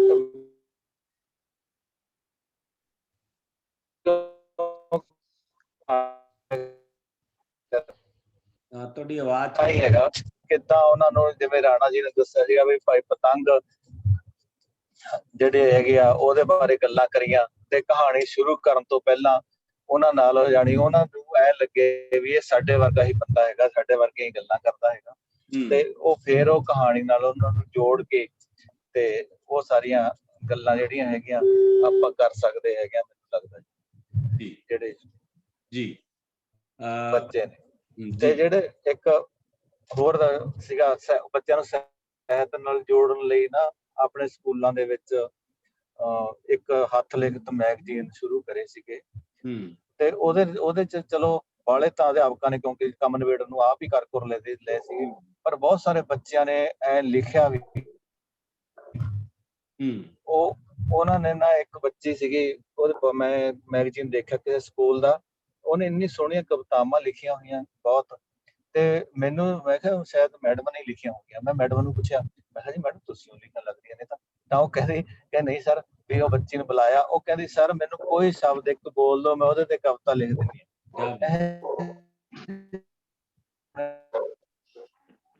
ਹੈਗਾ। ਉਹ ਬੱਚੀ ਨੂੰ ਜਾਣੀ ਬਸ ਇੰਨੀ ਗੱਲ ਸੀ। ਜੀ ਬਹੁਤ ਵਧੀਆ, ਬਹੁਤ ਵਧੀਆ। ਸੱਚਮੁੱਚ ਬਹੁਤ ਸਾਰੇ ਮੌਕੇ ਹੁੰਦੇ ਨੇ ਅਧਿਆਪਕ ਕੋਲੇ, ਜਿਹਦੇ ਰਾਹੀਂ ਉਹ ਬੱਚਿਆਂ ਨੂੰ ਇਹਨਾਂ ਸਾਰੀਆਂ ਵਿਧਾਵਾਂ ਦੇ ਨਾਲ ਜੋੜ ਸਕਦੇ। ਇਸ ਤੋਂ ਬਾਅਦ ਮੈਡਮ ਮਨਜਿੰਦਰ ਕੌਰ, ਤੁਸੀਂ ਕੋਈ ਹੋਰ ਸਵਾਲ ਜਿਹੜਾ ਸਾਡੇ ਇਹਨਾਂ ਮਹਿਮਾਨਾਂ ਨੂੰ ਕਰਨਾ ਚਾਹੁੰਦੇ ਹੋ? ਉਸ ਤੋਂ ਬਾਅਦ ਆਪਾਂ ਅੱਗੇ ਗੱਲ ਨੂੰ ਅੱਗੇ ਤੋਰਾਂਗੇ। ਹਾਂਜੀ, ਜਿਸ ਤਰ੍ਹਾਂ ਜਤਿੰਦਰ ਹਾਂਸ ਜੀ ਨੇ ਗੱਲ ਕੀਤੀ ਆ ਕਿ ਬੱਚਾ ਕਹਿੰਦਾ ਸੀ ਕਿ ਇੱਕ ਕੋਈ ਸ਼ਬਦ ਬੋਲੋ ਤੇ ਮੈਂ ਉਹਦੇ ਉੱਤੋਂ ਕਵਿਤਾ ਲਿਖ ਦਿੰਦੀ ਹਾਂ। ਇਸੇ ਤਰ੍ਹਾਂ ਅਸੀਂ ਪ੍ਰਾਇਮਰੀ ਦੇ ਬੱਚਿਆਂ ਨੂੰ ਕਵਿਤਾ ਲਿਖਣ ਦੀ ਜਿਹੜੀ ਜਾਚ ਸਿਖਾਉਣ ਲਈ ਨਾ ਛੋਟੇ ਲੈਮਈ ਵਾਕ ਬਣਾਉਣਾ ਅਸੀਂ ਸਿਖਾਉਂਦੇ ਹਾਂ। ਮੈਂ ਇਹ ਜਾਣਨਾ ਚਾਹੁੰਦੀ ਹਾਂ ਮੈਡਮ ਰੰਧਾਵਾ ਜੀ ਸਾਨੂੰ ਗਾਈਡ ਕਰਨ ਕਿ ਬੱਚਿਆਂ ਅੰਦਰ ਕਹਾਣੀ ਲਿਖਣ ਦੀ ਜਿਹੜੀ ਕਲਾ ਹੈ ਨਾ, ਉਹ ਕਿਵੇਂ ਪੈਦਾ ਕੀਤੀ ਜਾ ਸਕਦੀ ਹੈ। ਜੀ ਹਾਂਜੀ, ਬਿਲਕੁਲ ਸਹੀ। ਕਹਾਣੀ ਲਿਖਣ ਦੀ ਜਿਹੜੀ ਕਲਾ ਦੀ ਗੱਲ ਕੀਤੀ ਹੈ, ਮੇਰੀ ਵੀ ਗੱਲ ਉੱਥੇ ਹੀ ਆਉਂਦੀ ਹੈ ਕਿ ਬੱਚਿਆਂ ਨੂੰ ਕਹਾਣੀ ਲਿਖਣ ਤੋਂ ਪਹਿਲਾਂ ਉਹਨਾਂ ਨੂੰ ਕਹਾਣੀ ਦੱਸਣ ਦੀ ਜਾਚ ਸਿਖਾਉਣੀ ਵੀ ਤੁਸੀਂ ਕੀ ਕੀਤਾ। ਸਾਡੇ ਇੱਥੇ ਬੜਾ ਰਿਵਾਜ ਹੈ ਕਿ ਵੀਕਐਂਡ ਤੋਂ ਬਾਅਦ ਆਉਂਦੇ, ਜਿਵੇਂ ਹਰ ਸਕੂਲ 'ਚ ਹੁੰਦਾ ਹੈ, ਹਰ ਜਗ੍ਹਾ ਤੇ ਹੀ ਹੈ, ਜਿਵੇਂ ਉਹਨਾਂ ਨੇ ਰਾਣਾ ਸਾਹਿਬ ਹੋਰਾਂ ਨੇ ਵੀ ਦੱਸਿਆ ਕਿ ਤੁਸੀਂ ਵੀਕਐਂਡ ਤੇ ਕੀ ਕੀਤਾ, ਤੁਸੀਂ ਕਿੱਥੇ ਗਏ ਸੀ, ਤੁਸੀਂ ਆਪਣੇ ਵੀਕਐਂਡ ਦੇ ਸਵੇਰੇ ਆ ਕੇ ਜਦੋਂ ਗੱਲਬਾਤ ਹੋਈ ਬੈਠੇ ਆ, ਇੱਕ ਪੀਰੀਅਡ ਅਸੀਂ ਪੁੱਛਣਾ ਆਪਣਾ ਦੱਸੋ। ਫਿਰ ਤੁਸੀਂ ਹੁਣ ਕੱਲ ਜਿਹੜੀ ਆ ਕੋਈ ਤਿਉਹਾਰ ਮਨਾਇਆ, ਇਹਦੇ ਚ ਕਿਉਂ ਮਨਾਉਂਦੇ ਨੇ, ਇਹ ਤੁਸੀਂ ਕਿਉਂ ਮਨਾਇਆ। ਛੋਟੇ ਬੱਚਿਆਂ ਨੂੰ ਗੱਲਾਂ ਕਰਦੇ ਆ, ਇਹਦੇ ਨਾਲ ਰਿਲੇਟਡ ਕਹਾਣੀ, ਫਿਰ ਉਹ ਫਨੀ ਸਟੋਰੀ ਦੱਸਦੇ, ਉਹ I will tell you story about, ਉਹ ਇਹਦੇ ਪਿੱਛੇ ਸ਼ੁਰੂ ਕਰ ਦਿੰਦੇ ਆ ਕਿ ਇਹਦੇ ਪਿੱਛੇ ਆ ਫਨੀ ਸਟੋਰੀ ਸੀ, ਆ ਹੋਇਆ। ਫਿਰ ਉਹਨਾਂ ਨੂੰ ਹੌਲੀ ਹੌਲੀ ਜਾਚ ਆਉਂਦੀ ਆ ਆਪਣੀ ਗੱਲਾਂ ਨੂੰ ਸਵਾਦਲੇ ਢੰਗ ਨਾਲ ਦੱਸਣ ਦੀ। ਪਹਿਲਾਂ ਉਹ ਮੌਖਿਕ ਤੋਂ ਕਹਾਣੀ ਜਿਹੜੀ ਹੈ ਸਦਾ ਮੌਖਿਕ ਤੋਂ ਸ਼ੁਰੂ ਹੁੰਦੀ ਹੈ, ਲਿਖਣੇ ਤਾਂ ਅਸੀਂ ਬਾਅਦ ਸ਼ੁਰੂ ਕਰਦੇ ਆ ਜਾਂ ਅਸੀਂ ਉਹਨੂੰ ਲਿਖਣਾ ਸ਼ੁਰੂ ਕਰਦੇ ਆ, ਪਹਿਲਾਂ ਤੇ ਕਹਾਣੀ ਮੌਖਿਕ ਚੱਲਦੀ ਆ। ਐਵੇਂ ਹੀ ਪਹਿਲਾਂ ਉਹਨਾਂ ਨੂੰ ਉਹਨਾਂ ਦੇ ਬਾਰੇ ਪੁੱਛੇ, ਉਹਦੇ ਇੰਟਰਸਟ ਕੀ ਨੇ, ਉਹਨਾਂ ਦੇ ਸ਼ੌਕ ਕੀ ਨੇ, ਉਹ ਕਰਨਾ ਕੀ ਚਾਹੁੰਦੇ ਨੇ। ਜਦੋਂ ਇਹਨਾਂ ਗੱਲਾਂ ਬਾਰੇ ਉਹ ਦੱਸਣਾ ਸ਼ੁਰੂ ਕਰਦੇ ਨੇ, ਉਹ ਆਪੇ ਇੰਨੀਆਂ ਸੋਹਣੀਆਂ ਕਹਾਣੀਆਂ, ਜਿਵੇਂ ਆਪਾਂ ਕੋਈ ਸਪੀਚ ਦੇ ਰਹੇ ਹਾਂ, ਹੁਣ ਚ ਵੀ ਆਪਾਂ ਕਹਾਣੀ ਬੋਲ ਕੇ ਉਦਾਹਰਨ ਦੇ ਰਹੇ ਹਾਂ, ਤੇ ਜ਼ਿੰਦਗੀ ਦੀ ਸ਼ੁਰੂ ਕਹਾਣੀ ਤੋਂ ਹੀ ਹੁੰਦੀ ਹੈ। ਐਵੇਂ ਹੀ ਜ਼ਿੰਦਗੀ, ਐਵੇਂ ਹੀ ਬੱਚਿਆਂ ਦੀ ਵੀ ਜਦੋਂ ਉਹਨਾਂ ਨਾਲ ਆਪਾਂ ਗੱਲਬਾਤ ਕਰਦੇ ਹਾਂ, ਇੰਟਰਸਟ ਕੀ ਹੈ, ਇਹਦੇ ਤੇ ਗੱਲ ਦੱਸੋ, ਇਹਦੇ ਤੇ ਤੁਸੀਂ ਕੋਈ ਗੱਲ ਬਣਾਓ। ਔਰ ਅਸੀਂ ਇਹਨੂੰ ਕਹਾਣੀ ਨੂੰ ਜ਼ਰੂਰੀ ਕਰ ਰੱਖਿਆ ਹੋਇਆ ਹੈ। ਜਿਵੇਂ ਅਸੀਂ ਲੈਟਰ ਫਾਰਮੈਟ ਲੈਟਰ ਹੈ ਨਾ, ਐਵੇਂ ਆਪਾਂ ਬੱਚਿਆਂ ਨੂੰ ਸਿੱਖਿਆ ਹੁੰਦੇ ਨੇ ਸਿਖਾਉਣੇ, 3rd ਗ੍ਰੇਡ ਚ ਆਏ, 2nd ਗ੍ਰੇਡ ਚ ਆਏ, ਇਵਨ ਇੱਥੇ ਤੇ ਗ੍ਰੇਡ 1 ਚ ਹੀ ਵੀ ਲੈਟਰ ਅਸੀਂ ਬਾਅਦ ਚ ਸਿਖਾਉਣੇ ਆ, ਇਹਦੇ ਬਾਰੇ ਤੁਹਾਨੂੰ ਸਟੋਰੀ ਆਪਣੇ ਖਿਆਲ ਲਿਖ ਕੇ ਦੇਵੇ। ਤੇ ਲਿਖਣ ਦੀ ਇੱਕ ਦਿਨ ਜਦੋਂ ਉਹਨੇ ਪੜ੍ਹਿਆ, ਇੱਕ ਦਿਨ ਸੁਣਿਆ ਆ, ਪੜ੍ਹਨਾ, ਸੁਣਨਾ, ਲਿਖਣਾ, ਜਿਵੇਂ ਲਿਟਰੇਸੀ ਦੇ ਮੇਨ 3 ਪਾਰਟ ਨੇ ਕਿ ਬੱਚੇ ਨੂੰ ਸਮਝ ਆਉਂਦੀ ਹੋਵੇ, ਬੱਚਾ ਲਿਖ ਕੇ ਦਿਖਾਉਂਦਾ ਹੋਵੇ, ਤੇ ਬੱਚਾ ਪੜ੍ਹ ਕੇ। ਤੇ ਉਹਨੇ ਲਿਖ ਕੇ ਕੀ ਦਿਖਾਉਣਾ ਹੈ, ਉਹ ਇੱਥੇ ਪਾਰਟਿਕੂਲਰ ਬਣੇ ਬਣਾਏ ਆਪਾਂ ਜਿਹੜੇ ਆ ਐਸੇ ਲੈਟਰ ਉਹ ਨਹੀਂ ਦੇਣੇ, ਉਹ ਕੀ ਸੋਚਦੇ ਨੇ, ਉਹ ਕੀ ਉਹਨਾਂ ਦੇ ਖਿਆਲ ਨੇ, ਉਹਨਾਂ ਨੂੰ ਲਿਖ ਕੇ ਦੇਣ। ਉਹਨਾਂ ਨੂੰ ਕੀ ਚੰਗਾ ਲੱਗਦਾ ਹੈ, ਕੀ ਉਹਨਾਂ ਦੀ ਜਾਂ ਉਹਨਾਂ ਨੇ ਕਿਹੜਾ ਕੋਈ ਤਿਉਹਾਰ ਵੀ ਆਇਆ ਤਾਂ ਆ ਨਹੀਂ ਕਿ ਸਾਨੂੰ ਬਸੰਤ ਰੁੱਤ ਤੇ ਪ੍ਰਸਤਾਵ ਲਿਖ ਕੇ ਦਿਖਾਓ, ਆਹ ਵਾਲੀਆਂ ਗੱਲਾਂ ਨਹੀਂ। ਕਿ ਤੁਸੀਂ ਬਸੰਤ ਰੁੱਤ ਕਿਵੇਂ ਮਨਾਈ, ਤੁਸੀਂ ਕੀ ਕੀਤਾ ਉਦੋਂ। ਜਿਵੇਂ ਆਪਾਂ ਗੱਲ, ਜਾਂ ਤੁਸੀਂ ਹੁਣ ਸਾਡੇ ਕ੍ਰਿਸਮਸ ਹੋ ਕੇ ਜਾਂਦੀ ਆ, ਕ੍ਰਿਸਮਸ ਤੇ ਇੰਨੀਆਂ ਜ਼ਿਆਦਾ ਕਹਾਣੀਆਂ ਬਣਦੀਆਂ, ਬੱਚੇ ਇੰਨਾ ਲਿਖਦੇ ਅਸੀਂ ਕੀ ਮਨਾਉਣਾ, ਅਸੀਂ ਕੀ ਬਣਾਉਣਾ ਆ, ਸਾਡੇ ਜਿਹੜੀ ਚੀਜ਼ਾਂ ਸਾਡੇ ਘਰ ਕੀ ਆਈਆਂ, ਅਸੀਂ ਗਿਫਟ ਕਿਵੇਂ ਵੰਡਾਂਗੇ, ਜਾਂ ਇਹਦੇ ਪਿੱਛੇ ਕੀ ਆ। ਪਹਿਲਾਂ ਉਹ ਬੋਲ ਕੇ ਮੌਖਿਕ ਤੋਂ ਸ਼ੁਰੂ ਹੁੰਦਾ, ਔਰਲ ਸਟੋਰੀ ਤੋਂ ਸ਼ੁਰੂ ਹੁੰਦਾ ਹੋਇਆ, ਹੌਲੀ ਹੌਲੀ ਉਹ ਰਿਟਨ ਚ ਜਾਂਦਾ ਜਦੋਂ ਬੱਚਾ ਲਿਖਣ ਲੱਗ ਜਾਂਦਾ ਹੈ। ਜਦੋਂ ਤੱਕ ਉਹ ਨਹੀਂ ਲਿਖਦਾ, ਉਹ ਬੋਲ ਕੇ ਵੀ ਕਹਾਣੀਆਂ ਦੱਸ ਸਕਦਾ ਹੈ। ਅਸੀਂ ਵੀ ਕਹਾਣੀਆਂ ਪਾਉਣੇ ਆ, ਅਸੀਂ ਵੀ ਉਹਨਾਂ ਨੂੰ ਕਹਾਣੀਆਂ ਸੁਣਾਉਣੇ ਆ। ਔਰ ਲਗਾਤਾਰ ਆਪਾਂ ਅੱਜ ਕੱਲ੍ਹ ਸਗੋਂ ਟੈਕਨੋਲੋਜੀ ਹੋਰ ਵੀ ਹੈਲਪ ਕਰਦੀ ਆ ਵੀ ਜਿਹੜੀਆਂ ਕਿਤਾਬਾਂ ਸਾਡੇ ਕੋਲ ਹੈ ਨਹੀਂ, ਉਹਨਾਂ ਦੀ YouTube ਕਿੰਨੀ ਹੈਲਪ ਕਰਦੀ ਆ ਕਿ ਉਹਦੇ ਚ ਕਿੰਨੀਆਂ ਕਹਾਣੀਆਂ ਨਿੱਕੀਆਂ ਨਿੱਕੀਆਂ, ਵੱਡੇ ਤੋਂ ਲੈ ਕੇ ਨਿੱਕੀਆਂ ਪਈਆਂ, ਜਦੋਂ ਅਸੀਂ ਦਿਖਾਉਣੇ ਆ ਉਹ ਇੰਸਪਾਇਰ ਹੁੰਦਾ, ਉਹ ਕਹਿੰਦਾ ਯਾਰ ਮੈਂ ਵੀ ਦੱਸਦਾ ਆ, ਮੈਂ ਵੀ ਇਹੋ ਜਿਹੀ ਕਹਾਣੀ ਜਾਣਦਾ ਆ, ਮੈਨੂੰ ਵੀ ਪਤਾ ਵੀ ਇਹਨੂੰ ਕਿਵੇਂ ਕਹਿਣਾ ਆ। ਤੇ ਉਹਨੂੰ ਅਸੀਂ ਐਵੇਂ ਇੰਸਪਾਇਰ ਹੀ ਕਰਨਾ ਆ, ਮੌਖਿਕ ਤੌਰ ਤੇ ਪਹਿਲਾਂ, ਮੌਖਿਕ ਤੋਂ ਔਰਲੀ ਸਟੋਰੀ ਤੋਂ ਬਾਅਦ ਉਹ ਹੌਲੀ ਹੌਲੀ ਰਿਟਨ ਵੱਲ ਜਾਊਗਾ। ਜਦੋਂ ਉਹਨੂੰ ਲਿਖਣਾ ਆ ਜਾਊਗਾ, ਫਿਰ ਆਪੇ ਉਹਨੂੰ ਸ਼ਬਦ ਵੀ ਘਟਦੇ ਆ ਜਾਂਦੇ, ਫਿਰ ਜਿਵੇਂ ਜਿਵੇਂ ਉਹ ਵੱਡੇ ਹੁੰਦੇ ਨੇ। ਪਹਿਲਾਂ ਨਿੱਕੀ ਤੋਂ ਬੱਚਿਆਂ ਦੀ ਗੱਲ ਹੈ ਤਾਂ ਉਹ ਨਿੱਕੀ ਜੀ ਗੱਲ ਤੋਂ ਹੀ ਚੱਲਣੀ ਹੈ, ਔਰਲ ਸਟੋਰੀ ਤੋਂ, ਫਿਰ ਹੌਲੀ ਹੌਲੀ ਰਿਟਨ, ਤੇ ਫਿਰ ਉਹ ਚ ਵਿਧਾਵਾਂ ਤਾਂ ਆਪਾਂ ਬਾਅਦ ਦੱਸਾਂਗੇ। ਹਾਂ ਇੰਨਾ ਜ਼ਰੂਰ ਅਸੀਂ ਦੱਸ ਦਿੰਦੇ ਆ ਵੀ ਇੱਕ ਕਹਾਣੀ ਚ ਘਟਨਾ ਜ਼ਰੂਰ ਹੋਣੀ ਚਾਹੀਦੀ ਹੈ, ਵੀ ਕੁਛ ਨਾ ਕੁਛ ਹੋਇਆ ਜ਼ਰੂਰ ਹੋਣਾ ਚਾਹੀਦਾ ਹੈ। ਇੱਕ ਘਟਨਾ ਹੀ ਇੱਕ ਬਾਅਦ ਕਹਾਣੀਆਂ ਬਣਦੀਆਂ। ਉਹ ਤੈਨੂੰ ਮੈਂ ਗੱਲ ਦੱਸਾਂ, ਆਪਾਂ ਕਿੰਨਾ ਬੱਚਾ ਚਾਅ ਨਾਲ ਕਹਿੰਦਾ ਉਹ ਤੈਨੂੰ ਮੈਂ ਇੱਕ ਗੱਲ ਦੱਸਾਂ, ਉੱਥੇ ਆ ਹੋਇਆ, ਉਹ ਜੋ ਹੋਇਆ ਆ, ਜੋ ਇਨਸੀਡੈਂਟ ਹੈ, ਜੋ ਘਟਨਾ ਆ, ਉਹੀ ਕਹਾਣੀ ਦਾ ਮੂਲ ਆਧਾਰ ਹੈ। ਉਹਦੇ ਬਗੈਰ ਗੱਲ ਨਹੀਂ। ਉਹਨੂੰ ਦੱਸਦਾ ਕਿਹੜੇ ਕਿੰਨੇ ਸਵਾਦਲੇ ਢੰਗ ਨਾਲ ਆ, ਉਹੀ ਇੱਕ ਫਿਰ ਵਧੀਆ ਕਹਾਣੀਕਾਰ ਵੱਡਾ ਹੋ ਕੇ ਬਣ ਜਾਂਦਾ ਹੈ ਜਾਂ ਉਹ ਛੋਟਾ ਹੋ ਕੇ ਬਣ ਜਾਂਦਾ ਹੈ। ਵੀ ਉਹਨੂੰ ਗੱਲ ਦੱਸਣੀ ਆ ਜੇ, ਉਹਨੂੰ ਆਪਣੀ ਗੱਲ ਕਹਿਣੀ ਆ ਜੇ। ਬਾਕੀ ਸਾਰੀਆਂ ਗੱਲਾਂ ਬਸ ਆਹੀ ਸਿਖਾਉਣੀਆਂ, ਉਹਨਾਂ ਨਾਲ ਗੱਲਾਂ ਕਰੀਏ, ਆਓ ਗੱਲਾਂ ਕਰੀਏ। ਜਿਵੇਂ ਤੁਸੀਂ ਪ੍ਰਦੀਪ ਜੀ ਟੌਪਿਕ ਸ਼ੁਰੂ ਕਰਦੇ ਹੋਏ ਨਾ, ਆਓ ਗੱਲਾਂ ਕਰੀਏ, ਇਹ ਸਾਰੀਆਂ ਕਹਾਣੀਆਂ ਇਹ ਗੱਲਾਂ ਕਰੀਏ ਹੀ ਜਿਹੜਾ ਆ ਨਾ, ਇਹੀ ਸਟੋਰੀ ਦਾ ਜਿਹੜਾ ਭਾਵ ਆ ਕਿ ਗੱਲਾਂ ਕਰਨੀਆਂ ਹੀ ਕਹਾਣੀ ਦਾ ਮੂਲ ਆ। ਔਰ ਗੱਲ ਕਿਹਦੀ ਕਰਨੀ ਆ, ਘਟਨਾ ਹੋਈ ਕੀ ਆ ਤੇ ਹੈਪਨ ਕੀ ਹੋਇਆ, ਇਹਦੇ ਬਾਰੇ ਗੱਲ ਕਰਨਾ ਹੀ ਕਹਾਣੀ ਹੈ। ਤੇ ਬੱਚਿਆਂ ਨੂੰ ਅਸੀਂ ਆਹੀ ਸਿਖਾ ਦਈਏ, ਇਹਨਾਂ ਨੂੰ ਕਹਾਣੀਆਂ ਲਿਖਣੀਆਂ। ਬਹੁਤ ਅੱਛੀ ਗੱਲ ਹੈ। ਤੇ ਮੈਂ ਜਦੋਂ ਰੰਧਾਵਾ ਮੈਡਮ ਗੱਲ ਕਰ ਰਹੀ ਸੀ, ਮੇਰੇ ਮਾਈਂਡ ਦੇ ਵਿੱਚ ਇੱਕ ਟੌਪਿਕ ਘੁੰਮ ਰਿਹਾ ਸੀ ਨਾਲ ਉਹ ਇਹ ਸੀ ਕਿ ਅਸੀਂ ਬੱਚਿਆਂ ਦੇ ਮਾਮਲੇ 'ਚ ਨਾ ਅਕਸਰ ਇਹ ਕਹਿੰਦੇ ਕਿ ਬੱਚੇ ਸਾਨੂੰ ਕਹਾਣੀ ਲਿਖ ਕੇ ਦਿਖਾਉਣ ਜਾਂ ਬੱਚੇ ਸਾਨੂੰ ਕਵਿਤਾ ਲਿਖ ਕੇ ਦਿਖਾਉਣ। ਜਿੰਨੀ ਦੇਰ ਤੱਕ ਉਹ ਲਿਖਦੇ ਨਹੀਂ, ਅਸੀਂ ਉਹਨੂੰ ਕਵਿਤਾ ਜਾਂ ਕਹਾਣੀ ਮੰਨਦੇ ਨਹੀਂ ਹੈਗੇ। ਮਤਲਬ ਜੇ ਸੱਚਮੁੱਚ ਬੱਚਿਆਂ ਦੀਆਂ ਗੱਲਾਂ ਨੂੰ ਨਾ ਆਪਾਂ ਰਿਕਾਰਡ ਕਰ ਲਈਏ, ਜਦੋਂ ਟੀਚਰ ਮੈਨੂੰ ਵੀ ਕੋਲੇ ਹੁੰਦਾ, ਤਾਂ ਮੈਨੂੰ ਲੱਗਦਾ ਹਜ਼ਾਰਾਂ ਕਹਾਣੀਆਂ ਤਾਂ ਅਸੀਂ ਇਹੀ ਗਵਾ ਦਿੰਦੇ ਆ, ਜਿਹੜੀਆਂ ਬੱਚੇ ਸਿਰ 'ਚ ਦਿੰਦੇ ਨੇ, ਪਰ ਸਾਨੂੰ ਨਹੀਂ ਪਤਾ ਲੱਗਦਾ ਹੈਗਾ। ਜੇ ਕਿਤੇ ਉਹਨਾਂ ਸਾਰੀਆਂ ਕਹਾਣੀਆਂ ਨੂੰ, ਹਾਂਜੀ, ਜੇ ਕਿਤੇ ਉਹਨਾਂ ਸਾਰੀਆਂ ਕਹਾਣੀਆਂ ਨੂੰ ਆਪਾਂ ਰਿਕਾਰਡ ਕਰਕੇ ਬੱਚਿਆਂ ਨੂੰ ਹੀ ਬਾਅਦ ਦੇ ਵਿੱਚ ਆਪਣੇ ਵੱਲੋਂ ਲਿਖ ਕੇ ਬੱਚਿਆਂ ਦੀਆਂ ਕਹਾਣੀਆਂ ਨੂੰ ਬੱਚਿਆਂ ਨੂੰ ਸੁਣਾਈਏ, ਤਾਂ ਉਹ ਹੈਰਾਨ ਰਹਿ ਜਾਣਗੇ ਕਿ ਅਸੀਂ ਇੰਨੀਆਂ ਕਹਾਣੀਆਂ ਲਿਖਤੀਆਂ। ਕਹਿਣ ਦਾ ਬੱਚੇ ਸਿਰਜਣਾ ਕਰਦੇ ਨੇ, ਬੱਚੇ ਬਹੁਤ ਖੂਬਸੂਰਤ ਸਿਰਜਣਾ ਕਰਦੇ ਨੇ, ਪਰ ਅਸੀਂ ਕਦੇ ਬੱਚਿਆਂ ਦੀ ਔਰਲ ਸਿਰਜਣਾ ਨੂੰ ਰਿਟਨ ਉਹਦੀ ਵਰਜਨ ਦੇ ਵਿੱਚ ਕਦੇ ਉਹਦੀ ਟ੍ਰਾਂਸਕ੍ਰਿਪਸ਼ਨ ਬਣਾਉਣ ਦੀ ਕੋਸ਼ਿਸ਼ ਨਹੀਂ ਕੀਤੀ, ਉਹਦਾ ਰਿਟਨ ਰੂਪ ਲਿਆਉਣ ਦੀ ਕੋਸ਼ਿਸ਼ ਨਹੀਂ ਕੀਤੀ। ਕਿੰਨੀਆਂ ਕਹਾਣੀਆਂ ਅਸੀਂ ਐਂ ਮਾਰ ਦਿੰਦੇ ਹਾਂ ਬੱਚਿਆਂ ਦੀਆਂ, ਜਿਹੜੀਆਂ ਬੱਚੇ ਸਿਰ 'ਚ ਲੈਂਦੇ ਨੇ ਪਰ ਸਮਝਦੇ ਨਹੀਂ ਹੈਗੇ ਅਸੀਂ। ਅਸੀਂ ਉਹਦੀ ਗਲਤੀਆਂ ਹੀ ਕੱਢਦੇ ਆ, ਸਰਕਲ ਹੀ ਲਾਉਣੇ ਆ, ਇੱਥੇ ਆ ਹਾਂ। ਗਲਤ ਲਿਖਤਾ, ਇੱਥੇ ਆ ਗਲਤ, ਉਹਦੀ ਵਿਚਲੀ ਕਹਾਣੀ ਨੂੰ ਤਾਂ ਪੜ੍ਹਦੇ ਹੀ ਨਹੀਂ। ਬਿਲਕੁਲ ਤਾਂ ਬਿਲਕੁਲ ਬਿਲਕੁਲ ਉਹਦੇ ਵਿਚਲੀ ਉਹਨਾਂ ਦੇ ਕਹਾਣੀਆਂ ਬਹੁਤ ਲੁਕੀਆਂ ਪਈਆਂ, ਉਹਨਾਂ ਦੇ ਗੱਲਾਂ 'ਚ, ਉਹਨਾਂ ਦੀਆਂ ਬਾਤਾਂ 'ਚ, ਉੱਥੇ ਸਿਰਜਣਾ ਹੀ ਭਰੀ ਪਈ ਹੈ। ਸਾਨੂੰ ਆਪਣੀ ਅੱਖ ਬਦਲਣ ਦੀ ਲੋੜ ਹੈ। ਬੱਚੇ ਤਾਂ ਬਹੁਤ ਸੋਹਣੀਆਂ ਕਹਾਣੀਆਂ ਨੇ। ਹਾਂਜੀ ਰਾਣਾ ਜੀ, ਆਪਾਂ ਇੱਕ ਹੋਰ ਥੋੜਾ ਜਿਹਾ ਵਿਸ਼ੇ ਦੀ ਟੋਨ ਚੇਂਜ ਕਰਦੇ ਆ। ਅਸੀਂ ਕਹਾਣੀ ਨੂੰ ਤਾਂ ਕਹਾਣੀ ਵਾਂਗੂ ਪੜ੍ਹਦੇ ਆ, ਪੜ੍ਹਾਉਂਦੇ ਆ। ਚਲੋ ਉੱਥੇ ਵੀ ਬਹੁਤ ਪ੍ਰੋਬਲਮਾਂ ਨੇ, ਵੈਸੇ ਤਾਂ ਉੱਥੇ ਵੀ ਲੰਬੀ ਗੱਲਬਾਤ ਕੀਤੀ ਜਾ ਸਕਦੀ ਹੈ ਕਿ ਅਜੇ ਅਸੀਂ ਕਹਾਣੀ ਨੂੰ ਵੀ ਕਹਾਣੀ ਵਾਂਗੂ ਨਹੀਂ ਪੜ੍ਹਾਇਆ ਹੈਗਾ।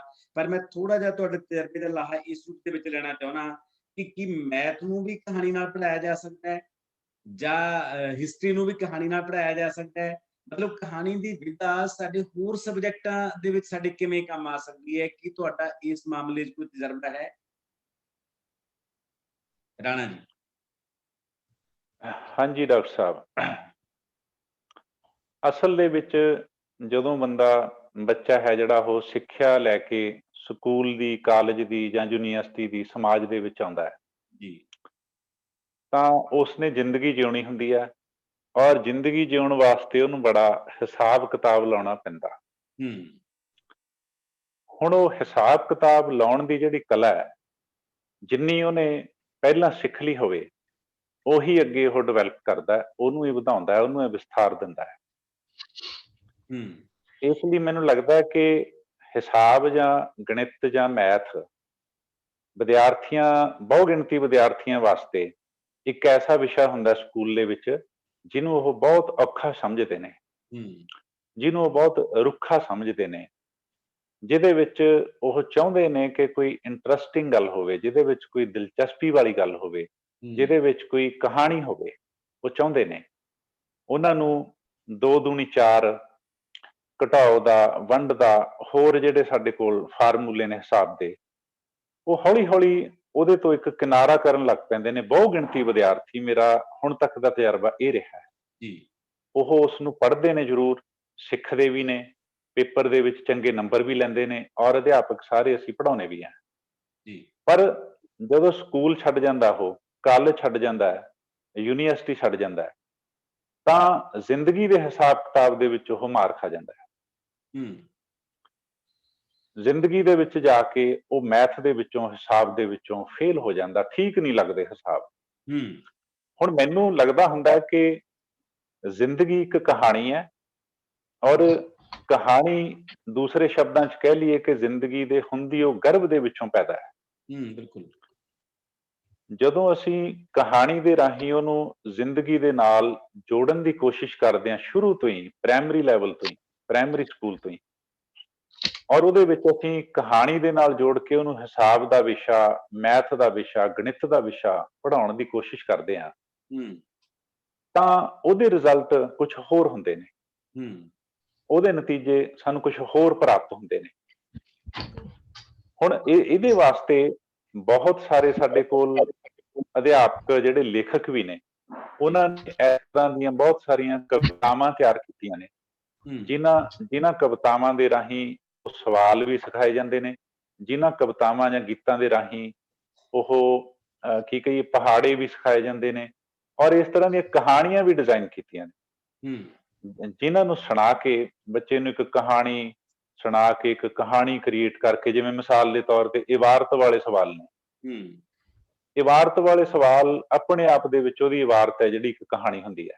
ਹੂੰ, ਹੁਣ ਉਸ ਇਬਾਰਤ ਵਾਲੇ ਸਵਾਲ ਨੂੰ ਹੱਲ ਕਰਨ ਤੋਂ ਪਹਿਲਾਂ ਅਸੀਂ ਕਹਾਣੀ ਦੀ ਵਰਤੋਂ, ਕਹਾਣੀ ਦੀ ਵਿਧਾ ਦੀ, ਕਹਾਣੀ ਦੀ ਜੁਗਤ ਦੀ ਵਰਤੋਂ ਕਰਦੇ ਹੋਏ ਹੂੰ, ਬੱਚੇ ਨੂੰ ਉਸ ਇਬਾਰਤ ਦੇ ਉੱਤੇ ਫੋਕਸ ਕਰਨਾ ਹੁੰਦਾ ਪਹਿਲਾਂ। ਮੈਂ ਜਿੱਥੋਂ ਤੱਕ ਆਪਣੇ ਤਜਰਬੇ ਦੇ ਵਿੱਚੋਂ ਗੱਲ ਇਹ ਲੱਭੀ ਹੈ, ਬਹੁਤ ਸਿੱਖੀ ਹੈ, ਵਧੀਆ, ਬਹੁਤ ਸਹੀ ਗੱਲ ਹੈ। ਕਿ ਅਗਰ ਅਸੀਂ ਬੱਚੇ ਨੂੰ ਉਹ ਸਵਾਲ ਦੀ ਇਬਾਰਤ ਸਹੀ ਤਰੀਕੇ ਨਾਲ ਸਮਝਾ ਪਾਏ, ਤਾਂ ਉਹ ਸੌਖੇ ਹੀ, ਸਹਿਜੇ ਹੀ ਸਵਾਲ ਹੈ ਜਿਹੜਾ ਹਿਸਾਬ ਦਾ ਹੱਲ ਕਰ ਲੂਗਾ ਅੱਗੇ ਜਾ ਕੇ, ਚਾਹੇ ਉਹ ਘਟਾਓ ਦੇ ਰੂਪ 'ਚ ਹੋਣਾ ਹੋਵੇ, ਚਾਹੇ ਜੋੜ ਦੇ ਰੂਪ 'ਚ, ਚਾਹੇ ਵੰਡ ਦੇ ਰੂਪ 'ਚ ਹੋਣਾ ਹੋਵੇ, ਉਹ ਸਹਿਜੇ ਹੀ ਉਹਨੂੰ ਹੱਲ ਕਰ ਲੂਗਾ। ਮੈਨੂੰ ਲੱਗਦਾ ਹੁੰਦਾ ਕਿ ਅਸੀਂ ਬਹੁਗਿਣਤੀ ਅਧਿਆਪਕਾਂ ਨੂੰ ਮੈਂ ਇਹ ਕਰਦੇ ਹੋਏ ਦੇਖਿਆ ਕਿ ਉਹ ਇਬਾਰਤ ਬਹੁਤ ਹੈ, ਜਿਵੇਂ ਸਕਿਪ ਕਰ ਦਿੰਦੇ ਹਾਂ ਅਸੀਂ। ਕੋਈ ਮਸ਼ਹੂਰੀ ਆਉਂਦੀ ਹੈ ਨਾ, ਕੋਈ ਐਡ ਆਉਂਦੀ ਹੈ ਕਿਸੇ ਪ੍ਰੋਗਰਾਮ 'ਚ, ਅਸੀਂ ਮੇਨ ਪ੍ਰੋਗਰਾਮ ਤੇ ਜਾਣ ਲਈ ਉਹਨੂੰ ਫਟਾਫਟ ਸਕਿਪ ਕਰ ਦਿੰਦੇ ਹਾਂ, ਉਲੰਘ ਜਾਂਦੇ ਹਾਂ। ਇਬਾਰਤ ਨੂੰ ਇਸ ਤਰ੍ਹਾਂ ਉਲੰਘ ਲਿਆ ਜਾਂਦਾ ਹੈ ਬਿਲਕੁਲ। ਇਬਾਰਤ ਦੇ ਵਿੱਚ ਬੱਚੇ ਦੀ ਕੋਈ ਰੁਚੀ ਨਹੀਂ ਪੈਦਾ ਹੁੰਦੀ। ਹੂੰ ਹੁਣ ਜਿਵੇਂ ਮਿਸਾਲ ਦੇ ਤੌਰ ਤੇ ਇੱਕ ਮੈਂ ਤੁਹਾਨੂੰ ਐਗਜ਼ਾਮਪਲ ਦੇ ਰਾਹੀਂ ਇਹ ਗੱਲ ਸਪਸ਼ਟ ਕਰਦਾ। ਜਿਵੇਂ ਇੱਕ ਵਾਰ ਇੱਕ ਬੰਦਾ ਬੱਚਾ ਹੈ ਜਿਹੜਾ ਸੌਰੀ ਇੱਕ ਬੱਚੇ ਨੂੰ ਉਸ ਦੀ ਮਾਂ ਹੈ ਜਿਹੜੀ ਉਹ ਦੁਕਾਨ ਦੇ ਉੱਤੇ ਸੌਦਾ ਲੈਣ ਵਾਸਤੇ ਕੋਈ ਚੀਜ਼ਾਂ ਲੈਣ ਵਾਸਤੇ ਭੇਜਦੀ ਹੈ ਹੂੰ ਔਰ ਉਸ ਨੂੰ ਇੱਕ 50 ਦਾ ਨੋਟ ਦੇ ਦਿੰਦੀ ਹੈ ਔਰ ਉਹ ਸਾਰੀਆਂ ਜਿਹੜੀਆਂ ਵਸਤਾਂ ਉਹਨੇ ਮੰਗਾਈਆਂ ਉਹ 50 ਰੁਪਏ ਦੀਆਂ ਨਹੀਂ ਹੈਗੀਆਂ, ਉਹਦੇ ਵਿੱਚੋਂ ਪੈਸੇ ਵਾਪਸ ਮੁੜਨੇ ਨੇ। ਹੂੰ ਹੁਣ ਇੱਕ ਤਾਂ ਇੱਥੇ ਇਸ ਗੱਲ ਦੇ ਵਿੱਚ ਇਹ ਸਿਖਾਇਆ ਜਾ ਰਿਹਾ, ਅਸੀਂ ਸਿਖਾ ਰਹੇ ਹਾਂ ਜੋੜ ਘਟਾਓ ਦਾ, ਹੂੰ ਕਿ 50 ਦੇ ਵਿੱਚੋਂ ਕਿੰਨੇ ਖਰਚੇ ਕਿੰਨੇ ਬਾਕੀ ਬਚੇ। ਹੂੰ ਹੁਣ ਜਦੋਂ ਉਹ ਬੱਚਾ ਉੱਥੇ ਜਾਂਦਾ ਹੈ ਤਾਂ ਸੌਦਾ ਲੈਂਦਾ ਹੈ, ਦੁਕਾਨਦਾਰ ਨੂੰ ਲੈਣ ਤੋਂ ਬਾਅਦ ਪੈਸੇ ਪੁੱਛਦਾ ਹੈ ਕਿ ਅੰਕਲ ਜੀ ਕਿੰਨੇ ਪੈਸੇ ਹੋਏ। ਦੁਕਾਨਦਾਰ ਉਹਨੂੰ ਕਹਿੰਦਾ 22 ਰੁਪਏ ਹੋਏ। ਹੂੰ ਹੁਣ ਉਸ ਬੱਚੇ ਨੂੰ ਜ਼ੋਰ ਦਿੱਤਾ ਹੋਇਆ ਸੀ ਅਸੀਂ 22 ਨੂੰ 22 ਕਹਿਣਾ ਸਿਖਾਉਣ ਦੇ ਉੱਤੇ। ਹੂੰ ਜਦੋਂ ਉਹ ਬੱਚਾ ਘਰ ਉੱਥੇ ਪੈਸੇ ਦੇ ਕੇ ਵਾਪਸ ਲੈ ਕੇ ਸੌਦਾ ਦੇ ਪੈਸੇ ਆ ਜਾਂਦਾ ਹੈ, ਘਰੇ ਆ ਕੇ ਉਹ ਬੱਚਾ ਆਪਣੀ ਮਾਂ ਨੂੰ ਇੱਕ ਬੜਾ ਸਵਾਲ ਕਰਦਾ ਹੈ, ਡੂੰਘਾ, ਬੜਾ ਸੂਖਮ ਹੈ ਉਹਦਾ ਸਵਾਲ। ਹੂੰ ਇਸ ਨੂੰ ਸਮਝਣ ਦੀ ਲੋੜ ਆ, ਇਸ ਦੇ ਉੱਤੇ ਫੋਕਸ ਕਰਨ ਦੀ ਲੋੜ ਆ। ਜੀ। ਉਹ ਬੱਚਾ ਕਹਿੰਦਾ ਵੀ ਆ ਲੈ ਮੈਂ ਸੌਦਾ, ਆ ਲੈ ਮਾਂ ਪੈਸੇ। ਹੂੰ ਉਹ ਕਹਿੰਦੀ ਸ਼ਾਬਾਸ਼। ਕਹਿੰਦਾ ਉੱਥੇ ਇੱਕ ਸਮੱਸਿਆ ਆਈ ਪਰ। ਹੂੰ ਉਹ ਕਹਿੰਦੇ ਕੀ? ਬੱਚਾ ਕਹਿੰਦਾ ਜਦੋਂ ਮੈਂ ਉਹਨੂੰ ਪੈਸੇ ਪੁੱਛੇ ਕਿ ਅੰਕਲ ਕਿੰਨੇ ਪੈਸੇ, ਬੱਚੇ ਦੇ ਉੱਤੇ ਜ਼ੋਰ ਦਿੱਤਾ ਗਿਆ ਸੀ ਕਿ 22 ਨਹੀਂ ਕਹਿਣਾ 22 ਕਹਿਣਾ ਹੈ। ਹੂੰ 22 ਦਾ ਕਨਸੈਪਟ ਹੀ ਡਿਲੀਟ ਕਰ ਦਿੱਤਾ ਗਿਆ। ਹੂੰ ਕੀ ਬਾਤ ਹੈ, ਕੀ ਬਾਤ ਹੈ। ਇੰਗਲਿਸ਼ ਮੀਡੀਅਮ ਦੇ ਅਸੀਂ ਪਿੱਛੇ ਐਸਾ ਪਏ ਹੂੰ ਕਿ ਅਸੀਂ 22 ਦਾ ਕਨਸੈਪਟ ਹੀ ਉਹਦੇ ਦਿਮਾਗ ਚੋਂ ਡਿਲੀਟ ਕਰਤਾ। 22 ਡਿਵੈਲਪ ਹੀ ਨਹੀਂ ਹੋਣ ਦਿੱਤਾ। ਹੂੰ 22 ਉਹ ਬਾਪ ਵੀ, 22 ਉਹ ਫਿਗਰ ਵੀ, ਹੂੰ ਅਸੀਂ ਉਹ ਡਿਵੈਲਪ ਹੀ ਨਹੀਂ ਹੋਣ ਦਿੱਤਾ। ਤੇ ਉਹ ਬੱਚਾ ਜਦੋਂ ਉਹਨੂੰ ਦੁਕਾਨਦਾਰ ਕਹਿੰਦਾ ਕਿ 22 ਰੁਪਏ, ਤਾਂ ਬੱਚਾ ਹੈਰਾਨ ਹੁੰਦਾ, ਕਨਫਿਊਜ਼ਨ ਪੈਦਾ ਹੁੰਦਾ ਹੈ ਕਿ 22 ਕੀ ਹੁੰਦਾ ਹੈ, ਕਿੰਨਾ ਹੁੰਦਾ ਹੈ। ਮਾਂ ਨੂੰ ਪੁੱਛਦਾ ਹੈ ਕਿ ਕਿੰਨਾ ਹੁੰਦਾ ਹੈ, ਉਹ 22 ਕਿਹਨੂੰ ਕਹਿ ਰਿਹਾ ਸੀ? ਹੂੰ ਮਾਂ ਕਹਿੰਦੀ 22 ਨੂੰ ਹੂੰ 22 ਕਹਿ ਰਿਹਾ ਸੀ। ਹੂੰ ਕਹਿੰਦਾ ਕਮਾਲ। ਉਹ ਦੁਕਾਨਦਾਰ ਫਿਰ ਪਾਗਲ ਆ, ਹੂੰ ਉਹਨੂੰ ਕੋਈ ਅਕਲ ਹੀ ਨਹੀਂ, ਐਡਾ ਵੱਡਾ ਹੋ ਗਿਆ। ਹੂੰ 22 ਨੂੰ ਕੁਝ ਹੋਰ ਹੀ ਦੱਸੀ ਜਾਂਦਾ, ਕੀ ਬਾਤ। ਅਸੀਂ 22 ਦੱਸੀ ਜਾਂਦਾ। ਹੂੰ ਹੁਣ ਡਾਕਟਰ ਸਾਹਿਬ ਇਸ ਇਬਾਰਤ ਦੇ ਵਿੱਚ, ਇਸ ਛੋਟੀ ਜੀ ਉਦਾਹਰਨ ਦੇ ਵਿੱਚ ਇਹ ਗੱਲ ਬਹੁਤ ਡੂੰਘੇ ਰੂਪ ਦੇ ਵਿੱਚ ਪਈ ਹੈ ਕਿ ਅਸੀਂ ਬੱਚੇ ਦੇ ਦਿਮਾਗ ਦੇ ਵਿੱਚੋਂ ਜਦੋਂ ਉਹਨੂੰ ਹਿਸਾਬ ਕਿਤਾਬ ਦੇ ਵਿੱਚ ਪਾਉਣਾ ਹੈ, ਜਦੋਂ ਅਸੀਂ ਉਹਨੂੰ ਲੈਣ ਦੇਣ ਰਾਹੀਂ, ਜਦੋਂ ਅਸੀਂ ਉਹਨੂੰ ਪ੍ਰੈਕਟੀਕਲੀ ਹਿਸਾਬ ਕਿਤਾਬ ਕਰਨਾ ਸਿਖਾਉਣਾ ਹੈ, ਚੀਜ਼ਾਂ ਲੈਣ ਦੇ ਕੇ, ਪੈਸੇ ਲੈ ਦੇ ਕੇ, ਤਾਂ ਉੱਥੇ ਅਸੀਂ ਕਈ ਵਾਰ ਸਮਾਨ ਅੰਤਰ ਰੂਪ ਦੇ ਵਿੱਚ ਭਾਸ਼ਾਵਾਂ ਦਾ ਜਿਹੜਾ ਮਸਲਾ ਹੈ ਉਹ ਡਿਲੀਟ ਕਰ ਬੈਠਦੇ ਹਾਂ। ਹੂੰ ਔਰ ਭਾਸ਼ਾਵਾਂ ਦਾ ਜਦੋਂ ਮਾਤ ਭਾਸ਼ਾ ਦੇ ਸ਼ਬਦ ਨੇ ਜਿਹੜੇ, ਜਦੋਂ ਮਾਤ ਭਾਸ਼ਾ ਡਿਲੀਟ ਹੁੰਦੀ ਹੈ ਤਾਂ ਅੱਧੀ ਉਹਦੀ ਸ਼ਖਸੀਅਤ ਡਿਲੀਟ ਹੋ ਜਾਂਦੀ ਹੈ। ਬਹੁਤ ਅੱਛੇ, ਬਹੁਤ ਅੱਛੇ, ਬਹੁਤ ਅੱਛੇ। ਅੱਧੀ ਉਹਦੀ ਸ਼ਖਸੀਅਤ ਡਿਲੀਟ ਹੋ ਜਾਂਦੀ ਹੈ ਔਰ ਸਾਡੀ ਸਾਰੀ ਸਿੱਖਿਆ ਦਾ ਜਿਹੜੀ ਫੋਕਸਿੰਗ ਹੈ ਉਹ ਬੱਚੇ ਦੀ ਸ਼ਖਸੀਅਤ ਉਹ ਸਾਰੀ ਦੀ ਗੱਲ ਕਰਦੀ ਹੈ। ਹੂੰ ਅਸੀਂ ਸਾਰੀ ਸਿੱਖਿਆ ਲੈ ਦੇ ਹੀ ਇਸ ਕਰਕੇ ਰਹੇ ਹਾਂ। ਹੂੰ ਹੁਣ ਮੈਨੂੰ ਲੱਗਦਾ ਕਿ ਇੱਕ ਮੈਂ ਹੋਰ ਉਦਾਹਰਨ ਦੇ ਲਾਂ। ਤੁਸੀਂ ਪੁੱਛਿਆ ਤਾਂ ਚਾਹੇ ਮੈਥ ਦਾ, ਹਿਸਾਬ ਦਾ ਪੁੱਛਿਆ, ਪਰ ਮੈਂ ਉਹਦੇ ਨਾਲ ਗੱਲ ਜੋੜ ਕੇ ਹੋਰ ਸਪਸ਼ਟ ਕਰਨੀ ਚਾਹੁੰਦਾ ਕਿ ਬੱਚੇ ਨੂੰ ਜਦੋਂ ਯਥਾਰਥ ਨਾਲੋਂ, ਜ਼ਮੀਨ ਨਾਲੋਂ, ਅਸਲ ਜ਼ਿੰਦਗੀ ਦੀ ਕਹਾਣੀ ਨਾਲੋਂ ਅਸੀਂ ਤੋੜਦੇ ਆ ਜੀ। ਤਾਂ ਹਿਸਾਬ ਕਿਤਾਬ ਠੀਕ ਨਹੀਂ ਲੱਗਦਾ, ਗੜਬੜ ਹੋ ਜਾਂਦੀ ਹੈ। ਹੂੰ 22 ਤੇ 22 ਦੇ ਵਿੱਚ ਬੜਾ ਝਗੜਾ ਤੇ ਕਨਫਿਊਜ਼ਨ ਪੈਦਾ ਹੋ ਜਾਂਦਾ ਤੇ ਬੱਚੇ ਦੀ ਸ਼ਖਸੀਅਤ ਦੇ ਵਿੱਚ ਇੱਕ ਮੈਥੇਮੈਟੀਕਲ ਅਸਾਵਾਂਪਣ ਹੈ ਜਿਹੜਾ ਉਹ ਪੈਦਾ ਹੋ ਜਾਂਦਾ ਹੈ। ਹੂੰ ਹੁਣ ਇੱਕ ਹੋਰ ਉਦਾਹਰਨ ਨਾਲ ਸਪਸ਼ਟ ਕਰਨਾ ਚਾਹੁੰਦਾ ਕਿ ਉਹ ਅਸਾਵਾਂਪਣ ਅਸੀਂ ਹੋਰ ਕਿਵੇਂ ਪੈਦਾ ਕਰੀ ਜਾ ਰਹੇ ਹਾਂ। ਹੂੰ ਮੈਥ ਤੇ ਭਾਸ਼ਾ ਨੂੰ ਜੋੜ ਕੀ ਹੈ?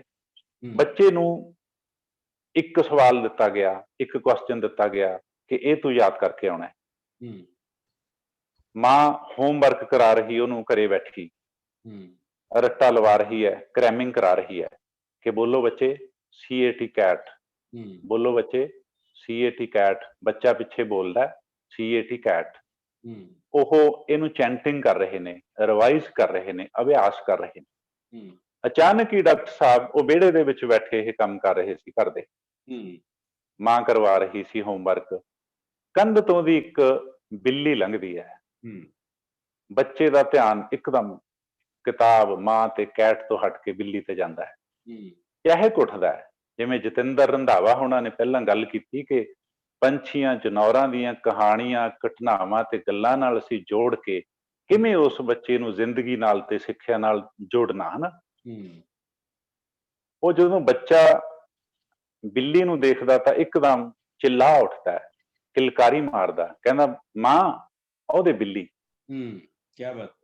ਮਾਂ ਕਹਿੰਦੀ ਸ਼ਟ ਅਪ, Cat ਡੋਂਟ ਸੇ ਬਿੱਲੀ, ਹੂੰ ਨੋ, ਬੋਲੋ CAT ਕੈਟ। ਹੂੰ ਇੱਧਰ ਧਿਆਨ ਦਿਓ, CAT ਕੈਟ। ਹੂੰ ਬੱਚਾ ਫੇਰ ਬੋਲਣ ਲੱਗ ਪੈਂਦਾ। ਇੱਥੇ ਵੀ ਉਹਨੂੰ ਬਿਲਕੁਲ ਜ਼ਿੰਦਗੀ ਦੇ ਯਥਾਰਥ ਨਾਲੋਂ, ਅਸਲੀਅਤ ਨਾਲੋਂ, ਰੀਅਲਟੀ ਨਾਲੋਂ ਤੋੜ ਕੇ ਅਸੀਂ ਕਿਸ ਤਰ੍ਹਾਂ ਦੀ ਸਿੱਖਿਆ ਹੈ ਜਿਹੜੀ ਉਸ ਦੇ ਲਈ ਤਿਆਰ ਕਰ ਰਹੇ ਹਾਂ। ਔਰ ਇਸ ਤਰ੍ਹਾਂ ਤਿਆਰ ਹੋਏ ਹੋਏ ਬੱਚੇ, ਚਾਹੇ ਉਹ ਭਾਸ਼ਾ ਦੇ ਮਾਮਲੇ 'ਚ ਹੋਣ, ਮੈਂ ਗੱਲ ਡਾਇਵਰਟ ਵੀ ਕਰ ਲਈ, ਚਾਹੇ ਉਹ ਹਿਸਾਬ ਦੇ ਨਾਲ ਸੰਬੰਧਿਤ ਹੋਣ, ਨਤੀਜੇ ਅੱਛੇ ਨਹੀਂ ਹੁੰਦੇ। ਹੂੰ ਜ਼ਿੰਦਗੀ ਦੇ ਵਿੱਚ ਹਿਸਾਬ ਕਿਤਾਬ ਮਾੜਾ ਹੋ ਜਾਂਦਾ ਹੈ, ਗਲਤ ਹੋ ਜਾਂਦਾ ਹੈ, ਜ਼ਿੰਦਗੀ 'ਚ ਫੇਲ ਹੋ ਜਾਂਦੇ ਨੇ। ਹੂੰ ਕਹਾਣੀ ਹੈ ਜਿਹੜੀ ਉਹ ਜ਼ਿੰਦਗੀ ਨਾਲ ਜੋੜਦੀ ਹੈ, ਜ਼ਿੰਦਗੀ ਨੂੰ ਉਹਦੇ ਨਾਲ ਜੋੜਦੀ ਹੈ, ਬੰਦਾ ਪਾਸ ਹੋ ਜਾਂਦਾ ਬਹੁਤੀ ਵਾਰੀ। ਪਿਛਲੇ ਦਿਨੀ ਮੈਂ ਤੁਹਾਨੂੰ ਇੱਕ ਹੋਰ ਉਦਾਹਰਨ ਦੇ ਕੇ, ਸ਼ਾਇਦ ਮੈਂ ਟਾਈਮ ਵੀ ਜ਼ਿਆਦਾ ਲੈ ਰਿਹਾ, ਹਾਂ ਜਤਿੰਦਰ ਹਾਂਸ ਤੇ ਮੈਂ ਅਸੀਂ ਮੋਹਨ ਭੰਡਾਰੀ ਨੂੰ ਮਿਲਣ ਗਏ ਚੰਡੀਗੜ੍ਹ। ਹੂੰ ਉਹ ਇਸ ਵਕਤ ਬੈੱਡ ਤੇ ਹੈ, ਖੜਾ ਨਹੀਂ ਹੋਇਆ ਜਾਂਦਾ। ਜੀ ਅਸੀਂ ਗੱਲਾਂ ਕਰਦੇ ਕਰਦੇ ਫੋਟੋਆਂ ਖਿੱਚਣ ਤੇ ਆ ਗਈ ਗੱਲ। ਜੀ ਜਤਿੰਦਰ ਇੱਧਰ ਖੜ ਗਿਆ, ਆਂਟੀ ਨਿਰਮਲਾ ਇੱਧਰ ਖੜ ਗਈ, ਮੈਂ ਇੱਧਰ ਖੜ ਗਿਆ, ਇੱਕ ਬੰਦਾ ਫੋਟੋ ਖਿੱਚ ਰਿਹਾ ਹੈ, ਮੋਹਨ ਭੰਡਾਰੀ ਤੋਂ ਖੜਿਆ ਨਹੀਂ ਜਾ ਰਿਹਾ। ਹੂੰ ਉਹਨੇ ਐਂ ਪਿੱਛੇ ਕੰਧ ਤੇ ਹੱਥ ਲਾ ਕੇ ਸਹਾਰਾ ਲੈ ਕੇ ਲਿਆ, ਹੂੰ ਖੜਨ ਦੀ ਕੋਸ਼ਿਸ਼ ਕੀਤੀ। ਮੈਂ ਦੇਖ ਲਿਆ, ਮੈਂ ਕਿਹਾ ਭੰਡਾਰੀ ਸਾਹਿਬ ਰਹਿਣ ਦਿੰਨੇ ਆ ਫੋਟੋ ਨੂੰ, ਨਹੀਂ ਖੜਿਆ ਜਾਂਦਾ। ਹੂੰ ਡਾਕਟਰ ਸਾਹਿਬ ਭੰਡਾਰੀ ਨੇ ਜਿਹੜਾ ਜਵਾਬ ਦਿੱਤਾ ਬੜਾ ਖੂਬਸੂਰਤ ਸੀ। ਕਹਿੰਦਾ ਜਸਵੀਰ ਹੂੰ ਫੋਟੋ ਖਿੱਚੋ, ਕਹਾਣੀ ਕਹਿੰਦਾ ਮੈਨੂੰ ਡਿੱਗਣ ਨਹੀਂ ਦਊ। ਕੀ ਬਾਤ, ਕੀ ਬਾਤ, ਕੀ ਬਾਤ। ਕਹਾਣੀ ਬੰਦੇ ਨੂੰ ਡਿੱਗਣ ਨਹੀਂ ਦਿੰਦੀ, ਪਾਸ ਕਰਵਾ ਦਿੰਦੀ ਹੈ, ਹੂੰ ਚਾਹੇ ਸਬਜੈਕਟ ਹਿਸਾਬ ਦਾ ਹੋਵੇ, ਚਾਹੇ ਭਾਸ਼ਾ ਦਾ ਹੋਵੇ। ਇਸ ਲਈ ਕਹਾਣੀ ਕੇਂਦਰ ਦੇ ਵਿੱਚ ਹਰ ਹਾਲਤ ਦੇ ਵਿੱਚ ਆਉਣੀ ਹੀ ਆਉਣੀ ਚਾਹੀਦੀ ਹੈ, ਕੰਪਲਸਰੀ ਹੈ ਇਹ ਸਾਡੇ ਟੀਚਿੰਗ ਮੈਥਡ ਦੇ ਵਿੱਚ। ਬਹੁਤ ਬਹੁਤ ਵਧੀਆ। ਜਤਿੰਦਰ ਹਾਂਸ ਜੀ, ਜੇ ਤੁਸੀਂ ਮੇਰੀ ਗੱਲ ਸੁਣ ਰਹੇ ਹੋ ਤਾਂ ਸੁਣ ਰਹੇ ਹੋ ਪਲੀਜ਼, ਜਤਿੰਦਰ ਹਾਂਸ ਜੀ। ਹਾਂਜੀ ਹਾਂਜੀ ਡਾਕਟਰ ਸਾਹਿਬ ਸਵਾਲ ਨਹੀਂ ਸੁਣੇ। ਹਾਂ ਹਾਂ ਬਿਲਕੁਲ ਬਿਲकुल, ਮੈਂ ਸਵਾਲ ਕਰਨਾ ਜੀ ਜੀ।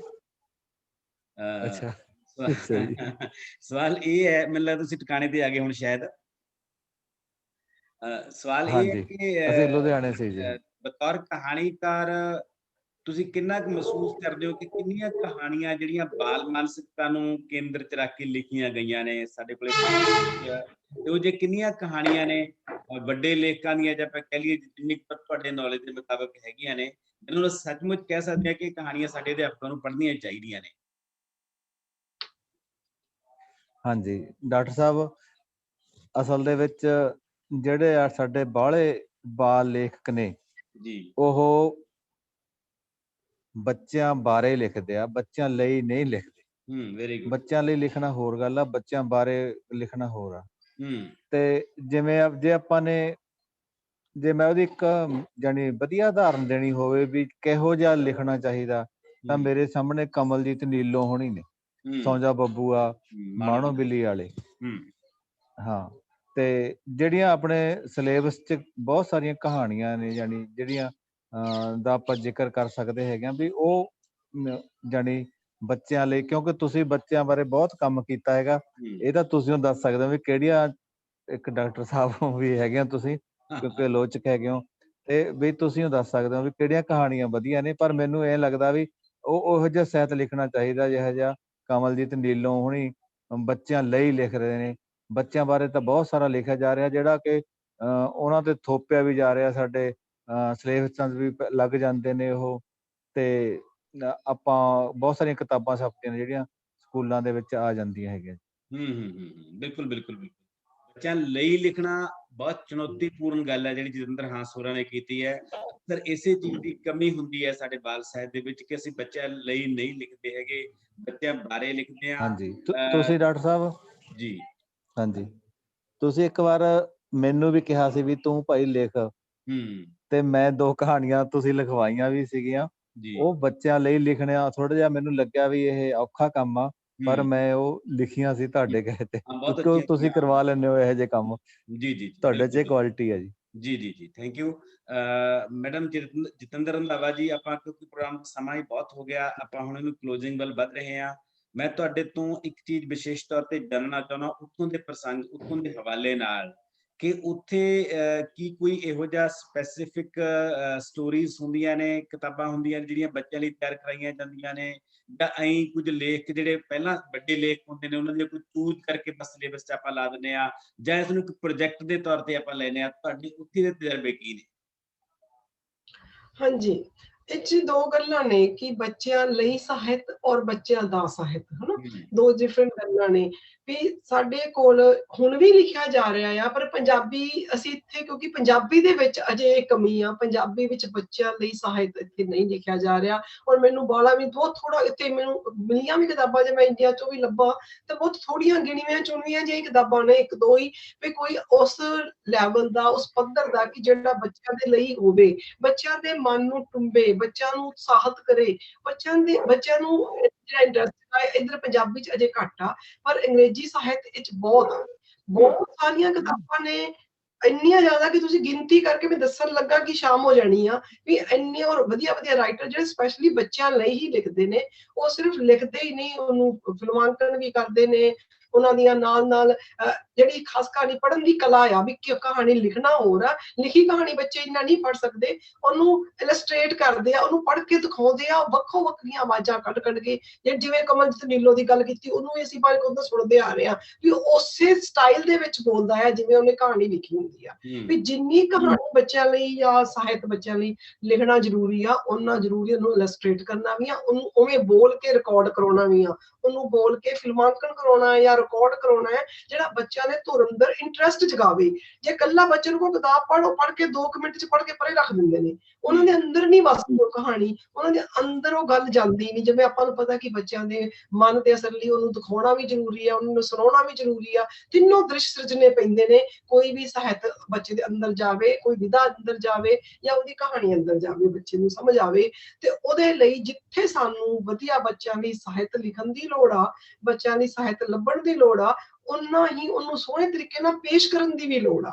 ਉਨੇ ਹੀ ਲੋਕ ਇੱਥੇ, ਬਹੁਤ ਲੋਕ ਲੱਗੇ ਹੋਏ ਆ, ਬਹੁਤ ਜ਼ਿਆਦਾ ਸਾਹਿਤ ਹੁਣ ਵੀ ਲਿਖ ਰਹੇ ਨੇ, ਔਰ ਪਹਿਲਾਂ ਵੀ ਬਹੁਤ ਪੁਰਾਣਾ ਵੀ ਲਿਖਿਆ ਜਾ ਰਿਹਾ, ਉਦੋਂ ਤੋਂ ਵੀ ਚੱਲ ਰਿਹਾ। ਉਹ ਪੁਰਾਣੇ ਨੂੰ ਇੰਸਪਾਇਰ ਹੁੰਦੇ ਆ। ਜਿਵੇਂ ਮੈਂ ਪੁਰਾਣੇ ਸਾਹਿਤ ਦੀ ਗੱਲ ਕੀਤੀ, ਸ਼ਾਰਲਟ ਵੈਬ ਦੀ ਕੀਤੀ, ਦਾ ਵੈਰੀ ਹੈਨਰੀ ਕੈਟ, ਜਾਂ ਜਿਹੜੀ ਵੀ famous where are the word things are, ਇਹੋ ਜਿਹੀਆਂ ਚੰਗੀਆਂ ਕਿਤਾਬਾਂ ਨੇ, ਉਹਦੇ ਤੋਂ ਇੰਸਪਾਇਰ ਹੋ ਰਹੇ ਆ। ਜਦੋਂ ਮੈਂ ਆਪ ਸ਼ਾਰਲਟਸ ਵੈਬ ਪੜ੍ਹਿਆ, ਮੈਨੂੰ ਲੱਗਦਾ ਕਿ ਮੈਂ ਜੋ ਲਿਖੀਆਂ ਨੇ 20-25 ਕਹਾਣੀਆਂ, ਜੇ ਛਪਾਈਆਂ ਨਹੀਂ, ਕਿਤਾਬ ਨਹੀਂ ਬਣੀ, ਬਟ ਮੇਰੇ ਕੋਲ ਸਮਾਨ ਕਾਫੀ ਤਿਆਰ ਆ, ਪਰ ਉਹਨੂੰ ਲੱਗਦਾ ਕੁਛ ਨਹੀਂ ਉਹਦੇ ਸਾਹਮਣੇ। ਜਦੋਂ ਆਪਾਂ ਹੋਰ ਬਹੁਤ ਵਧੀਆ ਕਿਤਾਬ ਪੜ੍ਹਦੇ ਆ ਨਾ, ਵੀ ਬੱਚਿਆਂ ਲਈ ਲਿਖੀ ਗਈ, ਤੇ ਤੁਹਾਡੇ ਜ਼ਿੰਦਗੀ 'ਚ ਨਹੀਂ, ਤੁਸੀਂ ਤਾਂ ਕੁਛ ਕੀਤਾ ਹੀ ਨਹੀਂ, ਤੁਹਾਨੂੰ ਹੋਰ ਕਰਨਾ ਹੈ, ਇਸ ਚੱਕਰ ਤੁਸੀਂ ਹੋਰ ਵੀ ਨਹੀਂ, ਅਜੇ ਮੈਂ ਹੋਰ ਲਿਖਣਾ ਹੈ, ਵੀ ਇਹਨਾਂ ਵਰਗਾ ਕਿਵੇਂ ਲਿਖ ਸਕਦੇ ਹਾਂ। ਹਾਂ, ਪੁਰਾਣੀਆਂ ਕਿਤਾਬਾਂ ਜਿਹੜੀਆਂ ਨੇ ਉਹ ਸਾਡਾ ਖਜ਼ਾਨਾ ਆ, ਉਹਨੂੰ ਅਸੀਂ ਇਹ ਕਹਿ ਕੇ ਪਰੇ ਨਹੀਂ ਰੱਖਦੇ ਵੀ ਇਹ ਬਹੁਤ ਪਹਿਲਾਂ ਲਿਖੀਆਂ, ਵੀ ਇਹ ਹੁਣ ਨਹੀਂ ਲਿਖਿਆ ਜਾ ਰਿਹਾ।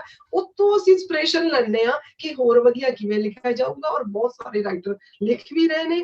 ਔਰ ਇਹ ਚੰਗਾ ਆ ਕਿ ਲੋਕ ਜਾਗਰੂਕ ਨੇ, ਸਿਰਫ ਐਸ ਸੋਚ ਕੇ ਨਹੀਂ ਕਿ ਅਸੀਂ ਜਿਵੇਂ ਆਪਣੇ ਚ ਰਿਸ਼ਤਿਆਂ ਦੀਆਂ ਕਹਾਣੀਆਂ ਜਾਂ ਹੋਰ ਇਹੋ ਜਿਹੀਆਂ ਕਹਾਣੀਆਂ ਲਿਖ ਕੇ, ਕਈ ਵਾਰੀ ਕੁਝ ਬਹੁਤ ਸਾਰੇ ਰਾਈਟਰ ਜਿਹੜੇ ਆ ਸਨਸਨੀਖੇਜ ਕਹਾਣੀਆਂ ਲਿਖ ਕੇ ਸਿਰਫ ਉਹ ਵਧੀਆ ਲੇਖਕ ਬਣਨਾ ਚਾਹੁੰਦੇ ਆ, ਉਹ ਅਸਲੀ ਮੂਲ ਜਿਹੜਾ ਮੰਤਵ ਹੁੰਦਾ ਉਹ ਜਾਂਦੇ ਨੇ ਬਹੁਤੇ ਵਾਰੀ। ਮੰਤਵ ਤੇ ਇਹ ਆ ਕਿ ਲੋਕਾਂ ਤੱਕ ਸੰਦੇਸ਼ ਪਹੁੰਚਾਉਣਾ, ਕੋਈ ਸੇਧ ਲਿਆਉਣੀ, ਜਾਂ ਕੋਈ ਇਹੋ ਜਿਹੀ ਗੱਲ ਕਰਨੀ ਕਿ ਜਿਹੜੀ ਸਦੀਆਂ ਤੱਕ ਯਾਦ ਰਹਿ ਜੇ, ਨਾ ਕਿ ਤੁਸੀਂ ਸਿਰਫ ਵੱਡੇ ਰਾਈਟਰ ਬਣਨ ਵੱਲ ਕਈ ਵਾਰੀ ਆਪਣਾ ਜ਼ੋਰ ਹੋ ਜਾਂਦਾ ਹੈ, ਤੇ ਜਿਹੜਾ ਅਸਲਾ ਮੰਤਵ ਹੁੰਦਾ ਵੀ ਅਸੀਂ ਕਿਉਂ ਲਿਖ ਰਹੇ ਹਾਂ, ਜਾਂ ਉਹਦਾ ਕੀ, ਉਦੋਂ ਅਸੀਂ ਕਈ ਵਾਰੀ ਵਿਸਲੇ ਹੋ ਜਾਂਦੇ ਆ। ਪਰ ਮੈਨੂੰ ਖੁਸ਼ੀ ਆ ਕਿ ਜਿਹੜਾ ਇੱਥੋਂ ਅਸੀਂ ਇੰਗਲਿਸ਼ ਲਿਟਰੇਚਰ ਪੜ੍ਹ ਰਹੇ ਆ, ਉਹ 'ਚ ਸਾਰੀਆਂ ਗੱਲਾਂ ਹੈਗੀਆਂ, ਤੇ ਅਸੀਂ ਪੰਜਾਬੀ ਦੇ ਵਿੱਚ ਵੀ ਇਹੋ ਜਿਹਾ ਲਿਆਉਣਾ ਚਾਹੁੰਦੇ ਆ।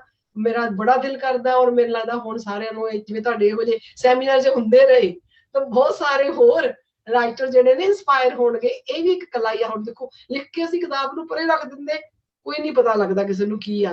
ਜਦੋਂ ਆਪਾਂ ਇੱਥੇ ਡਿਸਕਸ਼ਨ ਕਰਦੇ ਆ, ਉੱਤੇ ਗੱਲਬਾਤ ਕਰਦੇ ਆ, ਤਾਂ ਫਿਰ ਲੱਗਦਾ ਵੀ ਉਹ ਇਕੱਲਾ ਬੰਦਾ ਇੰਨਾ ਵਧੀਆ ਕੰਮ ਕਿਉਂ ਕਰ ਰਿਹਾ। ਬੱਚਿਆਂ ਲਈ ਇੱਕ ਮਾਨਵਤਾ ਦਾ ਕੰਮ ਆ, ਇੱਕ ਭਲਾਈ ਦਾ ਕੰਮ ਆ, ਇੱਕ ਚੰਗੀ ਇਨਸਾਨੀਅਤ ਦਾ ਕੰਮ ਆ। ਤਾਂ ਫਿਰ ਅਸੀਂ ਸਾਰੇ ਕਿਸੇ ਕੋਲ ਇੰਸਪਾਇਰ ਹੁੰਦੇ ਆ। ਜੇ ਇਹੋ ਜਿਹੇ ਪ੍ਰੋਗਰਾਮ ਹੋਰ ਹੁੰਦੇ ਰਹਿਣ, ਇਸ ਤਰ੍ਹਾਂ ਦੀਆਂ ਡਿਸਕਸ਼ਨ ਚੱਲਣ, ਇਸ ਤਰ੍ਹਾਂ ਦੀਆਂ ਗੱਲਾਂ ਚੱਲਣ, ਹੁੰਦੀਆਂ ਰਹਿਣ, ਤਾਂ ਮੈਨੂੰ ਲੱਗਦਾ ਹੈ ਕਿ ਪੰਜਾਬੀ ਦੇ ਵਿੱਚ ਵੀ ਬਹੁਤ ਵਧੀਆ ਬੱਚਿਆਂ ਲਈ ਸਾਹਿਤ ਲਿਖਿਆ ਜਾ ਸਕਦਾ ਹੈ।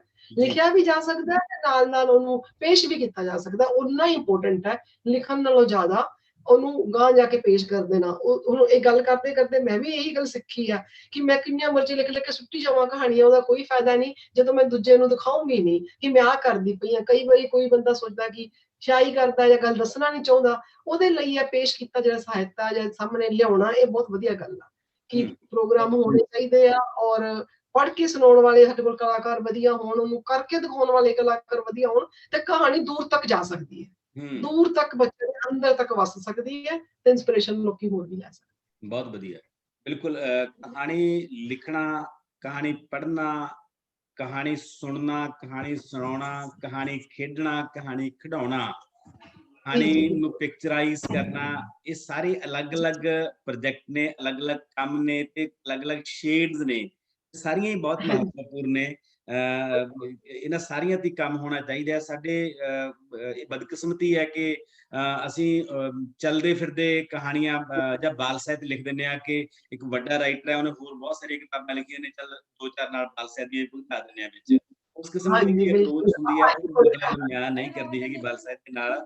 ਤੇ ਮੈਂ ਆਖਰੀ ਸਵਾਲ ਜਸਵੀਰ ਰਾਣੇ ਹੋਰਾਂ ਤੋਂ ਤੁਹਾਡੇ ਤੋਂ ਕਰਨਾ ਚਾਹੁੰਦਾ। ਰਾਣਾ ਜੀ, ਮੇਰੇ ਨਾਲ ਇੱਕ ਰਾਮ ਸਰੂਪ ਅਣਖੀ ਹੋਰਾਂ ਦੀ, ਸਾਡੇ ਬਹੁਤ ਵੱਡੇ ਕਹਾਣੀਕਾਰ ਸੀ, ਉਹਨਾਂ ਦੀ ਗੱਲ ਚੇਤੇ ਆਉਂਦੀ ਹੈ। ਉਹ ਅਕਸਰ ਜਦੋਂ ਕਿਤੇ ਉਹਨਾਂ ਦਾ ਮੈਂ ਕਈ ਰੂਬਰੂ ਕਰਾਏ ਉਹਨਾਂ ਦੇ ਸਕੂਲਾਂ ਦੇ ਵਿੱਚ, ਤੇ ਉਹ ਇੱਕ ਗੱਲ ਕਹਿੰਦੇ ਹੁੰਦੇ ਸੀ ਕਿ ਜਦੋਂ ਮੈਂ ਸਕੂਲ ਜਾਂ ਕਾਲਜ ਦੇ 2 ਸਮਾਂ ਤੇ ਪੜ੍ਹਾਇਆ ਉਹਨਾਂ ਨੇ, ਕਿ ਜਦੋਂ ਮੈਂ ਸਕੂਲ ਦੇ ਗੇਟ ਦੇ ਅੰਦਰ ਜਾਂਦਾ ਹੁੰਦਾ ਸੀ ਤਾਂ ਮੈਂ ਆਪਣਾ ਕਹਾਣੀਕਾਰ ਬਾਹਰ ਛੱਡ ਜਾਂਦਾ ਹੁੰਦਾ ਸੀ। ਤੇ ਕਹਿੰਦਾ ਵੀ ਸਾਡੇ ਅਧਿਆਪਕਾਂ ਨੂੰ ਕਹਾਣੀਕਾਰ ਦੇ ਵਿੱਚ, ਸਾਹਿਤਕਾਰ ਦੇ ਵਿੱਚ ਕੋਈ ਇੰਟਰਸਟ ਨਹੀਂ ਹੁੰਦਾ। ਸਾਡੇ ਮਹਿਕਮੇ ਨੂੰ ਕਹਾਣੀਕਾਰ ਦੇ ਵਿੱਚ, ਸਾਹਿਤਕਾਰ ਦੇ ਵਿੱਚ ਕੋਈ ਇੰਟਰਸਟ ਨਹੀਂ ਹੁੰਦਾ ਹੈਗਾ। ਤੁਹਾਨੂੰ ਕੀ ਲੱਗਦਾ ਹੈ ਕਿ ਤੁਹਾਡੇ ਕਹਾਣੀਕਾਰ ਹੋਣ ਦਾ ਤੁਹਾਡੇ ਮਹਿਕਮੇ ਨੇ, ਆਪਣੇ ਸਿੱਖਿਆ ਮਹਿਕਮੇ ਨੇ ਕੋਈ ਫਾਇਦਾ ਉਠਾਇਆ, ਜਾਂ ਤੁਹਾਨੂੰ ਬਤੌਰ ਕਹਾਣੀਕਾਰ ਕੋਈ ਮਾਣ ਸਨਮਾਨ ਮਿਲਿਆ ਮਹਿਕਮੇ ਵੱਲੋਂ? ਬਾਕੀ ਤਾਂ ਤੁਹਾਨੂੰ ਬਹੁਤ ਕੁਝ ਮਿਲਿਆ, ਸਾਡੇ ਸਾਰੇ ਸਾਹਿਤਕਾਰਾਂ ਨੂੰ ਬਹੁਤ ਅੱਛਾ ਮਿਲਿਆ, ਪਰ ਕੀ ਸਾਡੇ ਉਦਾਸੀਨਤਾ ਵਾਲਾ ਰਵੱਈਆ ਅਜੇ ਵੀ ਹੈ, ਜਾਂ ਬਤੌਰ ਕਹਾਣੀਕਾਰ ਤੇ ਬਤੌਰ ਅਧਿਆਪਕ ਤੁਹਾਨੂੰ ਕੁਝ ਵੱਖਰਾ ਕੁਝ ਮਹਿਸੂਸ ਹੋਇਆ ਹੋਵੇ? ਜੀ ਹਾਂਜੀ ਡਾਕਟਰ ਸਾਹਿਬ, ਬਹੁਤ ਅੱਛਾ ਸਵਾਲ ਤੁਸੀਂ ਅਖੀਰ ਦੇ ਵਿੱਚ ਕੀਤਾ। ਜਿਵੇਂ ਕਹਾਣੀ ਦਾ ਇੱਕ ਅੰਤ ਖੂਬਸੂਰਤ ਹੁੰਦਾ ਹੈ, ਉਸੇ ਤਰ੍ਹਾਂ ਇਹ ਅੱਜ ਦੇ ਇਸ ਗੱਲਬਾਤ ਦਾ ਜਿਹੜਾ ਆਖਰੀ ਸਵਾਲ ਹੈ ਉਹ ਵੀ ਕਹਾਣੀ ਵਰਗਾ ਹੈ। ਰਾਮ ਸਰੂਪ ਅਣਖੀ ਜਦੋਂ ਸਕੂਲ ਦੇ ਵਿੱਚ ਜਾਂਦਾ ਸੀ ਤਾਂ ਆਪਣੇ ਅੰਦਰਲਾ ਕਹਾਣੀਕਾਰ ਬਾਹਰ ਖੜਾ ਜਾਂਦਾ ਸੀ, ਅੰਦਰ ਨਹੀਂ ਲੈ ਕੇ ਜਾਂਦਾ ਸੀ। ਜਦੋਂ ਉਹ ਬਾਹਰ ਆਉਂਦਾ ਸੀ ਸਾਰੀ ਛੁੱਟੀ ਵੇਲੇ, ਤਾਂ ਅਧਿਆਪਕ ਨੂੰ ਸਕੂਲ ਦੇ ਵਿੱਚ ਖੜਾ ਆਉਂਦਾ ਸੀ, ਉਹਨੂੰ ਨਾਲ ਨਹੀਂ ਲੈ ਕੇ ਜਾਂਦਾ ਸੀ। ਅਕਸਰ ਉਹ ਇਹ ਗੱਲ ਕਹਿੰਦਾ ਹੁੰਦਾ ਸੀ। ਹੁਣ ਅਸੀਂ ਜਿਹੜਾ ਟੌਪਿਕ ਅੱਜ ਸ਼ੁਰੂ ਕੀਤਾ ਹੋਇਆ, ਜਿਸ ਦੇ ਉੱਤੇ ਗੱਲ ਕਰ ਰਹੇ ਹਾਂ, ਉਹ ਹੈ ਕਹਾਣੀ ਤੇ ਅਧਿਆਪਨ। ਅਸੀਂ ਦੋਨਾਂ ਨੂੰ ਜੋੜ ਰਹੇ ਹਾਂ। ਅਣਖੀ ਦੋਨਾਂ ਨੂੰ ਅੱਡ ਅੱਡ ਰੱਖਦਾ ਸੀ। ਹੁਣ ਸਵਾਲ ਪੈਦਾ ਹੁੰਦਾ ਹੈ ਵੀ ਉਹ ਅੱਡ ਅੱਡ ਕਿਉਂ ਰੱਖਦਾ ਸੀ? ਕਿਉਂਕਿ ਜਿਹੜਾ ਤੁਸੀਂ ਸਵਾਲ ਪੁੱਛਿਆ ਉਹ ਅੱਜ ਵੀ ਉਹੀ ਹੈ, ਅਣਖੀ ਵਾਲਾ ਹੀ ਪੋਜੀਸ਼ਨ ਹੈ, ਜਿਹੜੀ ਹਾਲਾਤ ਨੇ ਜਿਹੜੇ ਅਣਖੀ ਵਾਲੀ ਨੇ। ਜਦੋਂ ਅਸੀਂ ਸਕੂਲ ਦੇ ਵਿੱਚ ਜਾਂਦੇ ਹਾਂ ਤਾਂ ਉੱਥੇ ਇਸ ਤਰ੍ਹਾਂ ਦਾ ਬਹੁਤ ਕੁਝ ਗੈਰ ਜ਼ਰੂਰੀ ਹੈ ਜਿਹੜਾ ਉਹ ਆ ਗਿਆ ਹੈ, ਜਿਹੜਾ ਕਰਨਾ ਪੈਂਦਾ ਅਧਿਆਪਕ ਨੂੰ, ਜਿਹੜਾ ਉਸਨੂੰ ਕਹਾਣੀ ਨਾਲੋਂ ਤੋੜਦਾ। ਜਿਹੜਾ ਕਹਾਣੀਕਾਰ ਬੰਦਾ ਅਧਿਆਪਕ ਹੈ, ਉਸ ਨੂੰ ਰਾਮ ਸਰੂਪ ਅਣਖੀ ਵਾਂਗ ਬਾਹਰ ਖੜਾ ਕੇ ਜਾਣਾ ਪੈਂਦਾ, ਘਰੇ ਛੱਡ ਕੇ ਜਾਣਾ ਪੈਂਦਾ, ਜਾਂ ਸਾਇਲੈਂਟ ਮੋਡ ਤੇ ਲਾ ਕੇ ਰੱਖਣਾ ਪੈਂਦਾ ਆਪਣੇ ਆਪ ਦਾ ਕਹਾਣੀਕਾਰ।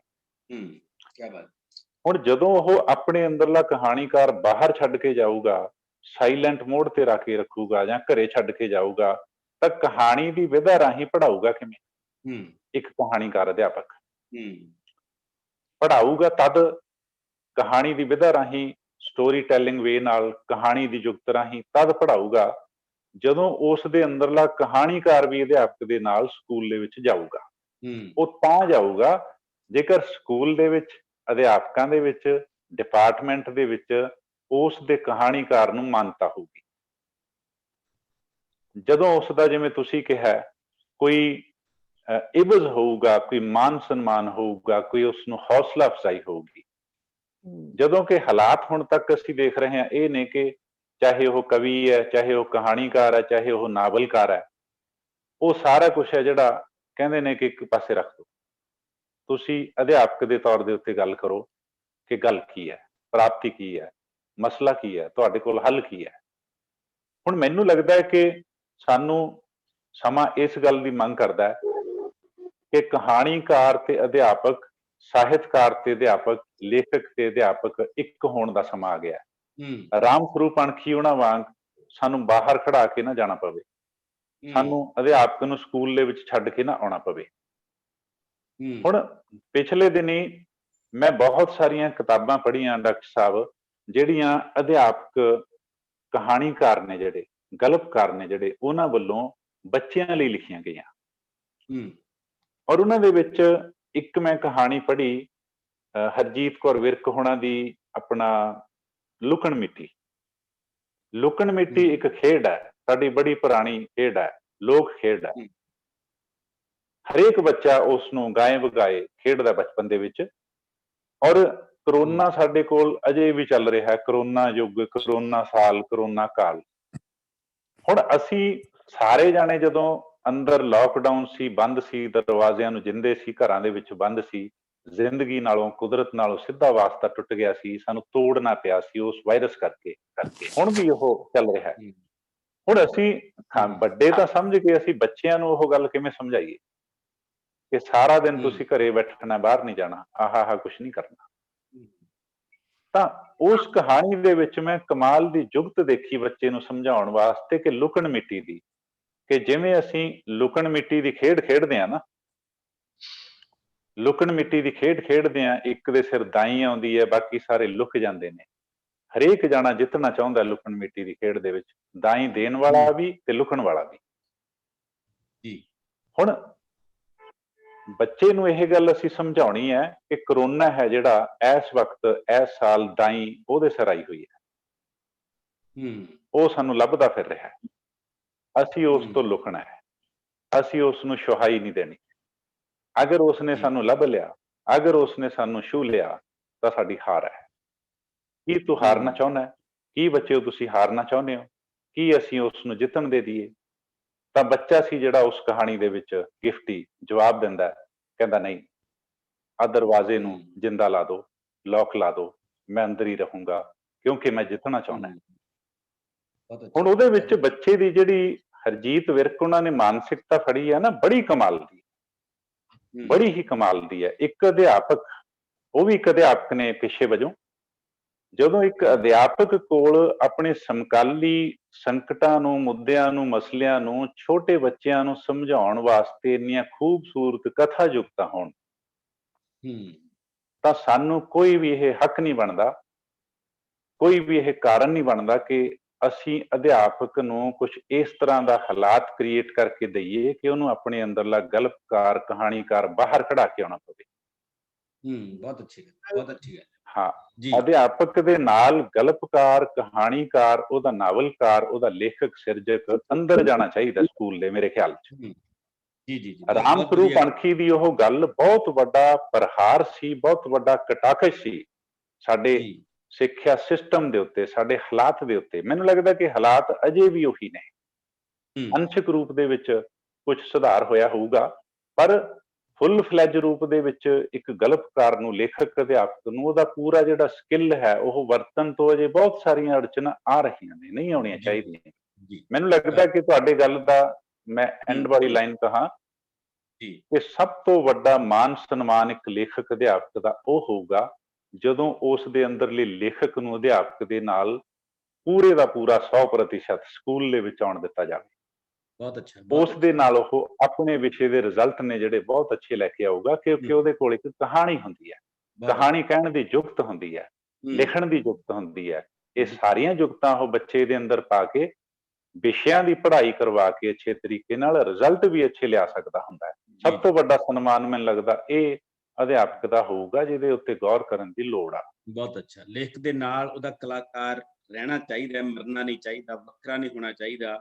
ਕਿਉਂਕਿ ਬਿਲਕੁਲ। ਜੇ ਉਹਦੇ ਅੰਦਰਲਾ ਕਲਾਕਾਰ ਮਰਦਾ ਤਾਂ ਉਹਦੀ ਅੰਦਰਲੀ ਸੰਵੇਦਨਾ ਮਰਦੀ ਹੈ, ਤੇ ਸੰਵੇਦਨਾ ਦਾ ਮਰਨਾ ਹੀ ਸਾਡੇ ਸਮਾਜ ਦਾ ਸਭ ਤੋਂ ਵੱਡਾ ਸੰਕਟ ਹੈ। ਦੋਸਤੋ, ਇੱਕ ਦੋ ਸਾਡੇ ਨਾਲ ਦੋਸਤ ਜੁੜੇ ਹੋਏ ਨੇ, ਵੈਸੇ ਹਰਜੀਤ ਕੌਰ ਬਿਰਕ ਇਹਨਾਂ ਦੀ ਗੱਲ ਮੇਰੇ ਖਿਆਲ ਦੇ ਵਿੱਚ ਕੀਤੀ ਰਾਣੇ ਹੋਰਾਂ ਨੇ, ਉਹ ਵੀ ਸਾਡੇ ਨਾਲ ਜੁੜੇ ਹੋਏ ਨੇ, ਗੁਰਮੀਤ ਪਨਾਗ ਹੋਰੀ ਵੀ ਸਾਡੇ ਨਾਲ ਜੁੜੇ ਹੋਏ ਨੇ, ਸਾਰੇ ਲੋਕ ਕਹਾਣੀ ਨਾਲ ਜੁੜੇ ਹੋਏ ਨੇ ਤੇ ਇਹਨਾਂ ਦਾ ਬਹੁਤ ਬਹੁਤ ਸਵਾਗਤ ਵੀ ਹੈ। ਇੱਕ ਰਜਨੀ ਵਾਲੀਆ ਮੈਡਮ ਜੇ ਇਸ ਵੇਲੇ ਸਾਡੇ ਨਾਲ ਨੇ, ਉਹ ਸਵਾਲ ਕਰਨਾ ਚਾਹੁੰਦੇ ਸੀ ਤਾਂ ਪਲੀਜ਼ ਉਹ ਸੰਖੇਪ ਦੇ ਵਿੱਚ ਆਪਣਾ ਸਵਾਲ ਕਰਨ, ਤੇ ਸੰਖੇਪ ਦੇ ਵਿੱਚ ਅਸੀਂ ਚਾਹਾਂਗੇ ਕਿ ਜਵਾਬ ਦਿੱਤਾ ਜਾਵੇ। ਮੈਡਮ ਰਜਨੀ ਵਾਲੀਆ। ਹਾਂਜੀ, ਨਮਸਕਾਰ ਜੀ। ਨਮਸਕਾਰ। ਸਰ, ਮੈਂ ਕਪੂਰਥਲੇ ਤੋਂ ਆ, ਮੈਂ ਵੀ ਟੀਚਰ ਆ, ETT teacher, triple MA ETT BEd ਆ, ਤੇ ਮੈਂ ਪੋਇਟਰੀ ਲਿਖਦੀ ਆ। ਤੇ ਇੱਕ ਵਾਰ ਨਾ ਸੈਮੀਨਾਰ 'ਚ, ਜਿੱਦਾਂ ਹੁਣ ਕਹਾਣੀ ਬਾਰੇ ਚੱਲ ਰਹੀ ਸੀ ਗੱਲ, ਤੇ ਸੈਮੀਨਾਰ 'ਚ ਕਿਸੇ ਨੇ ਕੁਐਸਚਨ ਪੁੱਟ ਕੀਤਾ, ਮੈਨੂੰ ਉਹਦਾ ਆਨਸਰ ਨਹੀਂ ਮਿਲਿਆ ਸੀ, ਤੇ ਮੈਨੂੰ ਲੱਗਿਆ ਕਿ ਹੁਣ ਸਾਰੇ ਕਹਾਣੀਕਾਰ ਇੰਨੇ ਵਿਦਵਾਨ ਬੈਠੇ, ਉਹਦਾ ਆਨਸਰ ਜ਼ਰੂਰ ਮਿਲੂਗਾ। ਉਹਨਾਂ ਨੇ, ਕਿਸੇ ਟੀਚਰ ਨੇ ਸਵਾਲ ਉਠਾਇਆ ਸੀ ਕਿ ਆਪਾਂ ਸ਼ੁਰੂ ਤੋਂ ਇੱਕ ਬੱਚਿਆਂ ਨੂੰ ਕਹਾਣੀ ਪੜ੍ਹਾਉਂਦੇ ਆ ਰਹੇ ਹਾਂ ਕਿ ਹਾਥੀ ਤੇ ਦਰਜੀ ਦੀ ਕਹਾਣੀ, ਕਿ ਹਾਥੀ ਰੋਜ਼ ਉਹਦੀ ਦੁਕਾਨ ਅੱਗੋਂ ਲੰਘਦਾ ਸੀ ਤੇ ਦਰਜੀ ਉਹਨੂੰ ਫਰੂਟ ਦਿੰਦਾ ਸੀ। ਇੱਕ ਦਿਨ ਦਰਜੀ ਗੁੱਸੇ 'ਚ ਸੀ ਤੇ ਉਹਨੇ ਸੂਈ 'ਚ ਬੋਤੀ ਤੇ ਹਾਥੀ ਨੇ ਉਹਦੇ ਤੇ ਗੰਦਾ ਪਾਣੀ ਪਾ ਦਿੱਤਾ। ਤੇ ਇੰਗਲਿਸ਼ ਦੇ ਵਿੱਚ ਇਹਦਾ ਮੋਰਲ ਸੀਗਾ ਟਿਟ ਫॉर ਟੈਟ, ਤੇ ਪੰਜਾਬੀ 'ਚ ਅਦਲੇ ਦਾ ਬਦਲਾ। ਵੀ ਇਹ ਕਹਾਣੀ ਆਪਾਂ ਬੱਚਿਆਂ ਨੂੰ ਕਿਉਂ ਕਰਵਾਉਂਦੇ ਆ? ਆਪਾਂ ਇਹ ਸਿਖਾਉਂਦੇ ਵੀ ਬਦਲਾ ਲੈਣਾ ਚਾਹੀਦਾ, ਜਾਂ ਜਾਨਵਰ ਵੀ ਬਦਲੇਖੋਰ ਹੁੰਦੇ ਆ, ਜਾਂ ਆਪਾਂ ਨੂੰ ਅਦਲੇ ਦਾ ਬਦਲਾ ਆਪਾਂ ਬੱਚੇ ਦੇ ਦਿਮਾਗ 'ਚ ਇਹ ਭਰ ਰਹੇ ਆ ਵੀ ਜੇ ਕੋਈ ਤੁਹਾਡੇ ਨਾਲ ਬੁਰਾ ਕਰਦਾ ਤੁਸੀਂ ਵੀ ਉਹਦੇ ਨਾਲ ਬੁਰਾ ਕਰੋ। ਇਹਦਾ ਮੋਰਲ ਇਹ ਸੀ। ਏਦਾਂ ਦੀ ਉਹਨਾਂ ਨੇ 2-3 ਹੋਰ ਕਹਾਣੀਆਂ ਦੱਸੀਆਂ ਸੀ ਵੀ ਇਹ ਕਨਸੈਪਟ ਪਹਿਲਾਂ ਕਿਉਂ ਹੁੰਦੇ ਸੀ, ਇਹਦਾ ਜਵਾਬ ਉੱਥੇ ਕਿਸੇ ਕੋਲ ਨਹੀਂ ਸੀ। ਤੇ ਮੈਂ ਮਤਲਬ ਚਾਹੁੰਦੀ ਹਾਂ ਕਿ ਜਿੱਦਾਂ ਹੁਣ ਇੰਨੇ ਵਧੀਆ ਸਾਰੇ ਬੈਠੇ ਹੋ ਤੁਸੀਂ, ਮੇਰੇ ਇਹ ਅੜਿਆ ਹੋਇਆ ਸਵਾਲ ਕਿ ਇਹਦਾ ਜਵਾਬ ਕੀ ਹੋਣਾ ਚਾਹੀਦਾ, ਕਿਉਂ ਹੁੰਦੀ ਸੀ ਇਹ ਕਹਾਣੀ ਸ਼ੁਰੂ ਤੋਂ ਲੈ ਕੇ ਹਮੇਸ਼ਾ ਹੀ ਆਪਾਂ ਪੜ੍ਹਦੇ ਆਏ ਹਾਂ ਇੰਗਲਿਸ਼ 'ਚ, ਪੰਜਾਬੀ 'ਚ, ਤੇ ਮੈਨੂੰ ਮਤਲਬ ਇਹਦਾ ਜਵਾਬ ਨਹੀਂ ਅਜੇ ਤੱਕ ਮਿਲਿਆ। ਮੈਂ ਉਹੀ ਪੁੱਛਣਾ ਚਾਹੁੰਦੀ ਸੀ। ਬਹੁਤ ਸੋਹਣਾ ਸਵਾਲ ਹੈ। ਇਹਦੇ ਨਾਲ ਬਹੁਤ ਸਾਰੇ ਮਸਲੇ ਜੁੜੇ ਹੋਏ ਨੇ ਕਿ ਕਹਾਣੀਆਂ ਦੀ ਕਿਸੇ ਇੱਕ ਦੌਰ ਤੋਂ ਬਾਅਦ ਜਦੋਂ ਦੂਜੇ ਦੌਰ ਦੇ ਵਿੱਚ ਆਪਾਂ ਲੈ ਕੇ ਜਾਂਦੇ ਹਾਂ ਤਾਂ ਉਹਦੀ ਇੰਟਰਪ੍ਰੀਟੇਸ਼ਨ ਕਿਸ ਕਿਸਮ ਦੀ ਹੋਣੀ ਚਾਹੀਦੀ ਹੁੰਦੀ ਹੈ। ਕੀ ਇੰਟਰਪ੍ਰੀਟੇਸ਼ਨ ਉਹੀ ਰਹਿਣੀ ਚਾਹੀਦੀ ਹੈ ਜਾਂ ਇੰਟਰਪ੍ਰੀਟੇਸ਼ਨ ਬਦਲਣੀ ਚਾਹੀਦੀ ਹੈ? ਕਹਾਣੀਆਂ ਦੀਆਂ ਮੋਡੀਫਿਕੇਸ਼ਨ ਹੋਣੀ ਚਾਹੀਦੀਆਂ ਨੇ, ਕਹਾਣੀਆਂ ਰੀਪਰੋਡਿਊਸ ਹੋਣੀਆਂ ਚਾਹੀਦੀਆਂ ਨੇ। ਬੜੇ ਸਾਰੇ ਇਸ਼ੂ ਇਹਦੇ ਨਾਲ ਜੁੜੇ ਹੋਏ ਨੇ। ਮੈਂ ਰੰਧਾਵਾ ਮੈਡਮ ਨੂੰ ਕਹੂੰਗਾ ਸੰਖੇਪ ਦੇ ਵਿੱਚ ਗੱਲ ਕਰਨ, ਬਾਅਦ ਦੇ ਵਿੱਚ ਆਪਣੇ ਜਤਿੰਦਰ ਹਾਂਸ ਤੇ ਰਾਣਾ ਸਾਹਿਬ ਵੀ ਕੁਝ ਕਹਿਣਾ ਚਾਹੁੰਦੇ ਹੋਣਗੇ ਤੇ ਜ਼ਰੂਰ, ਪਰ ਬਹੁਤ ਸੰਖੇਪ 1-2 ਮਿੰਟ ਦੇ ਵਿੱਚ। ਹਾਂਜੀ ਹਾਂਜੀ, ਇੱਥੇ ਇਸ ਗੱਲ ਦਾ ਜਵਾਬ ਦੇਣ ਤੋਂ ਪਹਿਲਾਂ ਮੇਰੇ ਦਿਮਾਗ 'ਚ ਇਹ ਆਉਂਦੀ ਹੈ ਕਿ ਪਹਿਲਾਂ ਕਹਾਣੀ ਦੀਆਂ ਚੋਣਾਂ ਕਰਨੀਆਂ, ਕਹਾਣੀ ਦੀ ਚੋਣ ਕਰਨੀ, ਕਹਾਣੀ ਦੀ ਕਿਤਾਬਾਂ ਦੀ ਸਿਲੈਕਸ਼ਨ ਕਰਨੀ, ਉਹਨੂੰ ਸਿਲੇਬਸ ਦੇ ਵਿੱਚ ਲਾਉਣਾ ਸਭ ਤੋਂ ਜ਼ਿੰਮੇਵਾਰੀ ਵਾਲਾ ਔਰ ਵੱਡਾ ਕਾਰਜ ਹੈ। ਸਭ ਤੋਂ ਵੱਡਾ ਕਾਰਜ ਹੈ। ਔਰ ਦੂਸਰੀ ਇੱਕ ਹੋਰ ਗੱਲ ਵੀ ਜਿਹੜੀ ਇੱਕ ਕਹਾਣੀ ਨੂੰ ਲੈ ਕੇ ਤੁਸੀਂ ਸਾਰੀਆਂ ਲੋਕ ਕਥਾਵਾਂ ਜਾਂ ਸਾਰੀਆਂ ਤੁਸੀਂ ਜਿਹੜੇ ਅਸੀਂ ਬੱਚਿਆਂ ਨੂੰ ਪੜ੍ਹਾਉਣਾ ਚਾਹੁੰਦੇ ਹਾਂ ਪੁਰਾਣੀਆਂ ਕਹਾਣੀਆਂ, ਉਹਦਾ ਤੁਸੀਂ ਸਿੱਟਾ ਨਹੀਂ ਕੱਢ ਸਕਦੇ ਵੀ ਆਪਾਂ ਪਰਟੀਕੂਲਰ ਇੱਕ ਕਹਾਣੀ ਚੱਕ ਕੇ ਤੇ ਆਪਾਂ ਕਹੀਏ ਇਹਦੇ ਟਿਟ ਫॉर ਟੈਟ ਕਿਹਾ ਗਿਆ। ਜਿਵੇਂ ਮੈਂ ਸ਼ੁਰੂ 'ਚ ਹੀ ਕਿਹਾ ਕਿ ਕਹਾਣੀਆਂ ਜਿਹੜੀਆਂ ਜਨੌਰਾਂ ਦੀਆਂ ਨੇ, ਪੰਛੀਆਂ ਦੀਆਂ ਨੇ, ਇਹਦੇ ਫਾਇਦੇ ਬੱਚਿਆਂ ਦਾ ਇੰਟਰਸਟ ਜਗਾਉਣ ਵਾਸਤੇ ਨੇ, ਬੱਚੇ 'ਚ ਇਨਸਾਨੀਅਤ ਸਿਖਾਉਣ ਵਾਸਤੇ ਨੇ, ਨਾ ਕਿ ਬਦਲਾ ਸਿਖਾਉਣ ਵਾਸਤੇ। ਸੋ ਸਾਨੂੰ ਦੇਖਿਆ ਇਹ ਕਿ ਅਸੀਂ ਚੁਣਿਆ ਕੀ ਹੈ, ਸਾਡੀ ਚੋਣ ਕੀ ਹੈ, ਸਾਡੀ ਚੋਣ ਕੌਣ ਕਰਦਾ ਹੈ।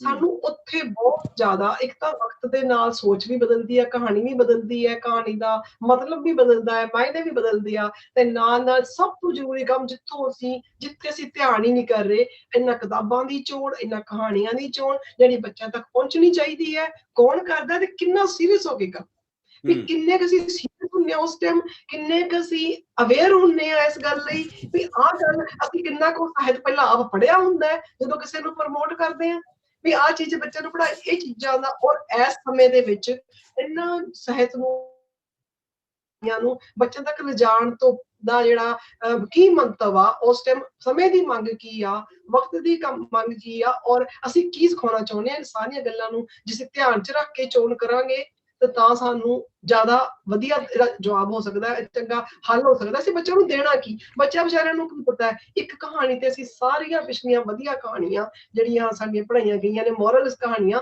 ਉਹਨਾਂ ਨੂੰ ਅਸੀਂ ਖਤਮ ਨਹੀਂ ਕਰ ਸਕਦੇ, ਉਹਨਾਂ ਨੂੰ ਨਾ ਹੀ ਅਸੀਂ ਉਹਨਾਂ ਨੂੰ ਨਕਾਰ ਸਕਦੇ ਹਾਂ। ਪਰ ਉਹ ਸੁਧਾਰ ਦੀ ਲੋੜ ਹਮੇਸ਼ਾ ਰਹਿੰਦੀ ਆ ਔਰ ਸਮੇਂ-ਸਮੇਂ ਹੋਣੇ ਚਾਹੀਦੇ ਸੁਧਾਰ ਵੀ, ਔਰ ਸਾਨੂੰ ਜ਼ਿੰਮੇਵਾਰੀਆਂ ਵੀ ਆਪਣੀਆਂ ਬੜੀ ਚੰਗੀ ਤਰ੍ਹਾਂ ਨਿਭਾਉਣੀਆਂ ਚਾਹੀਦੀਆਂ। ਜੀ ਜਤਿੰਦਰ ਹਾਂਸ ਜੀ। ਹਾਂ, ਮੈਂ ਰੰਧਾਵਾ ਮੈਡਮ ਜੀ ਨੂੰ ਪੁੱਛਣਾ ਚਾਹੁੰਦਾ ਬਈ ਤੁਸੀਂ ਤਾਂ ਛੋਟੇ ਬੱਚਿਆਂ ਨੂੰ ਇੰਨੀਆਂ ਵਧੀਆ ਕਹਾਣੀਆਂ ਪੜ੍ਹਾਉਂਦੇ ਹੋ ਕੈਨੇਡਾ ਵਾਲੇ, ਪਰ ਲੋਕ ਇੱਥੇ ਇੰਨੇ ਰੁੱਖੇ ਕਿਉਂ ਨੇ? ਇਹ ਪੰਜਾਬ ਜਾਂ ਇੰਡੀਆ ਵਾਂਗੂ ਇਹਨਾਂ ਚ ਮੋਹ ਮੁਹੱਬਤ ਕਿਉਂ ਨਹੀਂ? ਇਹ ਮਸ਼ੀਨਾਂ ਜੀਆਂ ਕਿਉਂ ਨੇ? ਮੈਂ 2-3 ਵਾਰ ਆਇਆ, ਮੈਨੂੰ ਲੱਗਿਆ, ਮੈਂ ਇਹ ਪੁੱਛਣਾ ਚਾਹੁੰਦਾ ਜੀ। ਇਹ ਕੁਐਸਚਨ ਜਿਹੜਾ ਨਾਲ ਰਿਲੇਟਡ ਨੇ ਉਹ ਬਾਅਦ ਚ ਕਰਾਂਗੇ ਗੱਲ, ਇਹ ਤੇ ਮੰਚ ਤੇ ਡਿਸਕਸ ਕਰਨ ਵਾਲਾ ਕੁਐਸਚਨ ਨਹੀਂ। ਇੱਕ ਵੱਡਾ ਟੌਪਿਕ ਹੈ, ਇਸ ਤੇ ਇੱਕ ਡਿਬੇਟ ਇਸ ਚੱਲ ਤੇ ਵੀ ਰੱਖਾਂਗੇ ਆਪਾਂ ਕਿ ਮਨ ਦੇ ਸੰਵੇਦਨਾ ਕਿਵੇਂ ਖਤਮ ਹੁੰਦੀ ਹੈ। ਹਾਂਜੀ ਰਾਣਾ ਜੀ। ਹਾਂਜੀ ਡਾਕਟਰ ਸਾਹਿਬ ਜੀ, ਇਹ ਜਿਹੜਾ ਰਜਨੀ ਉਹਨਾਂ ਨੇ ਸਵਾਲ ਪੁੱਛਿਆ, ਇਸ ਦਾ ਜਵਾਬ ਸਿੱਧਾ ਤੇ ਸਟੀਕ ਇਹ ਹੈ ਕਿ ਅਸੀਂ ਬੱਚਿਆਂ ਨੂੰ ਇਹ ਸਿਖਾਉਣਾ ਹੁੰਦਾ ਹੈ ਕਿ ਸਾਨੂੰ ਕੀ ਨਹੀਂ ਕਰਨਾ ਚਾਹੀਦਾ, ਕੀ ਨਹੀਂ ਬੋਲਣਾ ਚਾਹੀਦਾ। ਜੀ। ਆਮ ਤੌਰ ਦੇ ਉੱਤੇ ਅਸੀਂ ਇਹ ਗੱਲ ਕਰਦੇ ਹਾਂ ਕਿ ਆਹ ਕਰਨਾ ਚਾਹੀਦਾ, ਆਹ ਕਰਨਾ ਚਾਹੀਦਾ, ਪਰ ਉਹ ਜਿਹੜੀਆਂ ਕਹਾਣੀਆਂ ਦੀ ਇਹ ਗੱਲ ਕਰ ਰਹੇ ਨੇ ਉਹਨਾਂ ਦਾ ਮਕਸਦ ਇਹ ਹੁੰਦਾ ਹੈ, ਉਹਨਾਂ ਦੀ ਸਿਰਜਣਾ ਕਰਨ ਦਾ, ਸਮਝਾਉਣ ਦਾ, ਪੜ੍ਹਾਉਣ ਦਾ, ਕਿ ਸਾਨੂੰ ਕੀ ਨਹੀਂ ਕਰਨਾ ਚਾਹੀਦਾ। ਸਾਨੂੰ ਕਿਸੇ ਨੂੰ ਮਾੜਾ ਨਹੀਂ ਬੋਲਣਾ ਚਾਹੀਦਾ, ਸਾਨੂੰ ਕਿਸੇ ਨਾਲ ਮਾੜਾ ਵਿਵਹਾਰ ਨਹੀਂ ਕਰਨਾ ਚਾਹੀਦਾ। ਔਰ ਉਹ ਦਰਜੀ ਹੈ ਜਿਹੜਾ ਜਦੋਂ ਉਹਦੇ ਸੂਈ ਚਵਾ ਦਿੰਦਾ, ਜਿਹੜਾ ਹਰ ਰੋਜ਼ ਉਹਨੂੰ ਫਲ ਦਿੰਦਾ ਸੀ ਹਾਥੀ ਨੂੰ ਖਾਣ ਵਾਸਤੇ, ਤਾਂ ਹਾਥੀ ਜਦੋਂ ਨਦੀ ਦਾ ਗੰਦਾ ਪਾਣੀ ਭਰ ਕੇ ਲਿਆ ਕੇ ਸੁੰਡ ਨਾਲ ਉਹਦੇ ਕੱਪੜਿਆਂ ਦੇ ਉੱਤੇ ਪਾ ਦਿੰਦਾ ਹੈ, ਤਾਂ ਇੱਥੇ ਜਿਹੜਾ ਸ਼ਬਦ ਹੈ ਨਾ ਡਾਕਟਰ ਸਾਹਿਬ, ਮੈਂ ਜਿਵੇਂ ਪਹਿਲਾਂ ਕਿਹਾ ਸੀ ਉਹਦੇ ਨਾਲ ਜੋੜ ਕੇ ਗੱਲ ਕਰਾਂ ਕਿ ਜਦੋਂ ਇੱਕ ਅਧਿਆਪਕ ਨੂੰ ਉਹਦਾ ਕਹਾਣੀਕਾਰ ਸਕੂਲ ਦੇ ਵਿੱਚ ਲਿਆਉਣ ਦਿੱਤਾ ਜਾਊਗਾ ਜੀ, ਉਹ ਮਾਣ ਦਿੱਤਾ ਜਾਊਗਾ, ਤਾਂ ਉਹ ਅਧਿਆਪਕ ਆਪਣੇ ਅੰਦਰਲੇ ਕਹਾਣੀਕਾਰ ਨਾਲ ਗੱਲਬਾਤ ਕਰਨ ਤੋਂ ਬਾਅਦ ਉਹਦੇ 3 ਅਰਥ ਕੱਢੂਗਾ। ਸ਼ਬਦ ਦੀਆਂ 3 ਸ਼ਕਤੀਆਂ ਨੇ, ਅਵਿਦਾ, ਲਕਸ਼ਣਾ, ਵਿਅੰਜਨਾ। ਅਸੀਂ ਸਿਰਫ ਇੱਕ ਅਰਥ ਦੇ ਉੱਤੇ ਨਹੀਂ ਠਹਿਰ ਸਕਦੇ, ਨਾ ਅਸੀਂ ਵਿਦਿਆਰਥੀ ਨੂੰ ਠਹਿਰਾ ਸਕਦੇ ਹਾਂ ਕਿ ਬਦਲਾ ਲਿਆ, ਹਾਥੀ ਨੇ ਬਦਲਾ ਲਿਆ। ਅਸੀਂ ਉਹਨੂੰ ਇਸ ਤਰ੍ਹਾਂ ਵੀ ਪਰਿਭਾਸ਼ਿਤ ਕਰ ਸਕਦੇ ਹਾਂ, ਬੱਚੇ ਨੂੰ ਸਿਖਾ ਸਕਦੇ ਹਾਂ ਕਿ ਬਦਲਾ ਨਹੀਂ ਲੈਣਾ, ਬਦਲਣਾ ਹੈ। ਆਪਣੇ ਆਪ ਨੂੰ ਵੀ, ਸਾਹਮਣੇ ਵਾਲੇ ਨੂੰ ਵੀ। ਬਦਲਾ ਨਾ ਲਵੋ, ਬਦਲੋ।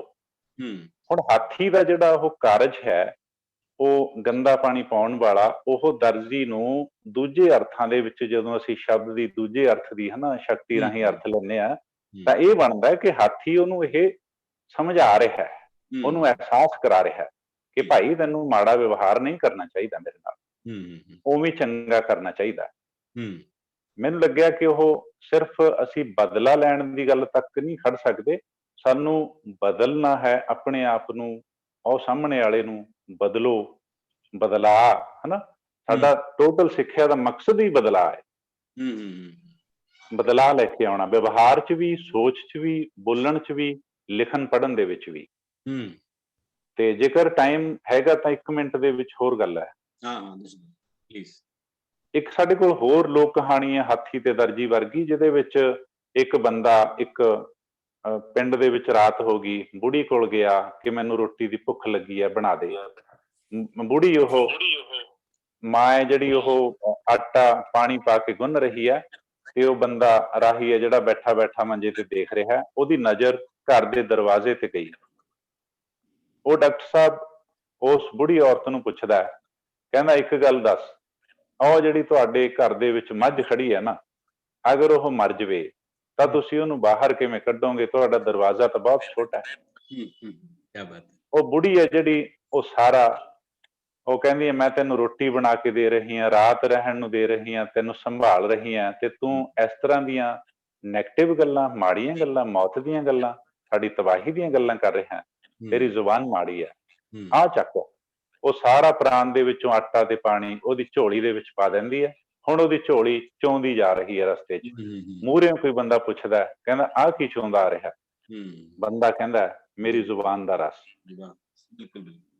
ਇਹ ਲੋਕ ਕਹਾਣੀ ਸਾਨੂੰ ਇਹ ਵੀ ਦੱਸਦੀ ਹੈ ਕਿ ਸਾਨੂੰ ਮਾੜਾ ਨਹੀਂ ਬੋਲਣਾ ਚਾਹੀਦਾ। ਇਸੇ ਤਰ੍ਹਾਂ ਦਰਜੀ ਤੇ ਹਾਥੀ ਵਾਲੀ ਦੱਸਦੀ ਹੈ ਕਿ ਮਾੜਾ ਵਿਵਹਾਰ ਕਰਨਾ ਨਹੀਂ ਚਾਹੀਦਾ, ਸਾਨੂੰ ਬਦਲਣਾ ਚਾਹੀਦਾ, ਆਪਣੇ ਆਪ ਨੂੰ ਵੀ, ਸਾਹਮਣੇ ਵਾਲੇ ਨੂੰ ਵੀ।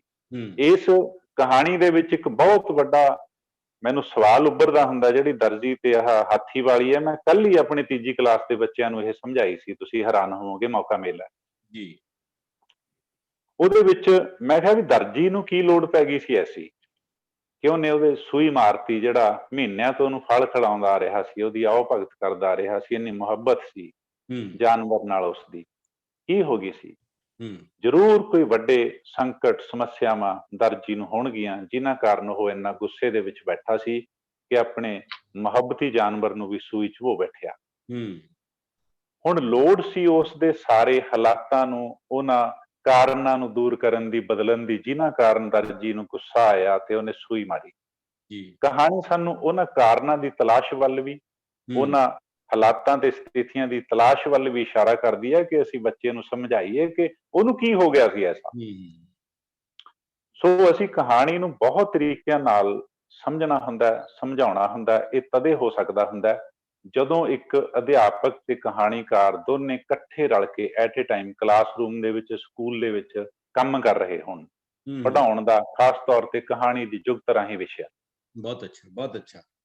ਸੱਚਮੁੱਚ ਮੈਨੂੰ ਲੱਗਦਾ ਕਿ ਰਜਨੀ ਵਾਲੀਆ ਮੈਡਮ ਹੋਰਾਂ ਨੂੰ ਇਹਦਾ ਜਵਾਬ ਮਿਲ ਗਿਆ ਹੋਣਾ, ਤੇ ਇਹਦੇ ਵਿੱਚ ਮੈਂ ਇੰਨੀ ਕੁ ਐਕਸਟੈਂਸ਼ਨ ਕਰਨਾ ਚਾਹੁੰਦਾ ਇਸ ਗੱਲ ਦੇ ਵਿੱਚ ਕਿ ਜੋ ਸਾਨੂੰ ਦਿੱਤਾ ਹੋਇਆ ਹੁੰਦਾ ਹੈ ਤੇ ਉਹਨੂੰ ਪੜ੍ਹਾਉਣ ਦਾ ਇੱਕ ਸਾਡੇ ਦਿਮਾਗ ਦੇ ਵਿੱਚ ਇੱਕ ਸੈੱਟ ਪੈਟਰਨ ਹੁੰਦਾ ਹੈ, ਜਿਹੜਾ ਉਹਨੂੰ ਤੋੜਨ ਦੀ ਲੋੜ ਹੁੰਦੀ ਹੈ, ਉਹਨੂੰ ਬ੍ਰੇਕ ਕਰਨ ਦੀ ਲੋੜ ਹੁੰਦੀ ਹੈ, ਉਹਨੂੰ ਨਵੇਂ ਜ਼ਾਵੀਏ ਤੋਂ ਸਮਝਣ ਦੀ ਲੋੜ ਹੁੰਦੀ ਹੈ। ਟੈਕਸਟ ਦੀਆਂ ਬਹੁਤ ਸਾਰੀਆਂ ਰਮਜਾਂ ਹੁੰਦੀਆਂ ਨੇ, ਚਾਹੇ ਕਵਿਤਾ ਚਾਹੇ ਕਹਾਣੀਆਂ, ਉਹਦੀਆਂ ਬਹੁਤ ਸਾਰੀਆਂ ਪਰਤਾਂ ਹੁੰਦੀਆਂ ਨੇ। ਜਿਵੇਂ ਰਾਣੇ ਹੋਰਾਂ ਨੇ ਦੱਸਿਆ ਕਿ ਦਰਜੀ ਦੀ ਕੀ ਮਜਬੂਰੀ ਸੀ, ਇਹ ਦਰਜੀ ਦੀ ਥਾਂ ਤੇ ਇੱਕ ਬੱਚਾ ਵੀ ਹੋ ਸਕਦਾ ਹੈ। ਜੇ ਬੱਚਾ ਕਲਾਸ ਦੇ ਵਿੱਚ ਰੋਂਗ ਬਿਹੇਵ ਕਰਦਾ ਤੇ ਅਸੀਂ ਉਹਨੂੰ ਇੱਕੋ ਹੀ ਸਜ਼ਾ ਦੇ ਦਿੰਦੇ ਹਾਂ ਹਰੇਕ ਬੱਚੇ ਨੂੰ। ਉਹ ਬੱਚੇ ਦੀ ਵੀ ਕੋਈ ਮਜਬੂਰੀ ਹੁੰਦੀ ਹੈ ਕਿ ਉਹ ਬੱਚਾ ਖਾਸ ਸਥਿਤੀਆਂ ਦੇ ਵਿੱਚ ਖਾਸ ਬਿਹੇਵ ਕਿਵੇਂ ਕਰਦਾ ਹੈ। ਸੋ ਸਾਡੇ ਕੋਲੇ ਜਿੰਨੀ ਟੈਕਸਟ ਹੈ, ਚਾਹੇ ਉਹ ਕਹਾਣੀਆਂ ਦੇ ਰੂਪ ਦੇ ਵਿੱਚ ਹੈ, ਕਵਿਤਾਵਾਂ ਦੇ ਰੂਪ ਦੇ ਵਿੱਚ ਹੈ, ਪੰਚਤੰਤਰ ਤੋਂ ਚੱਲਦੀ ਆ ਰਹੀ ਹੈ, ਉਹ ਜਿਹੜੀ ਫੋਕ ਵਿਜ਼ਡਮ ਹੈ, ਉਸ ਫੋਕ ਵਿਜ਼ਡਮ ਦੀ ਜਿਹੜੀ ਵਿਆਖਿਆ ਹੁੰਦੀ ਹੈ ਉਹ ਹਰ ਬੰਦੇ ਦੀ ਆਪਣੀ ਹੋ ਸਕਦੀ ਹੈ। ਉਹਦੇ ਵਿੱਚ ਹਰ ਵਾਰ ਨਵਾਂਪਣ ਆਉਂਦਾ ਹੈ। ਸਾਡੀਆਂ ਬੋਲੀਆਂ, ਸਾਡੇ ਗੀਤ ਬਹੁਤ ਸਾਰੇ ਸਮੇਂ ਦੇ ਮੁਤਾਬਕ ਬਦਲਦੇ ਜਾਂਦੇ ਨੇ। ਇਸੇ ਤਰ੍ਹਾਂ ਕਹਾਣੀਆਂ ਦੀਆਂ ਇੰਟਰਪ੍ਰੀਟੇਸ਼ਨ ਵੀ ਬਦਲਣੀਆਂ ਚਾਹੀਦੀਆਂ ਨੇ। ਕਹਾਣੀਆਂ ਦੀ ਟੈਕਸਟ ਨੂੰ ਵੀ ਰੀਟੈਕਸਟ ਹੋਣਾ ਚਾਹੀਦਾ ਹੁੰਦਾ ਹੈ। ਕਹਾਣੀ ਦੇ ਮੀਨਿੰਗ ਨੂੰ ਵੀ ਰੀਮੀਨਿੰਗ ਆਪਾਂ ਉਹਦੇ ਵਿੱਚ ਲੈ ਕੇ ਜਾਈਏ ਤਾਂ ਸ਼ਾਇਦ ਅਸੀਂ ਬੱਚਿਆਂ ਨਾਲ ਨਿਆਂ ਕਰ ਸਕਾਂਗੇ, ਕਿਉਂਕਿ ਜਿਹੜੀ ਨੈਤਿਕਤਾ ਦੇ ਪੈਰਾਮੀਟਰ ਨੇ ਉਹ ਵੀ ਸਮੇਂ ਦੇ ਮੁਤਾਬਕ ਬਦਲਦੇ ਨੇ। ਜਿਹੜਾ ਅੱਜ ਤੋਂ 1000 ਸਾਲ ਪਹਿਲਾਂ ਵਾਲਾ ਸਮਾਜ ਸੀ, ਉਦੋਂ ਸੋਚਣ ਦੇ ਨਜ਼ਰੀਏ ਹੋਰ ਹੋਣਗੇ। ਲੂਣਾ ਕਿਸੇ ਦੌਰ ਦੇ ਵਿੱਚ ਬਦਕਾਰ ਸੀ, ਅੱਜ ਉਹੀ ਲੂਣਾ ਅੱਗੇ ਆਦਰਸ਼ ਬਣ ਗਈ ਸਾਡੇ ਸਾਹਮਣੇ। ਇਹ ਇੱਕ ਸਮੇਂ ਦੀ ਜਿਹੜੀ ਸੋਚ ਹੁੰਦੀ ਹੈ ਉਹਦੇ ਮੁਤਾਬਕ ਚੀਜ਼ਾਂ ਨੂੰ, ਅਸੀਂ ਜਦੋਂ ਅਧਿਆਪਕ ਹਾਂ, ਅਸੀਂ ਇਹ ਸੰਵੇਦਨਸ਼ੀਲ ਹਾਂ, ਤਾਂ ਸਾਨੂੰ ਉਹਨਾਂ ਚੀਜ਼ਾਂ ਨੂੰ ਇੰਟਰਪ੍ਰੇਟ ਕਰਨਾ ਚਾਹੀਦਾ ਹੈ। ਟੈਕਸਟ ਸਾਡੇ ਕੋਲੇ ਹੈ, ਵਿਆਖਿਆ ਸਾਡੀ ਆਪਣੀ ਹੁੰਦੀ ਹੈ। ਸੋ ਰਾਣੇ ਹੋਰਾਂ ਨੇ ਬਹੁਤ ਖੂਬਸੂਰਤ ਵਿਆਖਿਆ ਕੀਤੀ ਹੈ, ਮੈਡਮ ਜਤਿੰਦਰ ਰੰਧਾਵਾ ਹੋਰਾਂ ਨੇ ਬਹੁਤ ਸਾਰੀਆਂ ਖੂਬਸੂਰਤ ਗੱਲਾਂ ਕੀਤੀਆਂ ਨੇ ਕਿ ਕੀ ਚੁਣਨਾ ਕੀ ਨਹੀਂ ਚੁਣਨਾ। ਇਹ ਵੀ ਸਵਾਲ ਹੈ। ਜ਼ਰੂਰੀ ਨਹੀਂ ਕਿ ਜਿਹੜੀਆਂ ਚੀਜ਼ਾਂ ਸਦੀਆਂ ਤੋਂ ਚੱਲਦੀਆਂ ਰਹੀਆਂ ਸਾਰੀਆਂ ਨੂੰ ਅਸੀਂ ਚੁਣੀਏ, ਉਹਦੇ ਵਿੱਚੋਂ ਕੁਝ ਚੀਜ਼ਾਂ ਛੱਡ ਵੀ ਸਕਦੇ ਹਾਂ ਜਿਹੜੀਆਂ ਸਾਨੂੰ ਲੱਗਦਾ ਹੈ ਕਿ ਅੱਜ ਦੇ ਸਮੇਂ ਦੇ ਮੁਤਾਬਕ ਸਾਡੇ ਹਾਣ ਦੀਆਂ ਨਹੀਂ, ਜਾਂ ਤਾਂ ਅਸੀਂ ਹਾਣ ਦੀਆਂ ਬਣਾਈਏ ਜਾਂ ਛੱਡੀਏ। ਸੋ ਜਤਿੰਦਰ ਹਾਂਸ ਜੀ, ਰਾਣਾ ਜੀ, ਮੈਡਮ ਰੰਧਾਵਾ, ਰਜਨੀ ਮੈਡਮ ਤੇ ਨਾਲ ਹਰਜੀਤ ਕੌਰ ਵਿਰਕ, ਮਲਹਾਂਸ ਵੀਰ ਜੀ ਤੇ ਸਾਡੇ ਕੋ ਹੋਸਟ ਮੈਡਮ ਮਨਜਿੰਦਰ, ਤੁਸੀਂ ਸਾਰਿਆਂ ਨੇ ਬਹੁਤ ਖੂਬਸੂਰਤ ਤਰੀਕੇ ਨਾਲ ਅੱਜ ਦੀ ਇਸ ਡਿਬੇਟ ਨੂੰ ਸਾਰਥਕ ਬਣਾਇਆ ਤੇ ਮੈਨੂੰ ਲੱਗਦਾ ਕਿ ਇਹਦੀ ਗੱਲਬਾਤ ਬਹੁਤ ਫਰੂਟਫੁਲ ਰਹੀ। ਇਹਦੇ ਵਿੱਚੋਂ ਹੋਰ ਬਹੁਤ ਸਾਰੇ ਸਵਾਲ ਪੈਦਾ ਹੋਏ ਨੇ, ਨਵੇਂ ਟੌਪਿਕ ਸਾਡੇ ਮਨਾਂ ਦੇ ਵਿੱਚ ਆਏ ਨੇ, ਤੇ ਇਹੀ ਕਿਸੇ ਬਹਿਸ ਦਾ ਜਿਹੜਾ ਸਿਖਰ ਹੁੰਦਾ ਹੈ ਕਿ ਉਹ ਅਗਲੀ ਕਿਸੇ ਹੋਰ ਬਹਿਸ ਨੂੰ ਜਨਮ ਦੇਵੇ, ਅਗਲੇ ਕਿਸੇ ਨਵੇਂ ਸੰਵਾਦ ਨੂੰ ਜਨਮ ਦੇਵੇ। ਮੈਂ ਇੱਕ ਵਾਰੀ ਫਿਰ ਤੁਹਾਡਾ ਸਾਰਿਆਂ ਦਾ ਬਹੁਤ ਆਪਣੇ ਵੱਲੋਂ ਧੰਨਵਾਦ ਕਰਦਾ। ਮਿਲਾਂਗੇ ਕਦੇ ਆਪਾਂ ਇਸ ਚਰਚਾ ਨੂੰ ਅੱਗੇ ਕੰਟੀਨਿਊ ਕਰਕੇ ਇਹਦੇ ਨਵੇਂ ਐਪੀਸੋਡ ਦੇ ਰੂਪ ਦੇ ਵਿੱਚ। ਸੋ ਤੁਹਾਡਾ ਬਹੁਤ ਸ਼ੁਕਰੀਆ। ਬਹੁਤ ਸ਼ੁਕਰੀਆ।